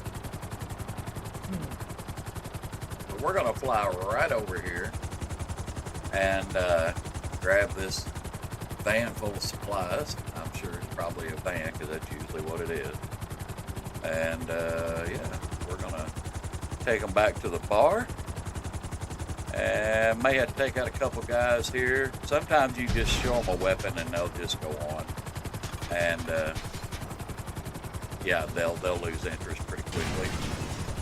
World's greatest pilot, ladies and gentlemen. That's right. We'll see if they lose interest here. I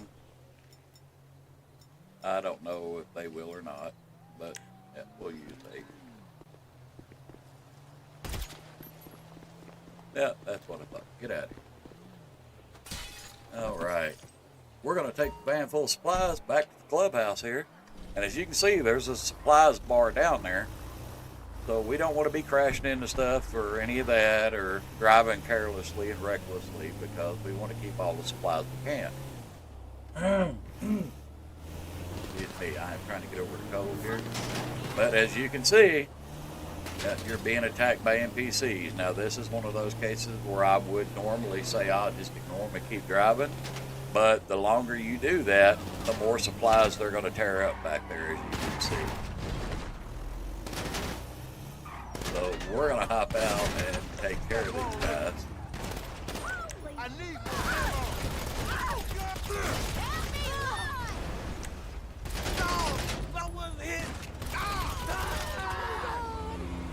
Righty. And as you can see, our supply bar is down pretty far already here. So yeah, we got to get going.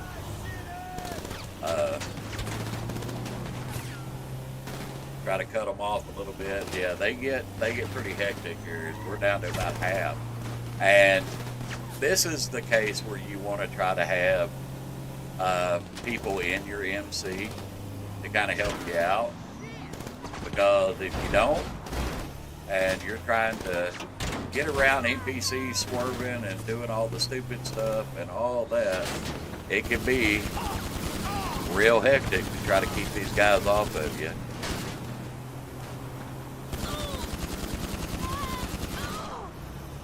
Alrighty. As you can see, the supplies are already down to red, but it's just for this video, so I'm not too worried about it. I don't really care about how many supplies I have left or any of that. We'll get there as long as we finish.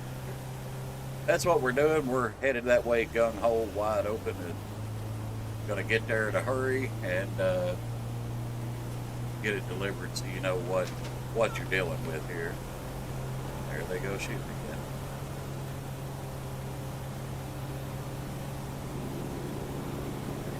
A lot of the times your best bet is just try to outrun them if you can. But with traffic this heavy, it can be hit or miss whether you're going to get around them or not.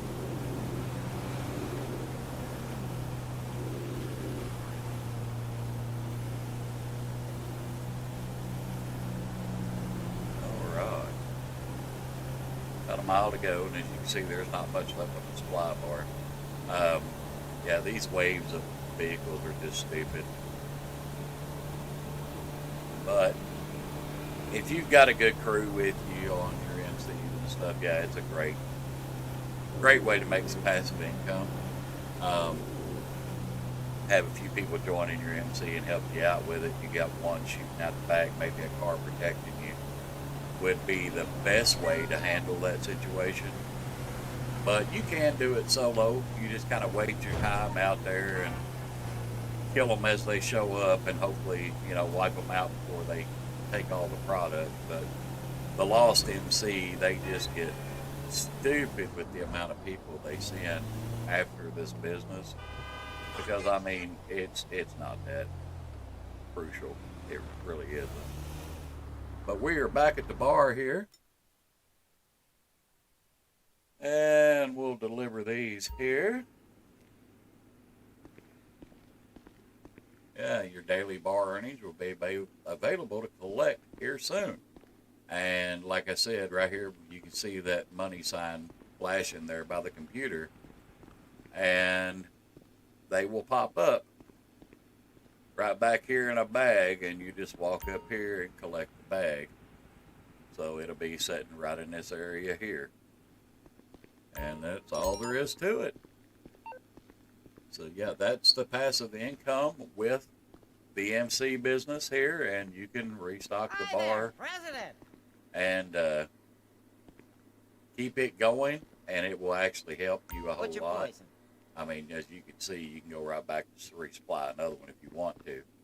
But yeah, that is the MC business in a nutshell. You've got your biker businesses, you've got all the MC businesses you can purchase and run, as well as the passive income from this, and work on customers' bikes. So the MC business really does do more than most people realize. But I hope this video helped you out, and I'll see you guys in the next one. Welcome back to another GTA 5 video. Today we're going to be going over the bail office. So be sure to like, subscribe, follow, hit that notification bell, and let's get into it.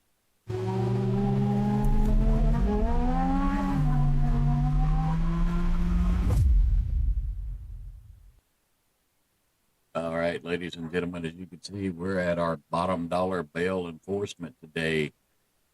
And our bail agents are sitting around doing nothing. So let's get to them first. We're going to walk up to them and send them out to go to work. And then it's going to do a little shortcut scene here. And then it gets to go around and do the other one. You can do these. Sure. You can do these through your GTA Plus app and under Manage Staff, bail offices, but you can't do it while you're in the bail office. So yeah, today we're going to be going over the bail office and everything it entails. And of course, this is your bail office. These are your holding cells over here. This is Maud's niece, daughter, something like that. I think it's daughter. But anyway, you can get free snacks here if you need them. You can always just grab yourself some snacks and all that. She usually keeps it stocked up pretty good for you. And yeah, we're going to go over here and have a seat in the manager seat here. And check out the bail enforcement agency. All right, so you got 4 fugitives in front of you and what they're worth. The real nasty ones are worth more money, but the little shits are fewer and further between. Ideally, we gotta hand them over alive for the full payout, but mistakes happen, you know? At least Murph, Ma's boyfriend at the morgue, can handle the, messier ones. We'll still get paid, but it'll be a cut to the money, so best keep them wriggling. Yeah. I'll update this database regularly with what I know, so just log on in and see who we got out there. Alrighty. So these are your selection of bounty targets, and when you click on each one, Maud will tell you, or Maud's daughter will tell you about each one. Now, as you can see, these don't pay a whole lot, and most people don't really mess with it anymore unless it is on 2 times, 3 times, 4 times pay with Rockstar that week. It is not this week, as you can see. And so we're not even going to do a bail mission. And honestly, you need to be looking at this business as a passive secondary income business. You don't want to use this as your main income business or anything like that. You want to treat it as a secondary business. Just for the simple fact that you can send your bail agents out and they will capture people to do their bail agent work and then bring it back in. And then all the money, of course, pops up back here in your safe. As you can see, there's 14,000 right there. Go ahead and get that out of the safe there. So we'll grab it out, and yeah. But it's a decent passive income business. But in my opinion, if you're just starting out or you're a new player or anything like that, don't get this business. It's really not going to do a whole lot to help you. I mean, bounty huntings can be fun, but most of them are a headache and tedious. And after a while, they just start to repeat themselves.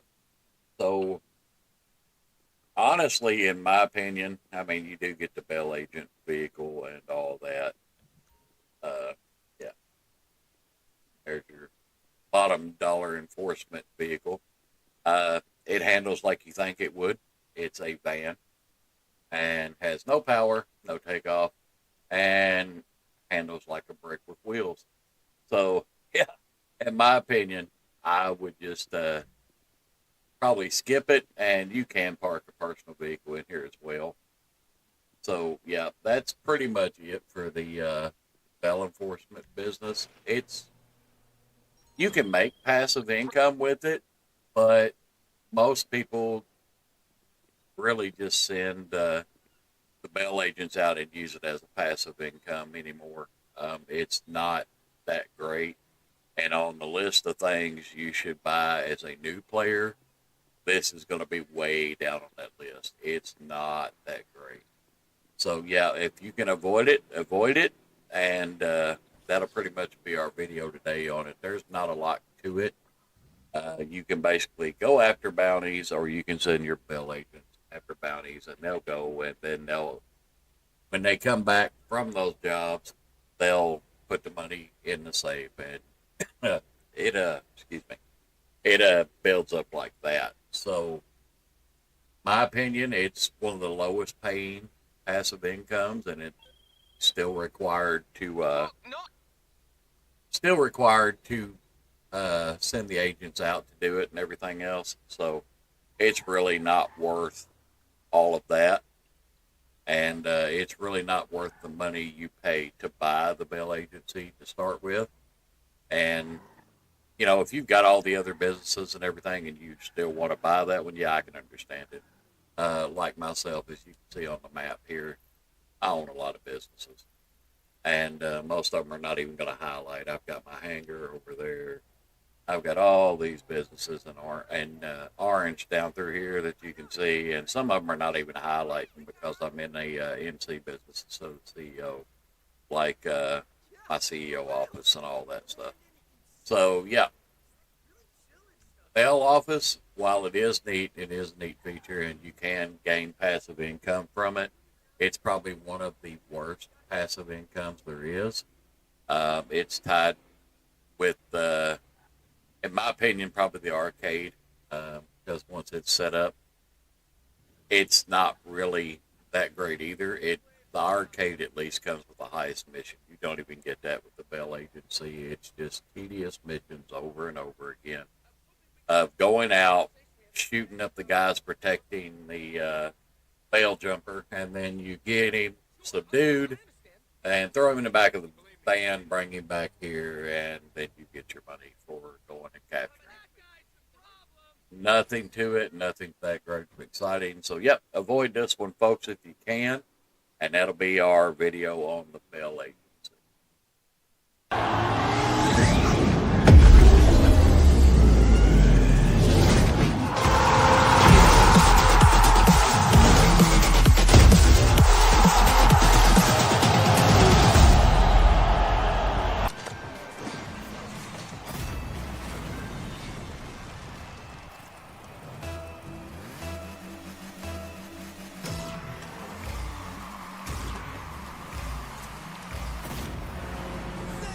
There we go.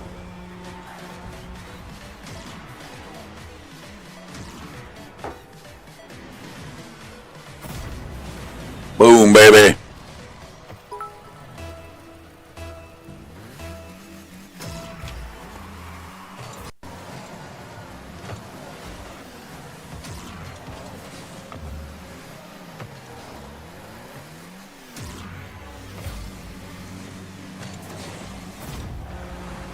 There we go.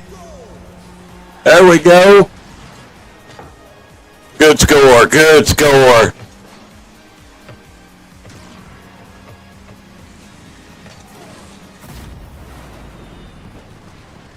3-0. Let's go, guys.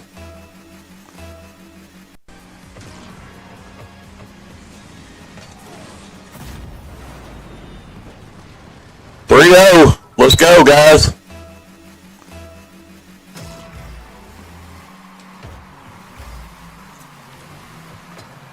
Oh, you kidding me, bro?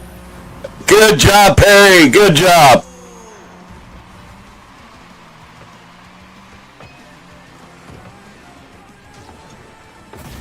Nice shot, bro. Nice shot, bro.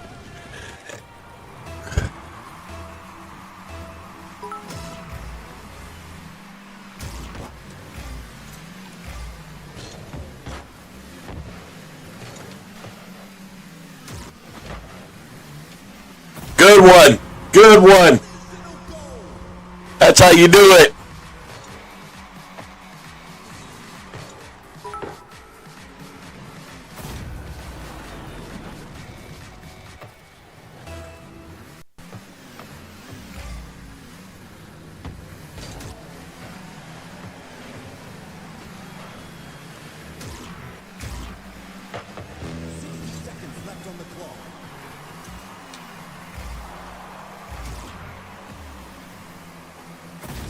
Oh! Gotta give him that. That was a good one.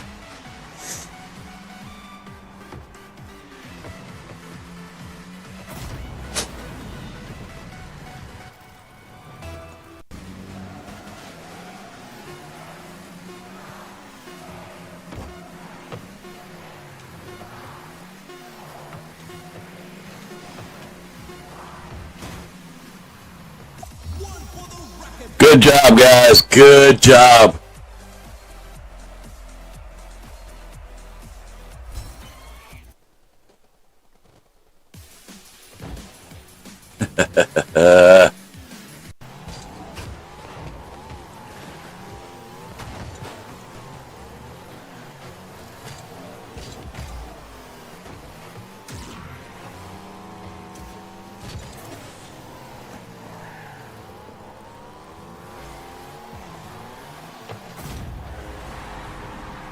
Wow, you guys suck.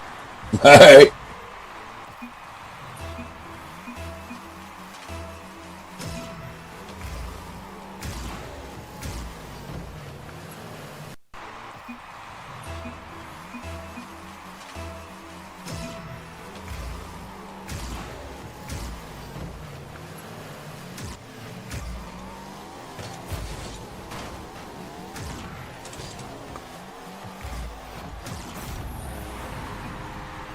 Good job.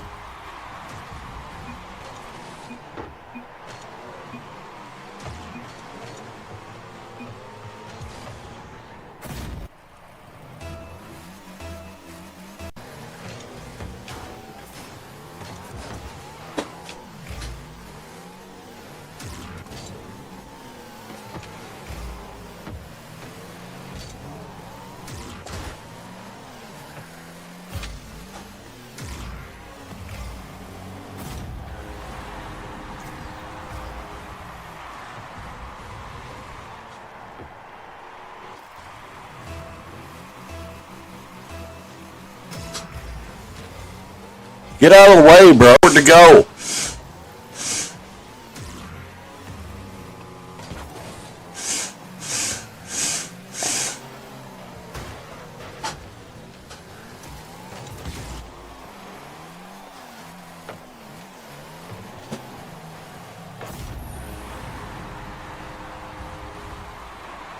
Jesus, what a bunch of dumbasses.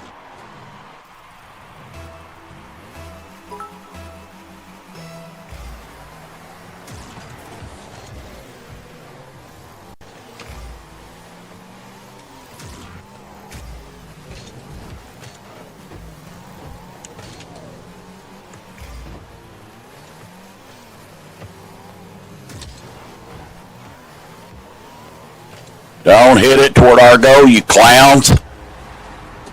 Oh my God, y'all are terrible. Both of you suck. I'm just saying.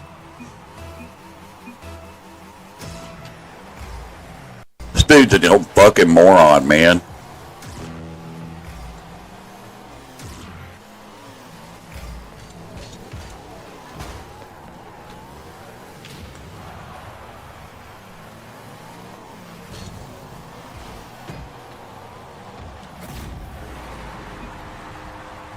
Jesus. The other team helps you score because you're stupid.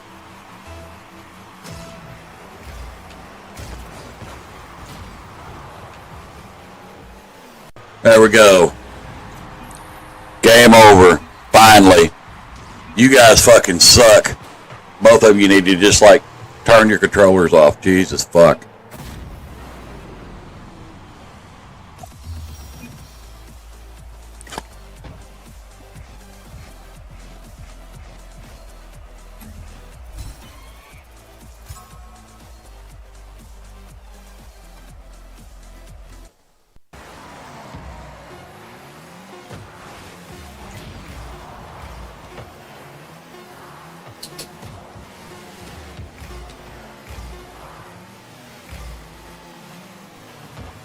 There we go. There we go.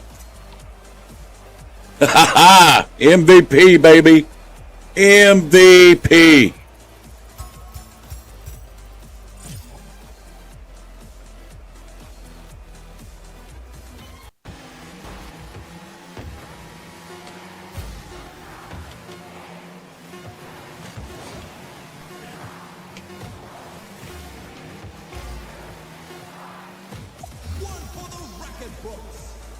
Man, my teammates suck balls on that one. Traitor, one go. Yeah. Foamer, you suck, dude. I don't know who the hell you are, but you're fucking terrible at this game.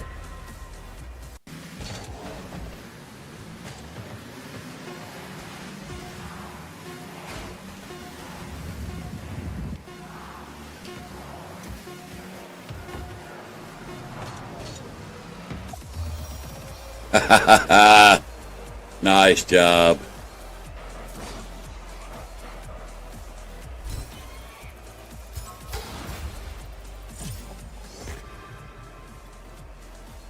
That's it. That's it. I usually don't play one-on-one, man. I am not that good. I just do this for fun. You're welcome to jump in with me on PC and play a game if you'd like later on, because I'm actually about to get off stream here in just a few. But yeah, I usually don't play competitive or anything like that.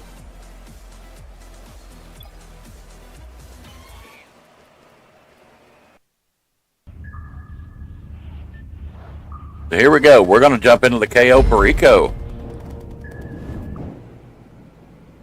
Now, to do this approach in the long fin here, first thing you need to do is get hard on the brakes as soon as this cutscene ends and stop. There we go. Now you're going to hit your R1 button on the controller to make the boat cut really sharp. And we're going to go right over here to the airstrip, because that's what we scoped out. So we're going to ease over here.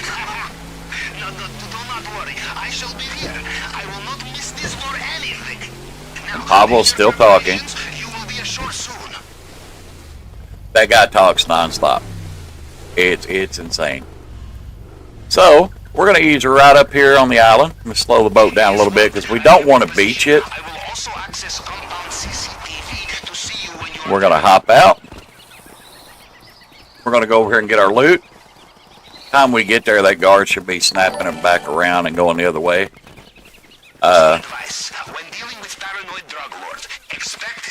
Yep, there he goes. We're going to follow him right on. We don't want to get too close because we don't want to alert the guards. Somebody parked that Jeep right in his way. Made me nervous for a second. Alrighty. Now he's going to go over there, and we're going to go in here and get our loot. No shots fired, no guns drawn, nothing. Don't need to do any of that. So we're going to pop the lock here. And we're just going to grab what we can. It doesn't matter to me. I don't really care about the loot. As long as the bag's full, I don't care. So we're going to grab all this money up. And bag will be about half or a quarter of the way full. That's 80,000 right there. Cool. We're going to grab this. And then there's one upstairs we're going to go grab too to finish topping the bag off. Because, yeah, we don't want to run out of here with empty bags. So we're going to run over here. We're going to jump on the forklift. I'm going to do this the easy way. I'm terrible at driving forklifts and specialty vehicles, by the way. I do like playing as the firefighter. That's kind of new. I'm a retired firefighter. Little tidbit of information for you all. Yeah. So, yeah, I enjoy that kind of work. But, yeah, we're going to put this right over here. We're going to climb up, and climb up, and boom. And now we're going to open this door. Notice I'm not worried about the guard outside, what he's doing, or anything else, because we're nice and quiet. Going to run in here and grab the green stuff. And, yeah. Should give us a full bag. Hopefully. No, we're not at a full bag yet. Okay. So, in this event, we're going to run over here. Where's our little outside guard? He's over there. Let's see if we can make this without him turning around on us. It's going to be close. Yeah, we got it. We're good. All right. Now, in the event this happens, there is loot over here. I really did not bring the weapon I would like to use to do this, but we'll get it.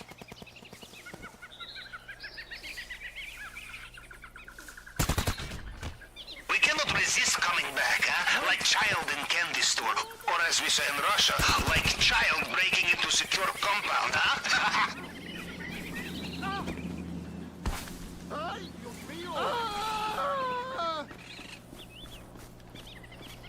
Right.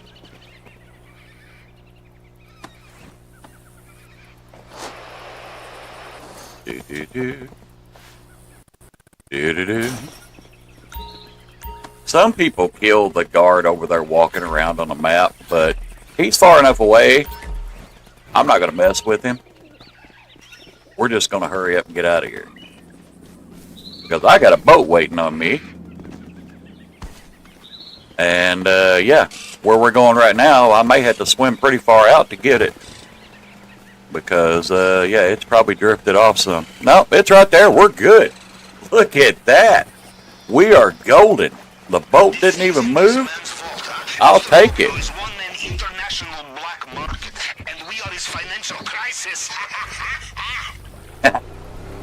I love Pablo. He really is funny. He's a great character. And I can't think of what actor he reminds me of, but it is funny. If you've ever watched the show, and I'm going to show my age here a little bit, McHale's Navy, he kind of reminds me of that. So now we're going to run around here in the drainage tunnel, and we're going to swim in, go get our pink diamond, and get out of here. Like I said, we should only have to kill one person on this, but since I had to go after the loot, we're going to bump that up to 2 in one camera. So, yeah, didn't have enough loot to fill my bag on that first one, so, and I wasn't leaving there with a partial bag.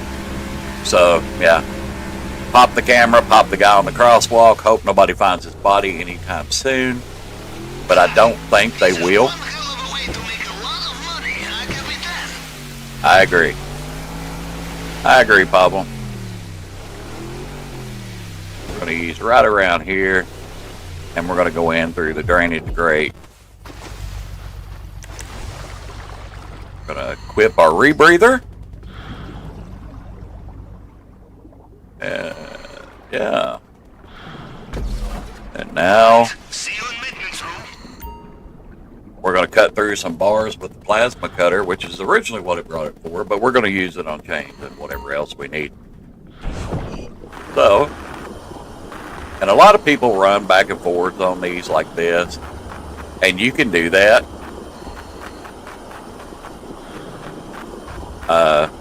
It just depends. Everybody's got their own way of doing this. For me, this is usually the fastest way. Is just cut through them like that. Because we got a rebreather, we're not going to drown. You know, we're no big hurry. Boy, I messed that one up. All right, there we go.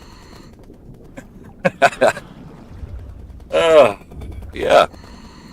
All right, let's swim up here. Even with the slight delay and having to stop for more loot than I intended, we're still going to be all right. So, yeah. We're going to hop up here and grab a drink of coffee real quick.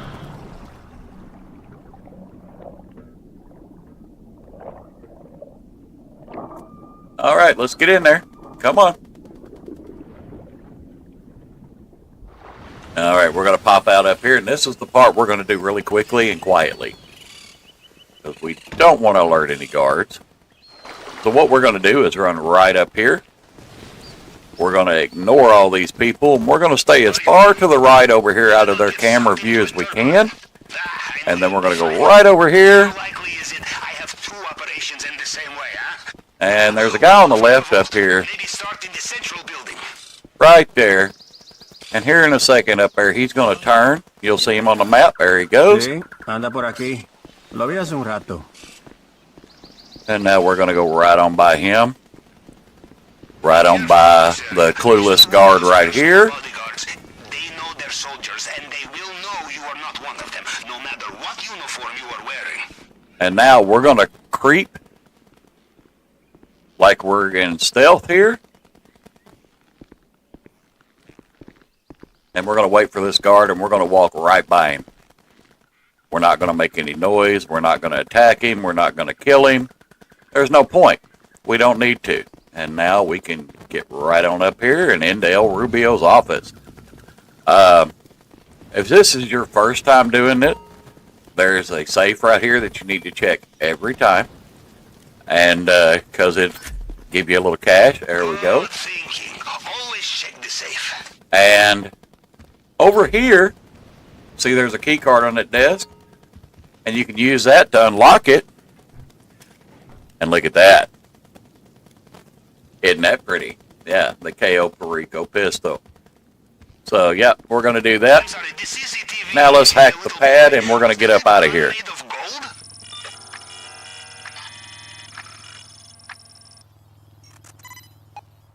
Okay, the fingerprint scanner. Time to break out the tool we borrowed from the head of cybersecurity.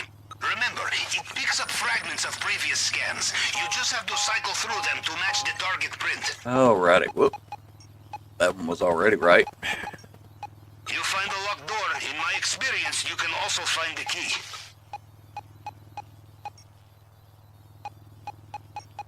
Four. There we go. And I'm doing these kind of slow so y'all can kind of get it. What you need to do is start at the top, and that's 1. And then 2. 1, 2, 3. 1, 2, 3, 4. 1, 2, 3, 4, 5. 1, 2, 3, 4, 5, 6. All done. Just count over your spaces. Always to the right. And you're in. No problem. And I'll go in depth and more on that in another video. But yeah, the fingerprint scanner is not an issue. And notice we haven't tripped any alarms. We're not bothering anybody. We're not firing any shots. We're not going in guns a-blazing. We're not going to do any of that. There's no need in it. Now we just got to make sure we don't overheat our glass cutter here. So you want to let it get up to the red bar and let off. Let it cool down. Back up to the red bar. You hold it too long, it overheats. And as soon as it turns red, you want to let off of it. And there you go. Diamond secured. 1.7 million is what we've got. Now we just got to get out of here undetected. And we're not going to get detected until we are already off the island. So that's the game plan. We're going to go right back into crouch mode. And we're going to take that gun off because we don't want to accidentally fire a shot. Heads up, fresh guards inbound. Fresh guards inbound. And we don't care about that because we're going to let them do what they want to do. And all we got to do is be careful right here. Time for some last-minute shopping before takeoff. And we're going to make sure that guard stays there for a second. And we're out of here. We're going to run straight to the main gate. Ooh. See that guard? Yeah, we don't want to annoy him.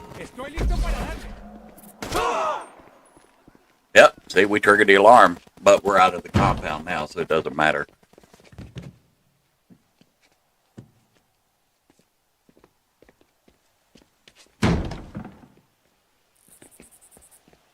These cutscenes are killer, I'm telling you. They're not good. See? He didn't trigger until it was too late.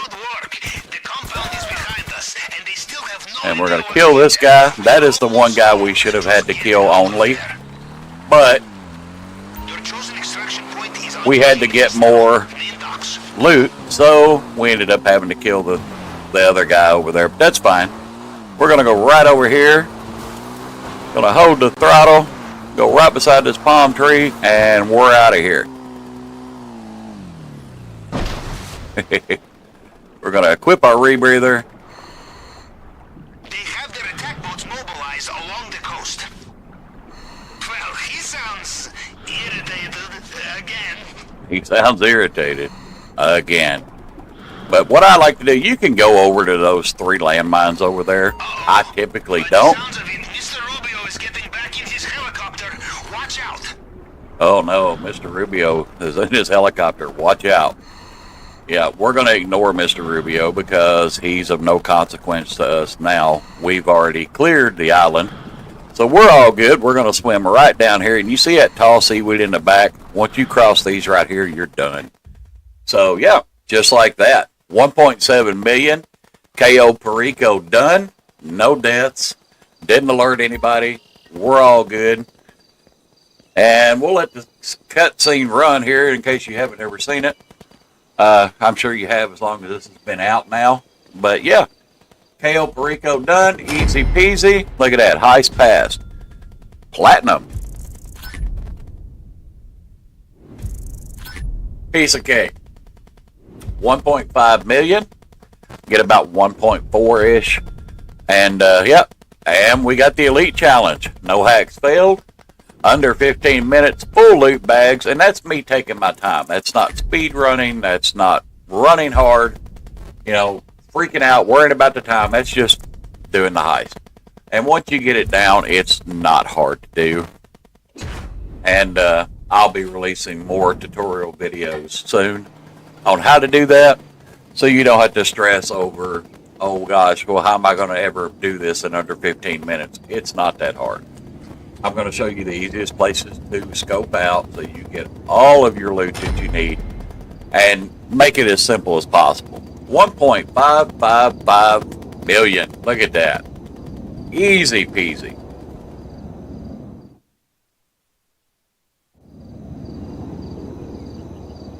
There we go. All done. All right, ladies and gentlemen, that is the KO Perico heist. Easy solo elite challenge. As you can see, my buddy Fred back there is all excited about it and can't wait for the next video. So you guys stay tuned. Be sure to like, follow, and subscribe. Hit that notification bell, and we will see you next time here on Mission Mild. All right, ladies and gentlemen, welcome back to another GTA 5 video. I'm your host, Mission Mild. Today we're going to be doing scoping out the KO Perico heist. We're going to be on Cayo Perico Island, scoping out all the secondary loot and see what we get for our main target. We're even going to go through the whole mission of going to get the plane, which we're fixing to start here in just a few moments. So stick around and get ready for the show.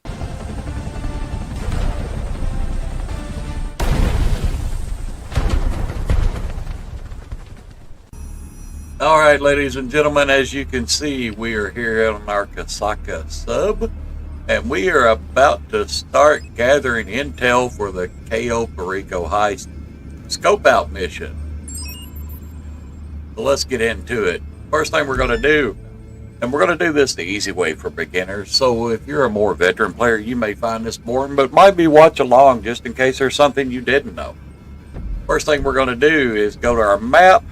We're going to switch our view and we're going to find out where this plane's at, and it's all the way up there, and I really don't want to fly up there. So what we're going to do to make the transition fast and easy, we're going to move the sub to shorten our distance down, because we've already got to fly all the way south, but as you can see on our map down there, it tells you where your sub's at, and when you move it around, we're going to get it as close as we can. That's pretty close. But either one of those is a lot closer. So let's go that way. Now we're going to move the sub and let it transition over. And then we will start back. And yeah, we'll jump right into getting that plane and hopping over to Cayo Perico Island. And then we'll go check out what kind of loot we got. Hopefully to be a good one. With my luck, probably not, but we'll see. Come on, cutscene. You can do it. There we go. Now we're going to stand up. We're going to go run and hop into our Sparrow. And fly right on over there. Take out like 4 or 5 guys. Hop in the plane and we're off to Cayo Perico. So here we go. Let's get it started.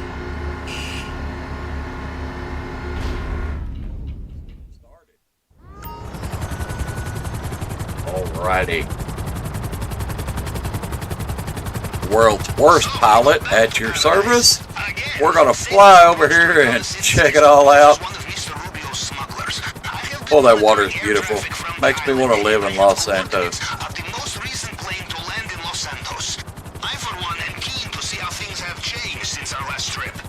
I'm betting they haven't changed that much, Pablo. They very rarely do. Alright, so right ahead of us, we're going to turn that off because we don't want to blow anybody up. You never want to use your homing missile launcher because it will damage the plane. And as I've said multiple times, if you're a beginning player, do not do these in a public session. Invite only is the perfect session to do that in. Let's see if we can see anybody here. I see some heads sticking up.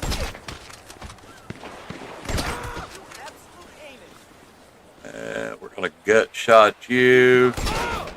Get you down.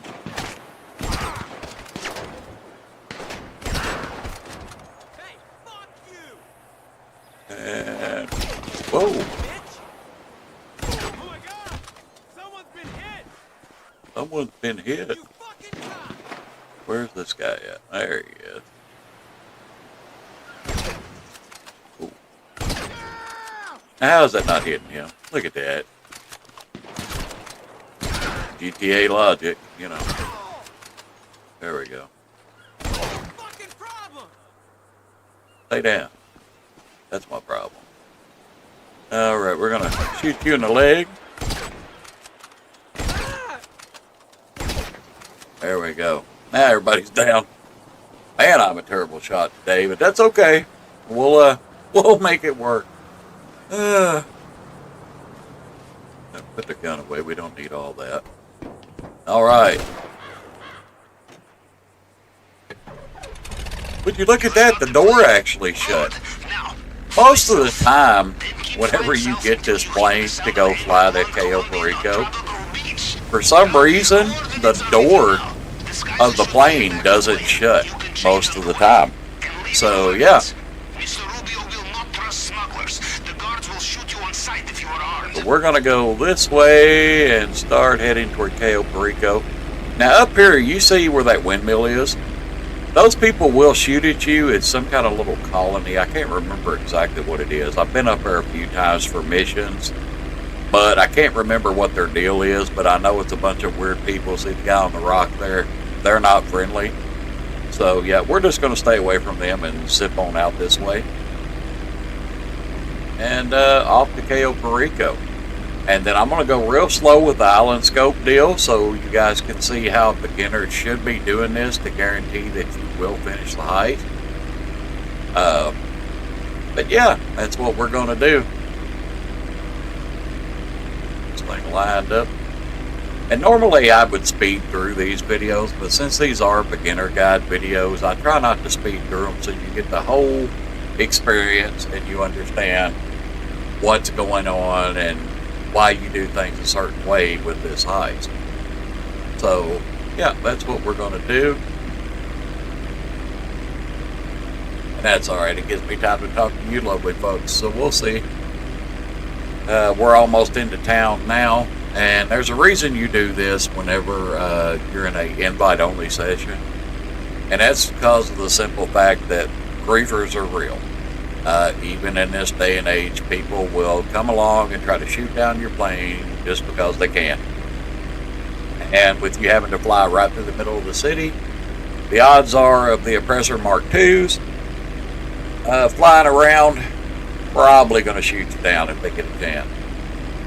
For some reason, they just think it's funny to inconvenience people and mess up their gameplay.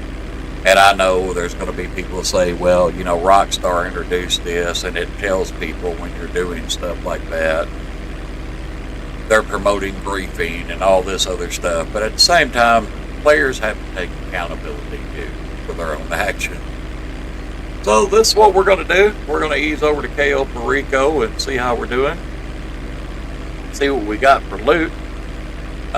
Won't be using any weapons or anything like that. I'm going to tell you guys how to scope all the entrances to the compound and stuff and all that, and we'll check out our secondary loot at the airstrip there and see what we got, because as a beginning player, that's all you need is the airstrip secondary loot. There's 6 possible loot locations in the airstrip alone, and usually they have enough for a solo player to fill their bag and no need to be going to the middle of the map and taking a risk on getting caught or tripping up a guard or having to kill a guard and the body getting found and creating a whole big mess. People tend to do things harder for no reason when you don't have to. All right, so the animation triggered and we're headed to Cayo Perico. And trust me, this guy's going to get really annoying really quick. And I don't know why my plane changes color either. It's orange flying into Cayo Perico. It was red flying to this part. And whenever we leave, it'll be red. I don't know. It's Rockstar logic. I don't know what to tell you. Arms out. Let's go. This guy here, I don't know where he hides whenever the cutscene goes away, but I'd really like to shoot him. He's annoying. And when you've done Cayo Perico as many times as I have, you get tired of hearing him. Just because you are disguised as smuggler does not give you free access. As soon as you leave airstrip, be careful. If guards see you in the wrong place and get a proper look at you, they will not give you a chance to explain yourself. Okay. Now, we're at Cayo Perico Island. We're going to be checking right in here because there's 2 places for loot on the bottom and 2 places for loot on the second floor. And then right in here is another 2 places for loot. These are the only 6 places you need to worry about as a new player going solo as a beginner Cayo Perico heist. Once you've mastered how the heist goes and all that, then worry about going to other places and doing all that.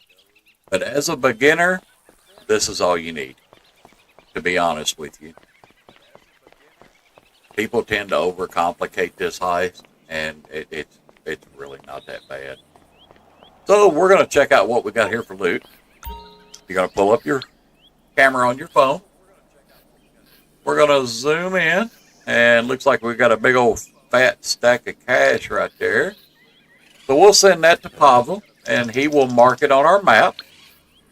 And that way we know that loot is there. I will mark on planning screen. Yep, there you go. It's on the planning screen now. Usually, on this table right here, there's more loot there. And the reason you scope all these, and by the way, you do not need the forklift over there to get up to that second level like you see everybody do. When you're just scoping, all you got to do is this right here. And you can't do this during the actual heist because the doors are on the other side over there. You've got to go up that wall. But when you're scoping, right here is all you got to do. So, let's see what we got upstairs here. Look at there. Big old pile of fat cash. We'll take that. We're going to send that to Pavel. And then, the real money maker, a big old stack of Coca-Cola. That's right. We're going to send that. As expected. I will mark this location. And off we go. Those 4 locations are checked. Now, I know between those 3, it's probably going to be me a little short on my bag space. And just in case it does, we're going to go over here and check too. Also, you should probably note if you ever need a disguise, there's one right here. You can also take these pictures of these locations, send them to Pavel. He'll mark them on your screen. For what we're going to be doing. A useful disguise. It will not be perfect, but could get you out of difficult situation. I will make note of location. Since we're not going in through the front gate, we're not going to worry about using a disguise. And there's a lot of things in Cayo Perico you can mark. Like right there's a set of bolt cutters. We're going to send them. Some bolt cutters. Should make short work of locks along the way. And quiet work too. Noting location. Now, if there's a disguise right over there, odds are there's going to be a truck sitting around here that looks just like that somewhere. This is the truck you use when you're going through the main gate entrance. You can take a photo of it and send it. Guard truck. Very good. You drive this wearing those uniforms. You waltz through the front door. Noting location. There you go. Now, if you choose to do that, you can just drive right up to the compound. Nobody will mess with you as long as you're wearing that disguise and you don't have a weapon showing and you're not killing anybody.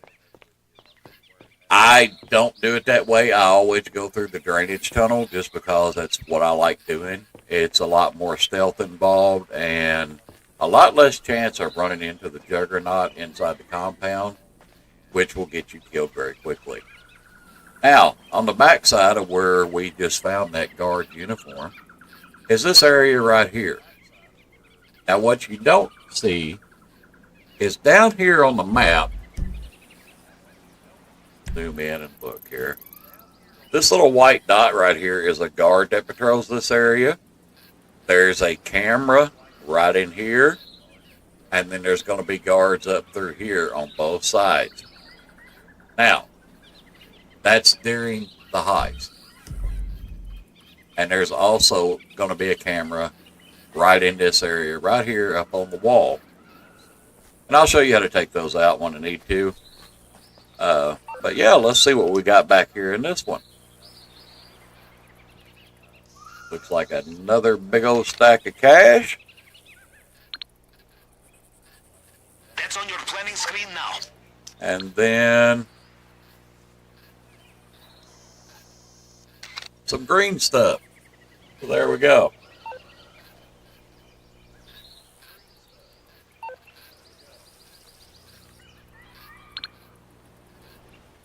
I have a feeling Mr. Rubio has very good marijuana. Will fetch good price. We're going to call it green stuff, Pavel.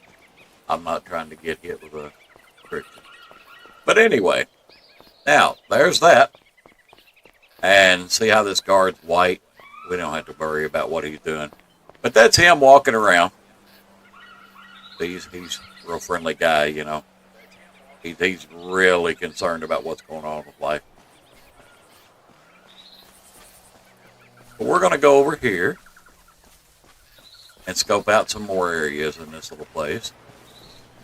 This area here is where you can kill the power to the island if you so chose to do that later on.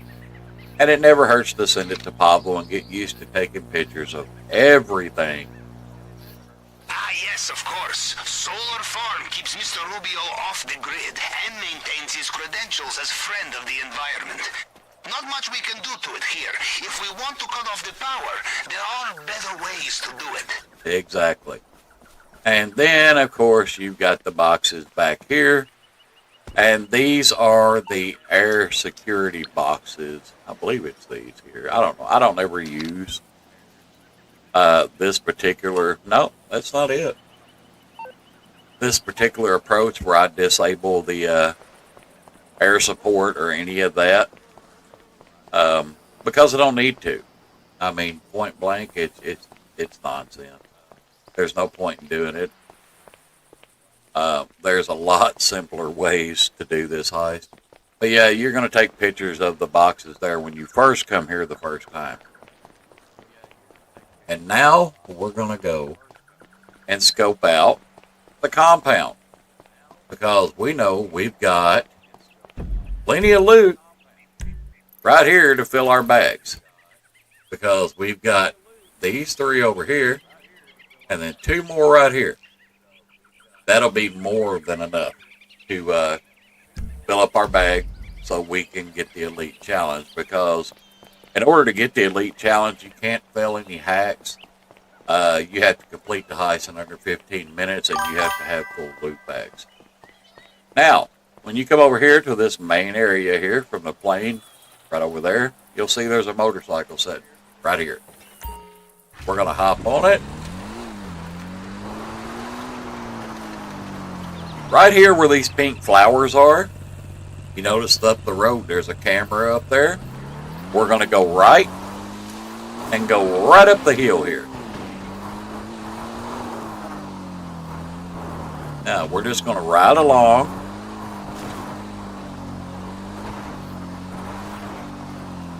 You can also take a picture of that graveyard if you want to. You can come down here. There's random stuff usually. Yeah, like the big whale. Sometimes it's here, sometimes it's not. But yeah, you can come down here and snap a picture of it and send it to Pavel just for fun. Well, you do not see this too often on dry land. It must have become beached. You know, I think I have met such a creature once before. Years ago, I was abducting CEO of Bank from cruise ship not so far from here. And actually, never mind. I do not wish to speak ill of the dead. It's Pavel. I don't know what to tell you. But anyway, now you see the big red circle with the cone of vision on it? Those are guards that are driving around. We're going to give him a few minutes to get out of here. Because we're not in no great big hurry. Because you have all the time you want to scope this island out, check things out, and we're going to go right across through here.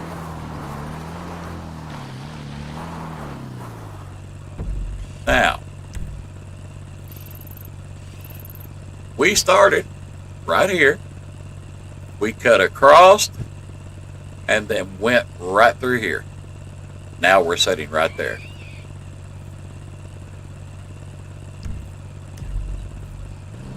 Alright, so now we're going to ease down through here, and I'll tell you right now, these bushes and trees, everybody hates them because you see that little tiny bush?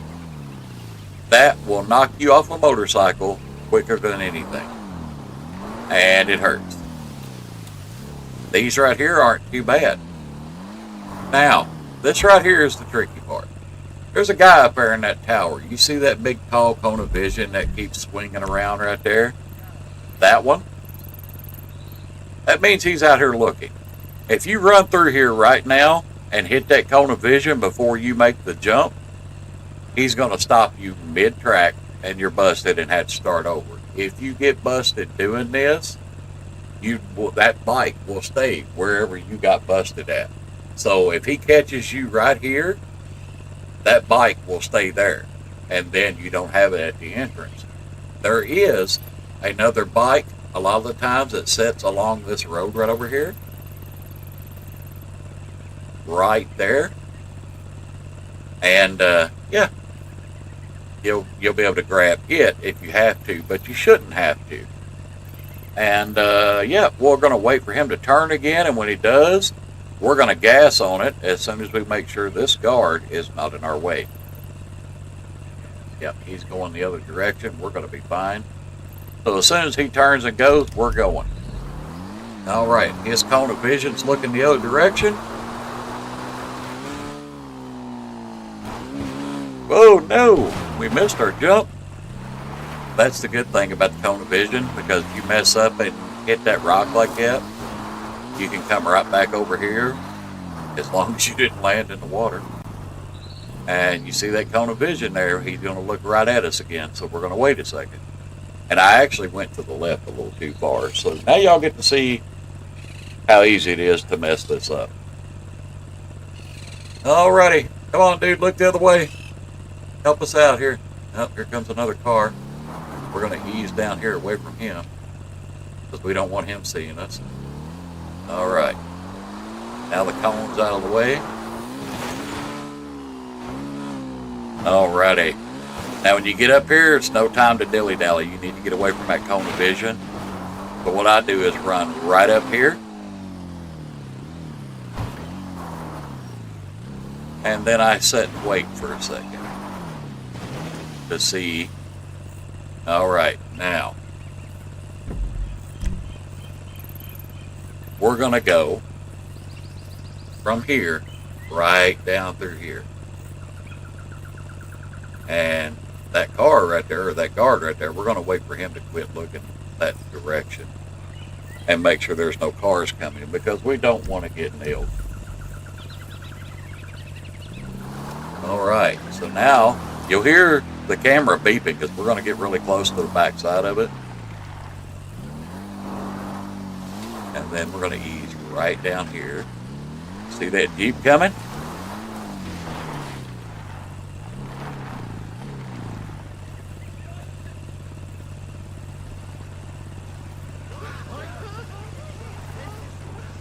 Alright. Now we're going to let that Jeep go. And if you do this quick, they're not moving around as much, but I'm kind of taking my time to show you guys. And now all you got to do is just kind of drive around through here and avoid the cones. Drive right up here, and we're just going to go right up this hillside. Straight to the tower. Now, you see there is a security camera down here at the bottom of that tower. If that camera is not there,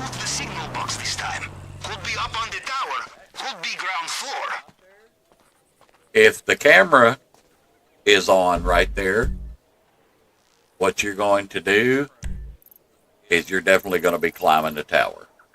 If there's a camera right here by this tower, that means that the box that you need is further up on the tower. If it is not there, it will be on the ground level. But since it's right there, we know we got to climb.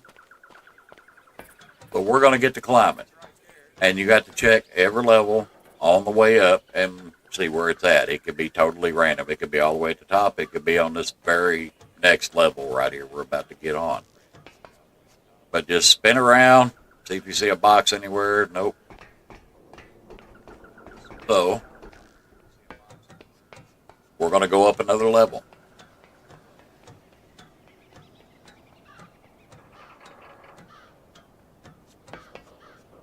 And no box.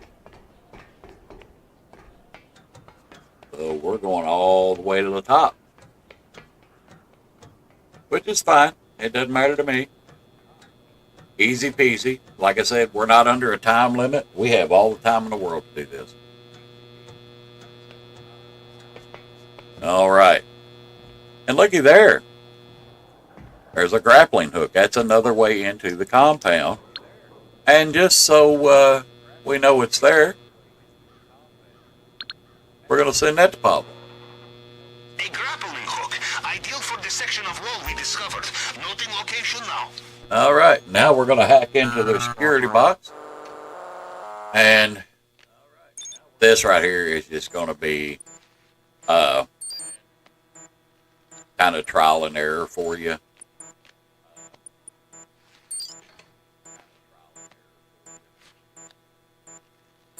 Okay.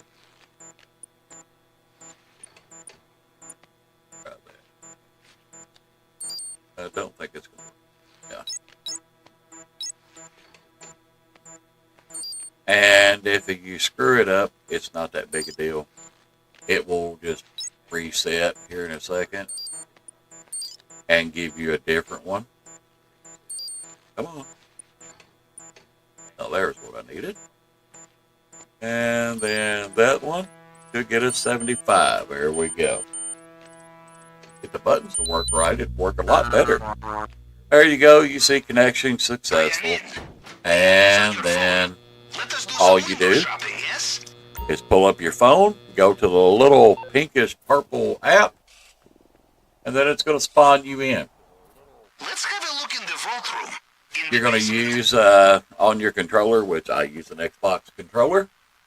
You're going to turn left and right and scope everything out. There's a really cool little cutscene right here in this area when you first do this. That big panther you see down there on the left of your screen actually eats somebody. Rubio feeds it to him, but there he is. A better look. That's his pet. And every once in a while, if you set off the alarm inside the compound, don't be surprised if you don't see that guy running around loose in the compound trying to kill people. All right, so let's go room to room. This is the main gate where you would come in with that truck in the disguise we were talking about. I usually don't do that, but right down this walkway is where we're going to be coming from to go out that main gate when we're leaving the compound. So nothing there, but now we're in the basement. So let's see what we got. Right there, in the case, bottle of antique tequila, Cinsemito, one of the worst ones. Tequila is terrible. It does not pay good, but it is what it is. Getting through the case will be a challenge. Use the wrong tool and you destroy what is inside. I will do some research. All right. Now, if there's nothing in that case... You are not a pack mule. There is only so much you can carry. You want more? Bring friends. If Pablo will shut up for a minute. If there's nothing in that case like the tequila, odds are if you spin the camera on around, there's going to be a guy standing here that's going to be bearer bonds that you have to pick up. Those are just, it's not worth it. They pay okay, but anyway. So we got tequila. Look, there's some gold in one of these rooms. These scopes in here are really not useful in these side rooms unless you are bringing more than one person with you. This is Rubio's main office, which you will be coming into as a solo player, because you're going to use that elevator right there to get downstairs to where the display case is for the tequila. And here's the other view of Rubio's office. There's no paintings on the wall. We're going to be checking the safe back there, and I'll show you how to get the gun out of the desk at a later date too. But the rest of these are all going to be scoping for secondary loot. And the first time you do this, it's going to note all the ways into the compound. Location noted. Now, in order to get the drainage tunnel, you actually have to go around the compound on the outside on a boat, but we'll do that at a different point. And then there's some more. I like to cycle through these because that way you get an idea of what they look like and all that. There's more loot. If you bring it's tempting to bring a bunch of people with you, but it's going to get real complicated if you go other than solo, because you got to have a group of people that know what they're doing and have done this heist before. It's not good for 4 people that's done it solo to try to jump in and do it as a team. It won't work out that way. That's one of your doors right there as an entrance to a compound. Then you've got a space right over here where the hole is on top of that fence. You can go over with a grappling hook. And then there's another gate. That would be the outside of the main gate where you would drive the truck in.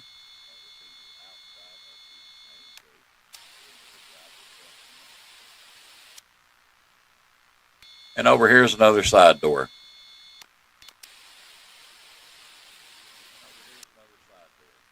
And then another place to enter with the grappling hook. And that's all of the cameras in the compound. What we're going to do now is back out of the compound app, and then we're thinking, well, now you can go anywhere on the island you want to. If you want to screw around and scope out stuff and all that through mid-map and the docks and all that, feel free to. It's not going to hurt anything, but the loot you should be focusing on is getting the main target out of the compound and then right here at the airstrip as a new player. These two are the easiest approaches to do. Because of the simple fact that you can come in the drainage tunnel that's going to be located right over here, and you will pop up right there. And we're going to dive off and go splat, and it'll teleport us right back to the airstrip. Because if you get caught, they return you to the airstrip. If you die, they return you to the airstrip. So, here we are right back at the airstrip. And that's how you scout Cayo Perico. It's not hard. And, yeah, your main loot's going to be right there in that building. Your secondary loot's going to be right behind this little lounge area they've got set up right back here. And as you can see, the truck's still sitting there. But yeah, it's going to be right there in that building. Now remember, in order to do that, to get the loot out of here, there's going to be a camera right here you have to take out.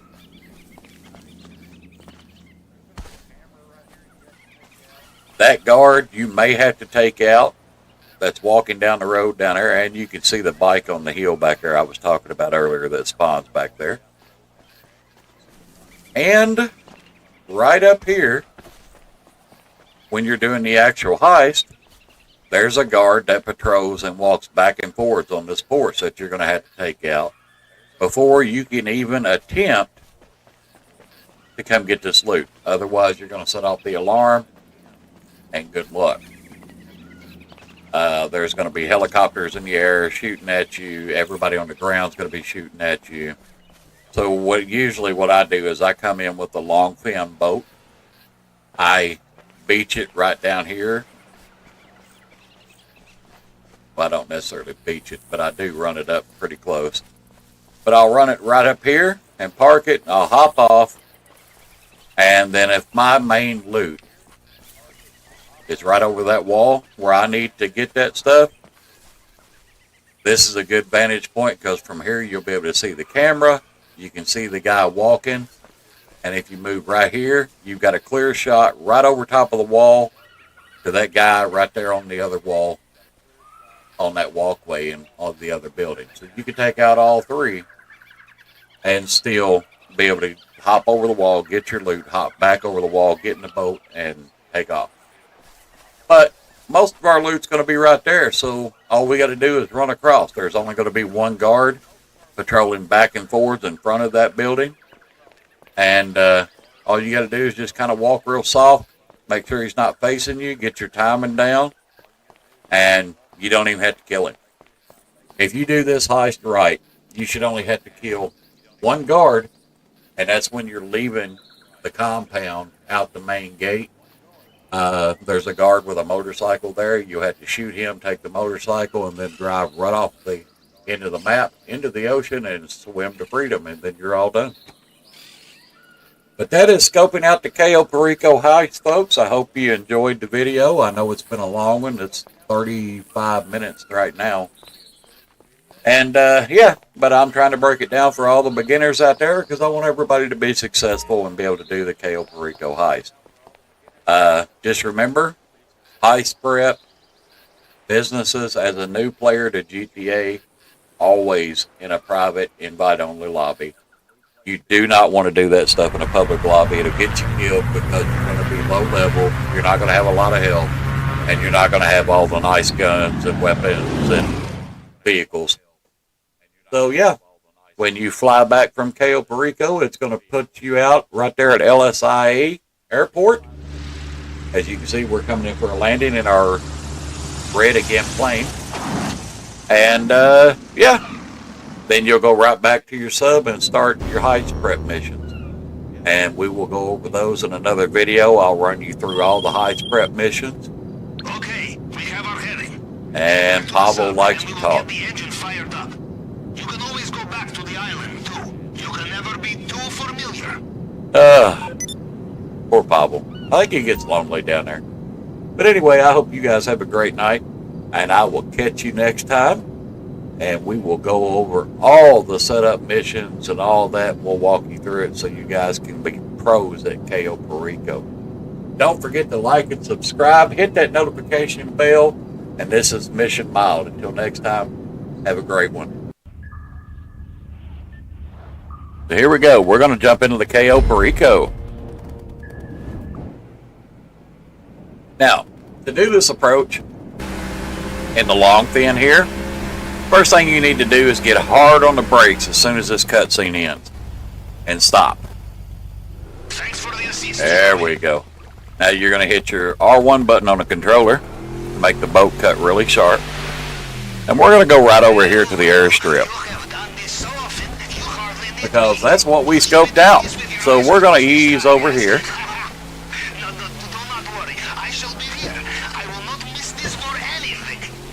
Pavel's still talking. That guy talks nonstop. It's insane. So we're going to ease right up here on the island. Let me slow the boat down a little bit because we don't want to beach it. We're going to hop out. We're going to go over here and get our loot. Time we get there, that guard should be snapping him back around and going the other way.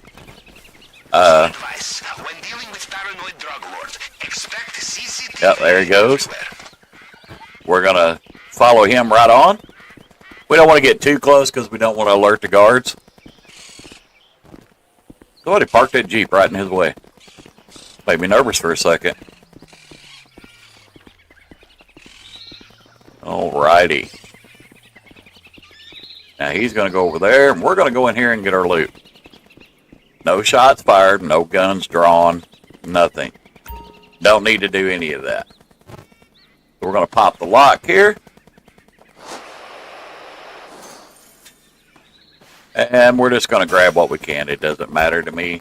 I don't really care about the loot. As long as the bag's full, I don't care. So we're going to grab all this money up. And bag will be about half or a quarter of the way full. That's 80,000 right there. Cool. We're going to grab this. And then there's one upstairs we're going to go grab too to finish topping the bag off. Because, yeah, we don't want to run out of here with empty bags. So we're going to run over here. We're going to jump on the forklift. I'm going to do this the easy way. I'm terrible at driving forklifts and specialty vehicles, by the way. I do like playing as the firefighter. That's kind of new. I'm a retired firefighter. Little tidbit of information for you all. Yeah. So, yeah, I enjoy that kind of work. But, yeah, we're going to put this right over here. We're going to climb up, and climb up, and boom. And now we're going to open this door. Notice I'm not worried about the guard outside, what he's doing, or anything else, because we're nice and quiet. Going to run in here and grab the green stuff. And, yeah. Should give us a full bag. Hopefully. No, we're not at a full bag yet. Okay. So, in this event, we're going to run over here. Here's our little outside guard. He's over there. Let's see if we can make this without him turning around on us. It's going to be close. Yeah, we got it. We're good. Alright. Now, in the event this happens, there is loot over here. I really did not bring the weapon I would like to use to do this, but we'll get it.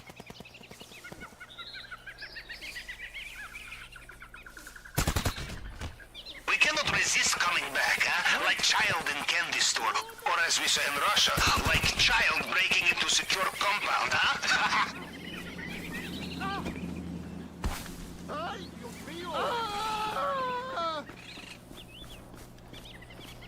Right.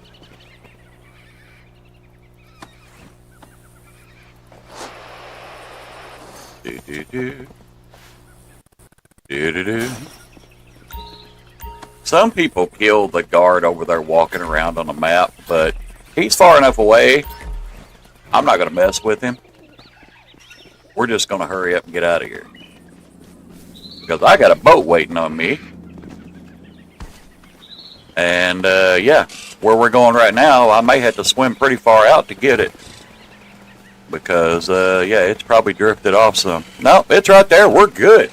Look at that. We are golden. The boat didn't even move. I'll take it.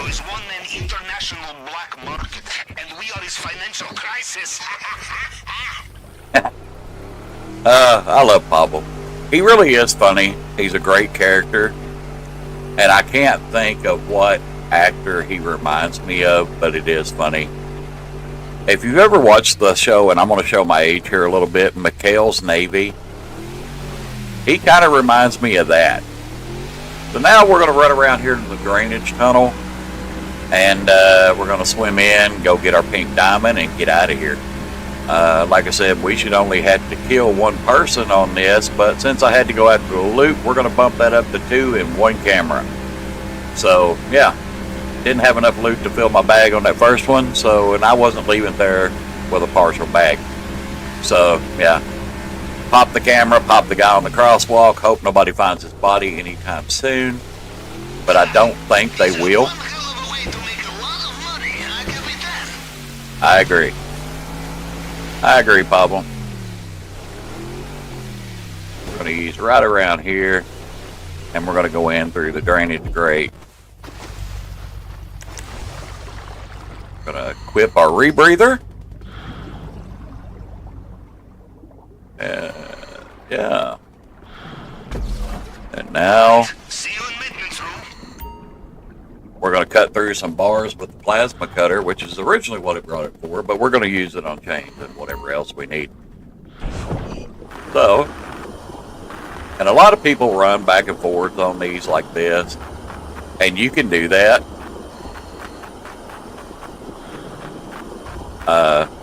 It just depends. Everybody's got their own way of doing this. For me, this is usually the fastest way. Is just cut through them like that. Because we got a rebreather, we're not going to drown. You know, we're no big hurry. Boy, I messed that one up. All right, there we go. Yeah. All right, let's swim up here. Even with the slight delay and having to stop for more loot than I intended, we're still going to be all right. So, yeah. We're going to hop up here and grab a drink of coffee real quick.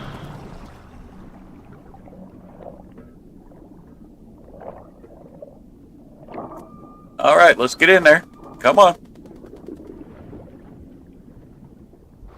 All right, we're going to pop out up here, and this is the part we're going to do really quickly and quietly. Because we don't want to alert any guards. So what we're going to do is run right up here. We're going to ignore all these people, and we're going to stay as far to the right over here out of their camera view as we can. And then we're going to go right over here. And there's a guy on the left up here. Maybe start in the central building. Right there. And here in a second up there, he's going to turn. You'll see him on the map. There he goes. Sí, anda por aquí. Lo vi hace un rato. And now we're going to go right on by him.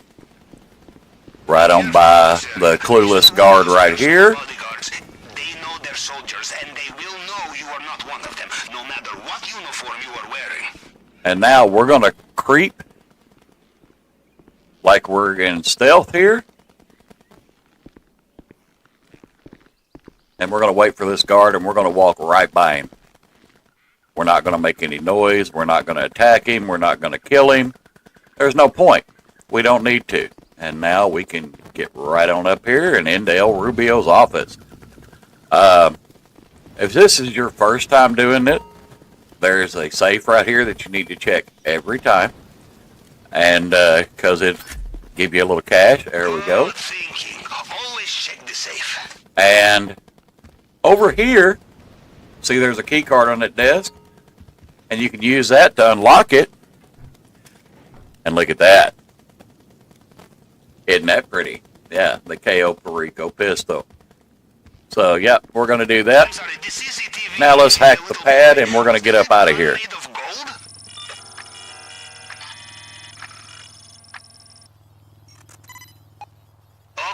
the fingerprint scanner. Time to break out the tool we borrowed from the head of cybersecurity. Remember, it picks up fragments of previous scans. You just have to cycle through them to match the target print. Alrighty, whoop. That one was already right. You find a locked door. In my experience, you can also find the key.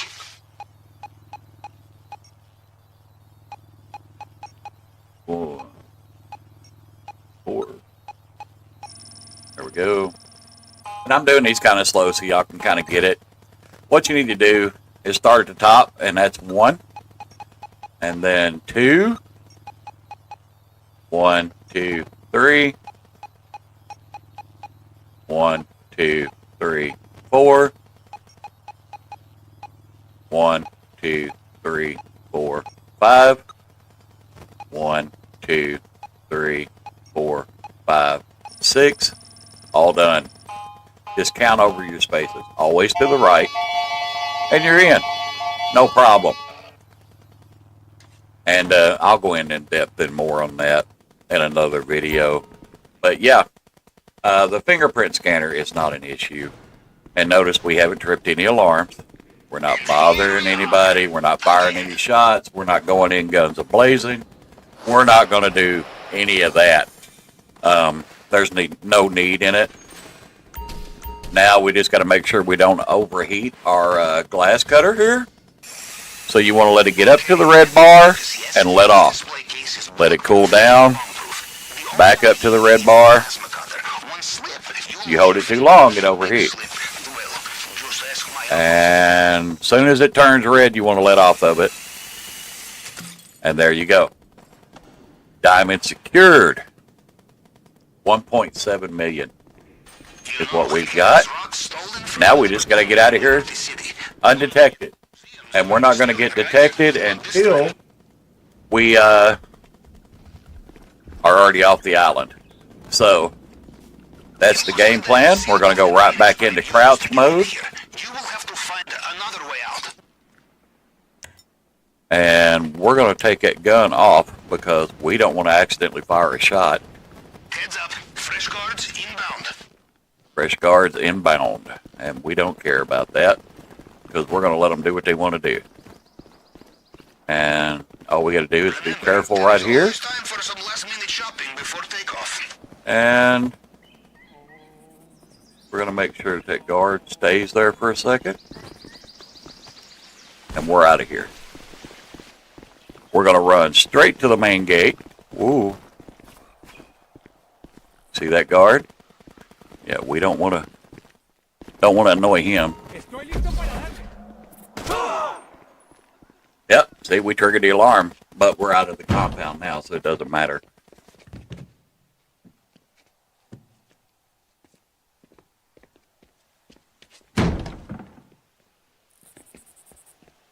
These cutscenes are killer, I'm telling you. They're not good. See? He didn't trigger until it was too late. And we're going to kill this guy. That is the one guy we should have had to kill only. But we had to get more loot, so we ended up having to kill the other guy over there. But that's fine. We're going to go right over here. Going to hold the throttle, go right beside this palm tree, and we're out of here. We're going to equip our rebreather. They have their attack boats mobilized along the coast. Well, he sounds irritated again. He sounds irritated again. But what I like to do, you can go over to those 3 landmines over there. I typically don't. Mr. Rubio is getting back in his helicopter. Watch out. Oh no, Mr. Rubio is in his helicopter. Watch out. Yeah, we're going to ignore Mr. Rubio because he's of no consequence to us now. We've already cleared the island. So we're all good. We're going to swim right down here. And you see that tall seaweed in the back? Once you cross these right here, you're done. So, yeah, just like that. 1.7 million. KO Perico done. No deaths. Didn't alert anybody. We're all good. And we'll let the cutscene run here in case you haven't ever seen it. I'm sure you have as long as this has been out now. But yeah, KO Perico done. Easy peasy. Look at that. Heist passed. Platinum. Piece of cake. 1.5 million. Get about 1.4-ish. And yep. And we got the Elite Challenge. No hacks failed.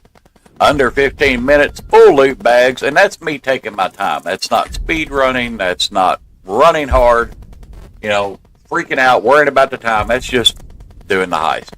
And once you get it down, it's not hard to do. And I'll be releasing more tutorial videos soon on how to do that, so you don't have to stress over, oh gosh, well, how am I going to ever do this in under 15 minutes? It's not that hard.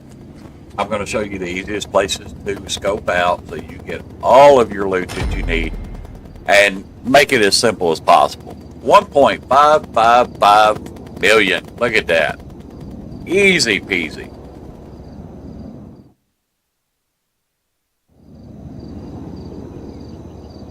There we go. All done. All right, ladies and gentlemen, that is the KO Perico heist. Easy solo elite challenge. As you can see, my buddy Fred back there is all excited about it and can't wait for the next video. So you guys stay tuned. Be sure to like, follow, and subscribe. Hit that notification bell, and we will see you next time here on Mission Wild.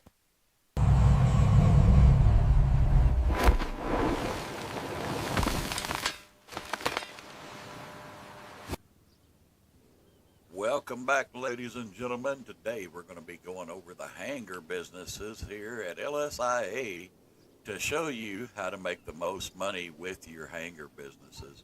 Now, if you don't have a hangar business, you have 5 options here in GTA.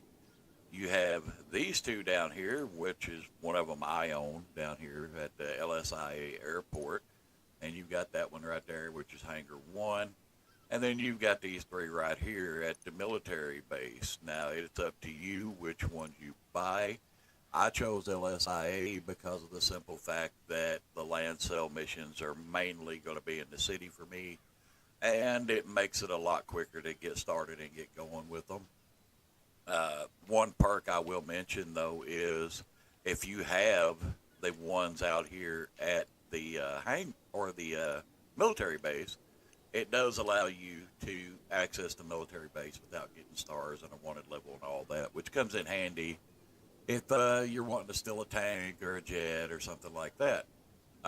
So pick the business you want. There's really no difference in the amount of money you can make or anything like that. It's all about location with these. These are the same buildings. Everything else is cosmetic like everything else in GTA. They're going to hold the same capacity of products and all that. They're all going to function the same. It's just wherever you prefer to have your business at. So without further ado, we're going to run into our hangar here. and show you around a little bit, and we'll get into some graphs and stuff like that here after a while, and I'll show you the ins and outs and how to make the most money with this business, and all that good stuff. And we're in my hangar here. I've got a few planes sitting around and stuff, all of which I've never used, except for the Buzzard. I've used it a few times. But now that I've got the Sparrow, I don't really use it at all. But yeah, here's your office here, and to make this quick, when you're doing source missions and stuff, because you will need to source all your products yourself. You do not want to use GTA Plus and use Rooster to source your products, because of the simple fact that, for one, it's $25,000 for him to go source crates, and he'll get between 1 and 3, like your warehouse people. They're $7,500 to send them out, and it's well worth it to me because I don't have to mess with it. Same with the bail office. You can send the agents out to work, and they're making money in the background while you're working. You should send these people out when you log into the game, and if you play for about 45 minutes to an hour, you can send them out again before you leave, and when you log out for the day, and they will still work in the background even though you're logged out, and go ahead and finish the runs you paid them to do. Now, let me register here. As a boss, we'll go with the motorcycle club, because I always do. Here, this is one of those businesses that doesn't matter whether you're a CEO or an MC president, it will still work the same. Alrighty, sit down at our comfy desk here, and we'll show you an overview. I've got a few crates in here just to show you how things work. I haven't really got to sourcing any of it or anything like that yet. And these are your crates that you currently have. As you can see, I've got a mix. I just sent Rooster out to get a couple of these for a video. Like I said, do not do that if you're trying to make max profit with this. You're going to want to source these yourself, because there's particular ones that you need to source in order to get the best bonus and the most pay out of these products. Now, for that to work, it's going to be these top 3 right here, always. Don't worry about the rest of them, and I'll show you why here in just a moment, okay? All right, ladies and gentlemen, here's the graphic that's going to explain your hangar business for you. And the reason I say you only want to source medical, chemical, and narcotics, here's why. This is the bonus applied and how many crates you can get, because you got a max of 50 crates for your hangar business. Now, if you look, and the narcotics, the medical, chemicals, and all that, you're going to get a 70% bonus on top of your normal pay for that business with 50 crates. Now, if you're not planning on to do a full 50 crates, yeah, you still get a 35% bonus. Over here, you're going to get a 48% bonus. Notice it tells you at the top which ones you need to buy in order to get the max bonus at the amount of crates that you want to buy. But I'll tell you this, you should always go fill full 50 crates. It doesn't take that long. The missions are not that hard to get the crates, especially if you have a Sparrow or a Mark II.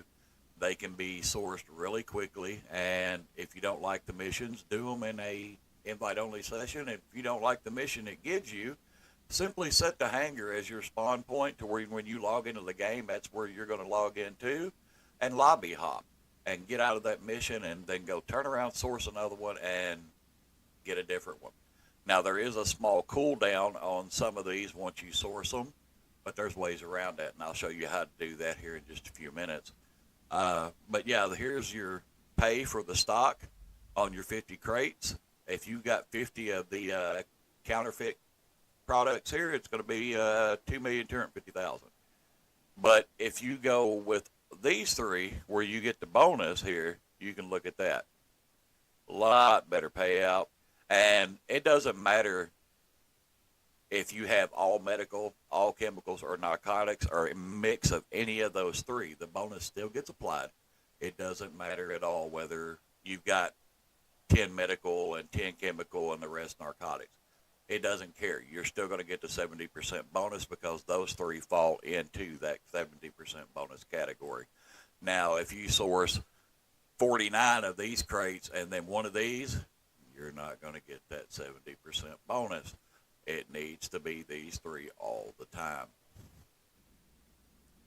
Alrighty, as you can see, we're back here at our hangar business, and we're going to source a crate, show you guys how to do this stuff. And let's just go with some old medical supplies. And when it asks you this, always choose land. Air is going to be such a headache.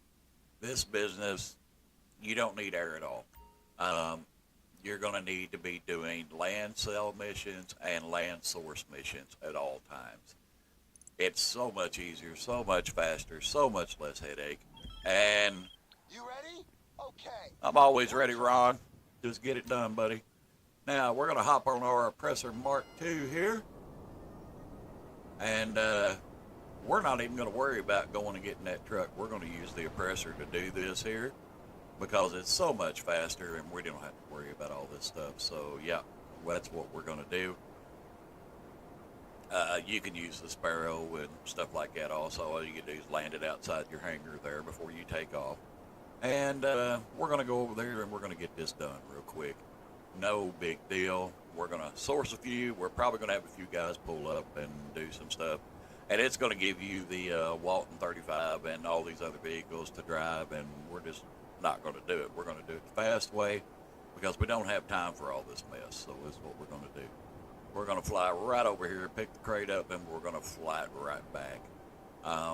Each one of these missions are a little different, and they get repetitive, so you'll figure them out. So I did a bit of reconnaissance earlier, and unless you have something small enough to make it under the shutter door, we're going to have to open it. So I did a little more digging and found it's connected to a generator. Yeah. Destroy that, and it should pop right open. Looky there. So it's right over here. And we're going to fly around here. Whoop.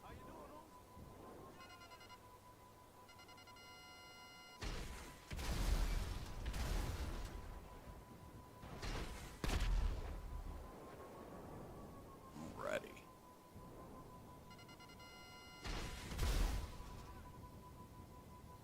And we're gonna shoot a few missiles here. There's a camera right there. Now there's the generator right there. So we're just gonna pop this thing. We can get it to blow up here.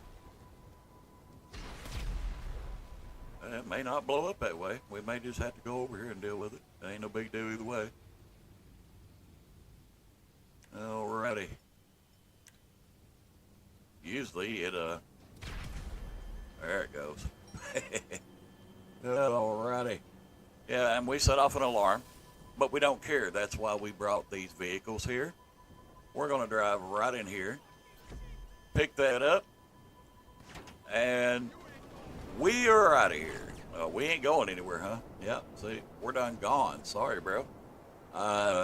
Yeah, it's just that simple, folks. You just fly around the building back there, pop the generator, the garage door will open, and when it does, you're going to fly right in there. As you can see, you can stay right on your Oppressor Mark II.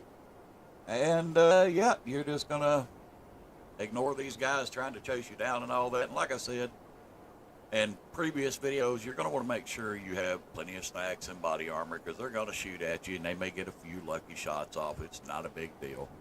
But we're going to fly right over here to our hangar, turn it in, and then there will be a small cooldown before you can do another one. But what you can do is go into story mode and pop into story mode and then pop right back into another online session, and it kills that cooldown timer so you can do another source immediately. All you got to do is to bypass that timer, or you can just wait the timer. It's entirely up to you. There's that Walton truck they left us, but we're not interested in that thing because we're not going to drive that piece of crap. They want you to do the land vehicles in a land vehicle because they want to make your life hard. But as you can see, we're not going to do that. We like to do things the lazy, easy way, so we're going to fly. There we go. Your cargo has been delivered. Okay. They definitely know who's in charge now. Plus, this is a great loadout you brought back. I'm good, Ron. I don't know what to tell you, bro. But, yep, there we go. That's all done. And, yeah, we're going to run right back up here and get another one. And you just keep going until your warehouse is completely full. Get over and sit down now. Quit freaking out. You're fine, dude. Alrighty. And as you can see, there's a 3-minute cooldown on that one. But the cool thing is, you don't have to worry about that because you can source these two and not worry about that, because by the time you do this one, you can come right back to this one and just keep going. But for some reason, you just want to source just medical supplies. Like I said, just pop into story mode, let it load up, and then pop it right back into online in an invite-only session, and that timer will be cleared, and you're ready to go again. Same with the sale missions, 198,000. We'll see which one we get, but we're going to do land. And I'm probably not even going to finish it, to be honest with you. Off-roading? I got a couple of drop-off points for a buyer that wants everything delivered out in the wilderness. Yeah, see, we're not going to do that one because it's way out in town. If you get that truck, it's not great. You've only got 5 deliveries, yeah, but you've only got 20 minutes to do it in. And some of the places that want you to take this stuff is just absolutely ridiculous because they're way out here. And you're going to have to go off-roading through the mud and the hills and down in the swamp area and then through the narrow passages and over to there. So like I've said, if it gives you that stuff, just lobby hop. You may lose a crate and you can always just source another crate. It's not a big deal. But yeah, just do your lobby hop. There's no point.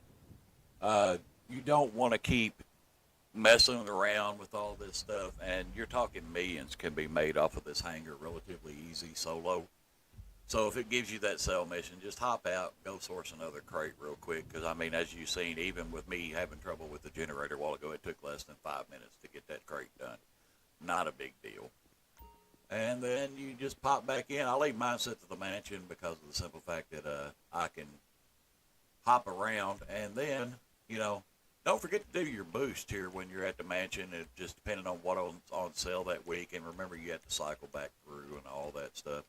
It does not apply to the hangar, though. I will tell you that the only boost that you get from the hangar is the Higgins Heli Tour, which I'll make a video on later. It's basically the same as the car wash, except you don't get any money from it. That money funnels into the car wash safe itself because you own that, but you want to keep the heat bar down because it does help out your hangar business. Alrighty, so we're gonna go to our hangar here and pop on over there and do that real quick, and we'll see which ones we get this time, and I'll show you relatively simple stuff. It's just like any other sale mission. If you've ever done a sale mission in GTA before, these sale missions are all basically the same stuff. You drive to the dot, you hit right on the D-pad, and then it drops the crate, and you drive to the next one as quickly as possible. They're all pretty much standard. It's just kind of a rinse and repeat sell mission from GTA. They're all pretty easy. Most of the time can be done solo. About the only ones that'll give you a headache trying to do solo will be the bunker when it's completely full. And if you're trying to do the bunker when it's completely full solo, it's not going to work out well for you, I can tell you that. All right, we'll try another land one and see if it gives us something different. If not, you kind of get the gist of it. Nice, easy job for you. Yeah. Just go pick up the trailer that's waiting nearby and bring it to the buyer. Yeah, this one here is not bad. You just hop in the truck here, and you go pick up the trailer. Now, I don't know for sure, but I don't think this will let you. It might. Oh, it will let you spawn that in. Okay. All right, that's good to know. Because if you're going to be delivering products and you've got the Phantom Wedge, by the way, which is free today you need to pick it up because it is absolutely perfect to do the long fin approach. For Cayo Perico, by the way, there's your reminder, folks. Pick that up. It is free today, and this thing is freaking awesome. And as you can see on the map there's the trailer right there. And this one here is not bad at all. And if you could use your Phantom Wedge to do it, it's going to make your life a lot simpler, trust me. There we go. And then you just drive it 3 miles away. It's a typical sale mission, folks. Drive carefully with the trailer. Nobody wants damaged goods. Now, yeah, that's a problem with this mission here because you're going to get shot up and stuff. So you just kind of got to watch your cargo and all that.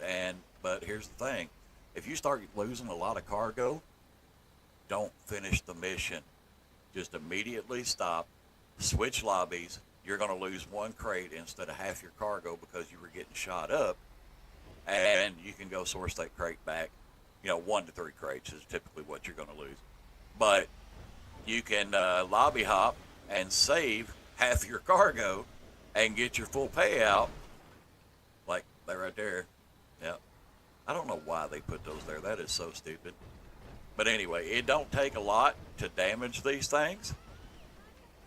So you definitely want to be really careful when you're driving like this. But if you start getting shot up and all that, the best thing you can do is just, lobby hop, call it a day, and, I passed my turn. That's what happens when I'm talking to y'all and I'm not paying attention. All right, we're going to go this way. There we go. Alrighty. And, yeah, just lobby hop and save your cargo. That way, I would much rather lose 1 to 3 crates than I had all my crates. So, yeah, and these cars and stuff that are getting in your way, this is why I like the Phantom Wedge. You don't have to worry about traffic. You don't have to worry about running in and damaging stuff. See, looks like you got some company down there. Yep, see? That's why we chose the Phantom Wedge, because we're going to clear our own path here. And you just kind of follow the little yellow line there. And if you're like some of us OG players that know the map better, a lot of the times you can just go on and bypass it, but you'll see these guys start shooting you up and all that stuff, and it's going to go down. I'm going to go ahead and deliver this because I don't care if the product gets shut up, because I haven't used this hangar in a little bit because I've been focused on other stuff here. So what we're going to do is we're just going to run up through here and deliver it and don't really care if it gets shot up. And as you notice, they have a little trouble keeping up with this Phantom Wedge compared to the original Phantom you get, because this thing, once you get rolling with it, it'll go. It doesn't care. It's one of the better delivery vehicles. And the other mission you would get with the land sale here at the hangar is a little tiny car that runs around in town, and I can't think of the name of the car to save my life. My brain is not working. I'm recovering from a cold, and it's just like, But anyway, y'all all know how that is, sinuses and all that. Excuse me. And, yeah, the other vehicle you're going to get is a little tiny car. It's like a little dune buggy that you're going to be delivering around town and all that. And it's really fun. It's really fast. There's not much going on with it. Nobody really chases you or anything on it. You just got to get to all the delivery points. It's really simple. Every time you get a new delivery point, just pop your map open, set your waypoint, and follow the waypoint straight to it. Once you get used to it, it's one of the fastest deliveries. But as you can see, we got here really quickly. The Phantom Wedge done its thing, and it's probably going to ask you to back this in, I would say. Yep. And we're going to park right there.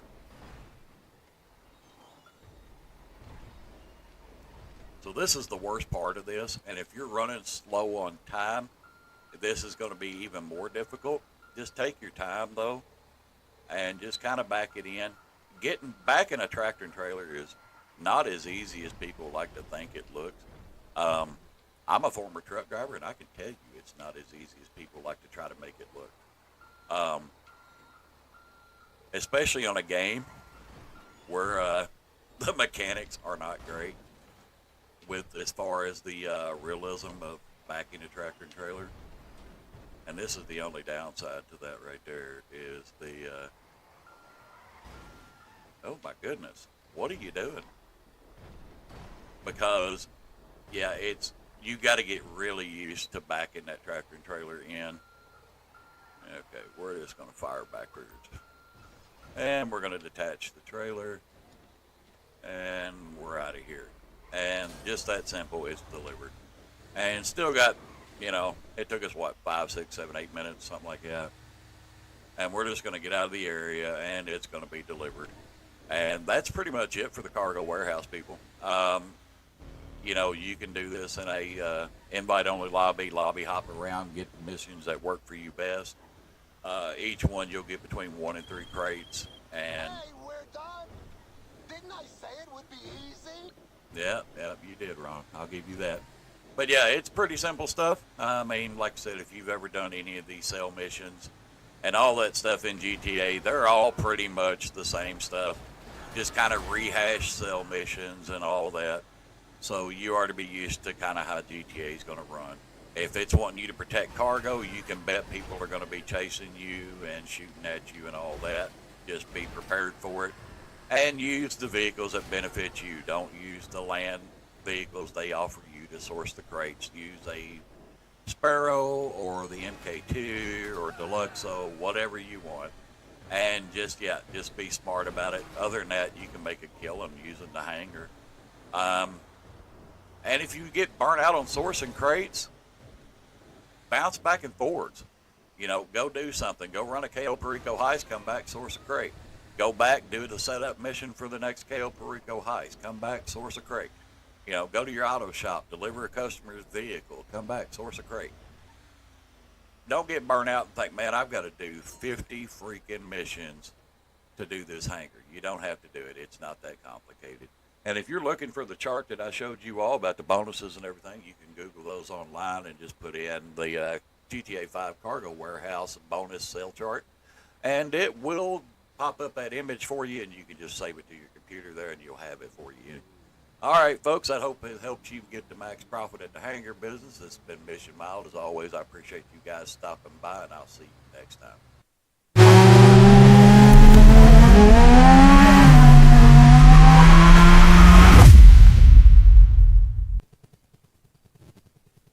Welcome back, ladies and gentlemen. Today we're talking about the updates from April 9th to April 15th.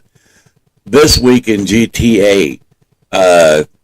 This week, for instance, the Bell office here is going to be up to 50% off for GTA Plus members. And we're at the Bell office now here. As you can see, if you already own the Bell office, even the upgrades are 50% off here.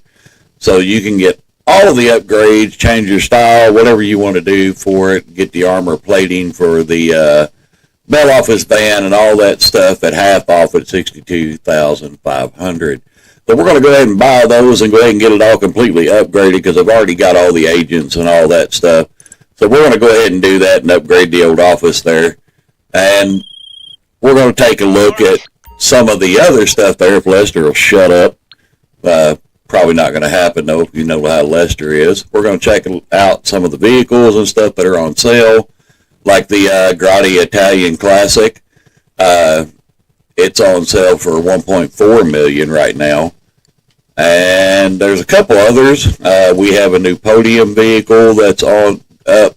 The Bravado Banshee's also on sale. Let's see here. There's not a whole lot of supercars this week that's on sale. The Jester Classic is on sale. That's actually a really nice car if you want to pick it up this week. The Overflowed Autarch. I don't know how you say that, but whatever. It's also on sale for $1.3. The Comet Safari is also on sale for a little under $500,000. We'll go on down here and look. I don't believe there's going to be very many more of the supercars on sale this week. Then, of course, we're also carrying over the police dispatch work missions, stuff like that, this week as well. It continues on until the 15th. All your police vehicles and stuff that are on sale are still on sale right now this week. So if you didn't get them last week and you still want them, you've got the opportunity to still pick them up. The bail office missions, I will say, are 4 times pay for GTA Plus, 2 times pay for regular GTA members. On the bail office missions there this week. So if you're a GTA Plus member and you like doing the bail office missions, you can actually make some really good money this week doing that. And we'll probably do a few of them just to show you what they pay later this week or this weekend. I'll probably drop a video on it and all that. And we'll run over to the casino here and check out the podium vehicle and all that really quickly.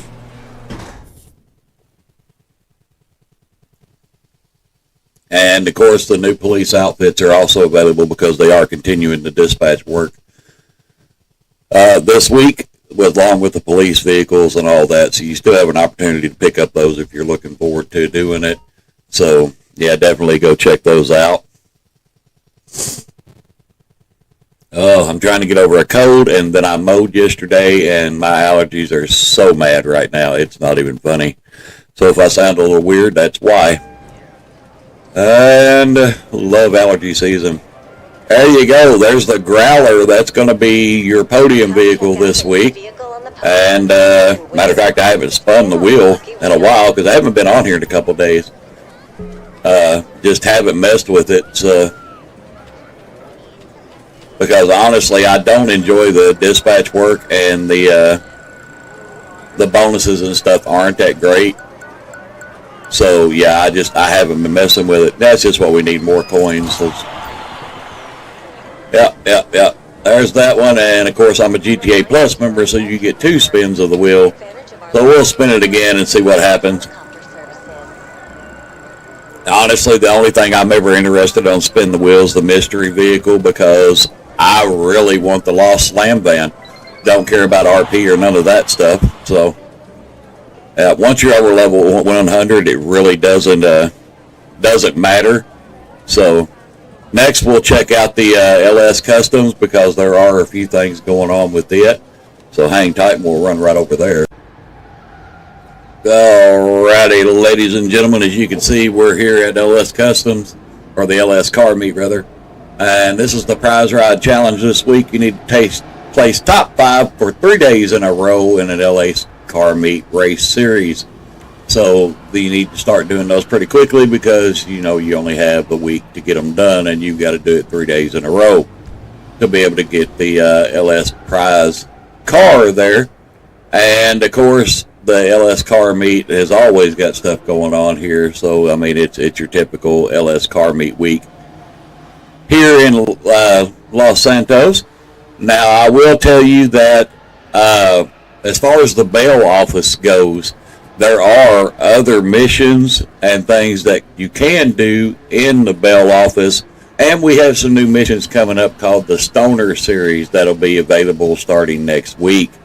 There are going to be some pretty interesting missions, and I'll go over them at a later update with you. But basically, ladies and gentlemen, it's going to be an extension of last week with a few LS Car Meet and bail office upgrades here. So, yep, that's your prize ride for the LS Car Meet this week.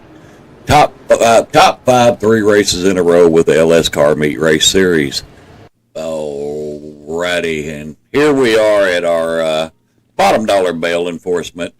As you can see, our agents are sitting around because we've not had them go do anything. I just remodeled the inside of this deal. So, yeah, I've got all the perks and all that stuff, as well as my personal office and stuff like that. So we'll have a sit down here, and we'll check out some of the bail enforcement stuff going on.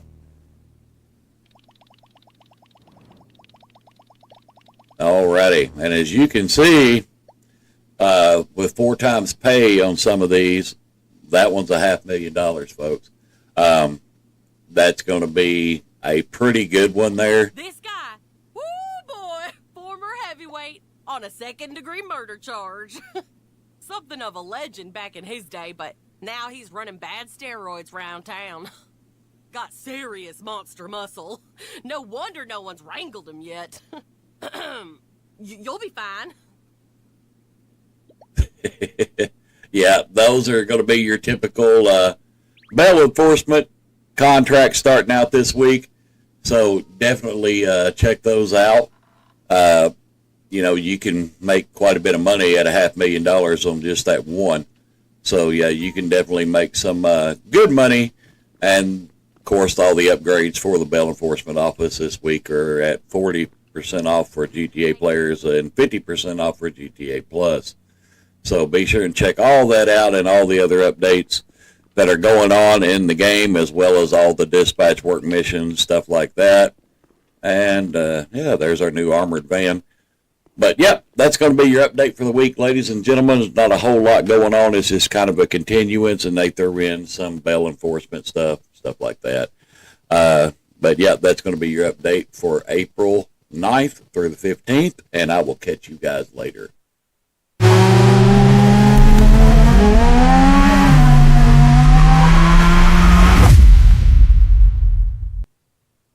All right, and ladies and gentlemen, welcome back. Today we're going to be going over the Mansion DLC here and what all you get with the mansions. So we're going to jump right into it here because I know everybody's most important question is, what's it going to cost? You've got three choices here, and I am in this one here because I have businesses both north and south of me, so it's kind of in between. But we'll use the Richmond Villa here as a base. As you can see, it's 12.8, 12.2, and that one there I believe is 10. But we'll go with this one here. So to customize this one, of course, you get all the decor and pattern choices. And like I said, all these, with any other business in GTA, just like those, it is all cosmetic. Not going to affect any income or any boosts or anything like that. Then you've got your armory, your arcade, your podium vehicle, and your vehicle workshop. Now, most people I know would probably buy the podium and the vehicle workshop. So we'll add those here. So that's brings it up to $14,330,000. And of course, you want to have the security. You've got to have those. The security is really important, especially when you own all the other businesses. If you have the upgrades on all your businesses, all your CEO businesses, all your MC businesses, when you purchase the security upgrade, you can stay as an MC president or a CEO and be 100% protected from raids. So your business won't get shut down or anything else again. Because all you'll see every once in a while is a security message pop up above your map in the left side there. It says, your mansion security team prevented a raid at such and such business. And you go on about your day. Your AI assistant, you have Angel. So good to meet you. I'm... How do you do, sir? Haviland. I am Haviland. What's cracking, homie? The OG. It's OG. I use Angel because so of good the to simple meet you. fact I'm Angel. that can I call you Daddy?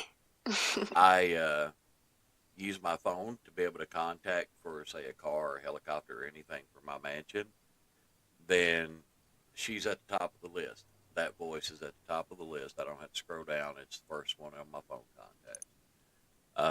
But there you go. With just those upgrades, it's $14,333.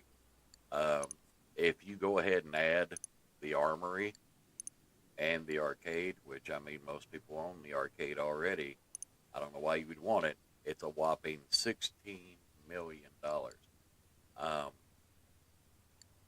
That's a little pricey. But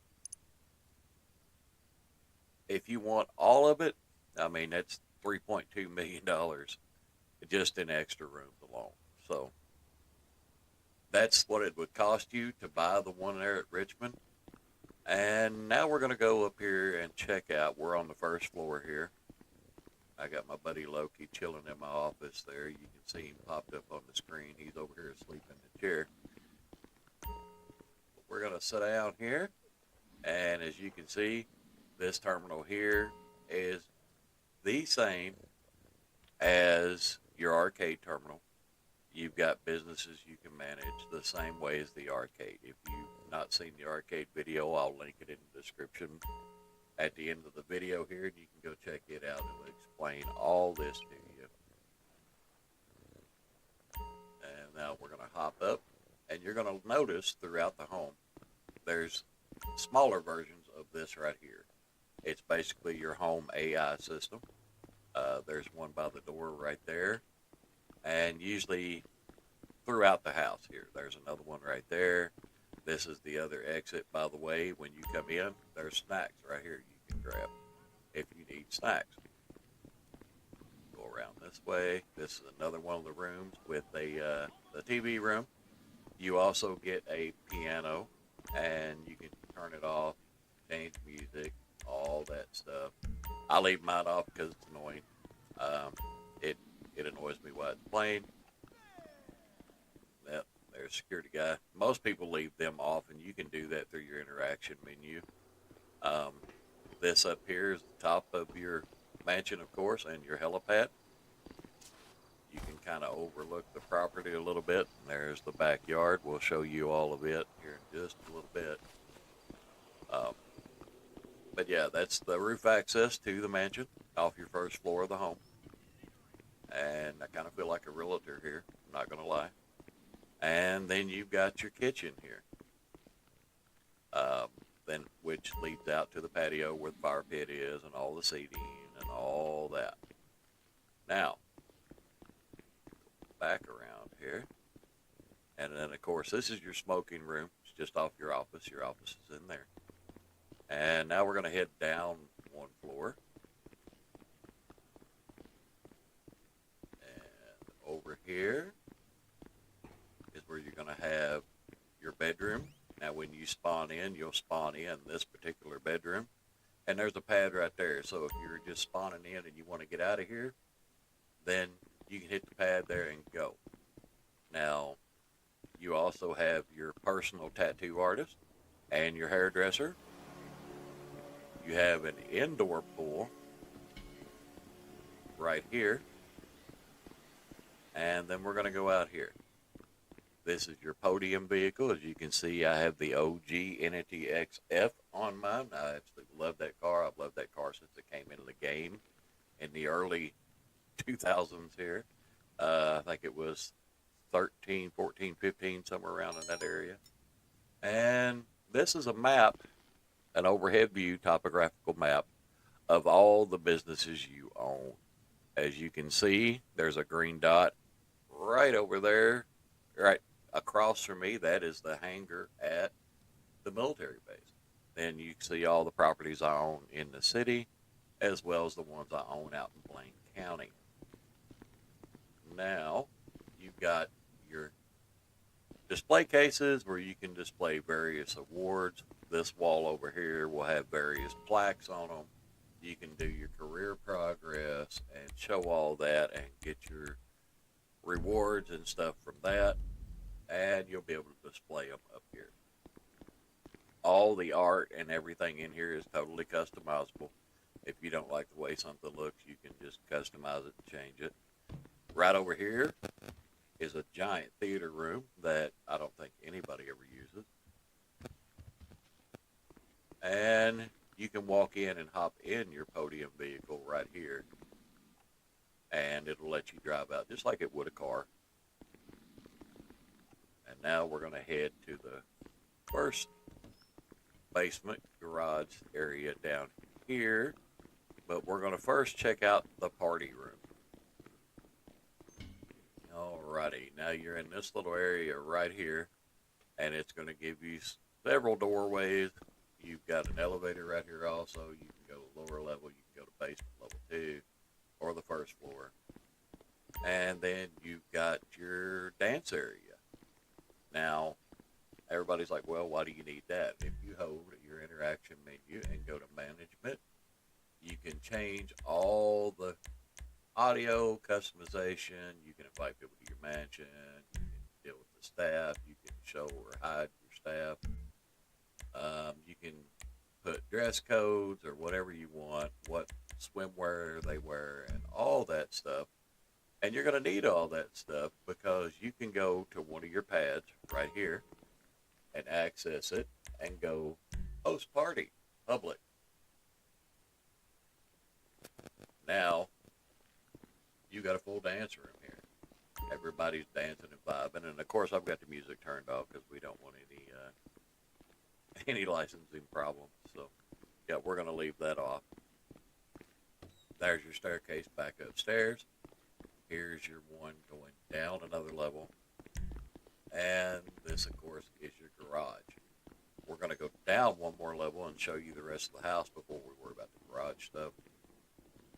Because this is the stuff everybody's interested in. And, of course, with being on this level, there is, of course, the garage that will be for your cars. And then you've got your vault room over here. And as you can see, there's money everywhere and all that stuff. And the more you accumulate as you grow your business and do stuff, the more will pile up in there. I don't know why you need it. I mean, you can't unselect it. It's just part of it. But, yeah, I could care less about the vault, to be honest with you. I don't use it. It's more of a flex for people that care about that kind of stuff. I myself do not. But now let's go into the garage here. And we're going to go right out this side door into our first floor garage, B1. And as you can see, I've got all my vehicles lined up here, just hanging out all the way around through there and back through there. Now, you can go to this blue marker to be able to change the orientation of where you want those vehicles at and all that. That door over there leads to outside, I believe. And that one leads you to your podium vehicle. And then, of course, you can go to the driveway or you can go to garage 2. So let's go down to garage 2 and check it out. And as you can see, there's even more vehicles sitting down here.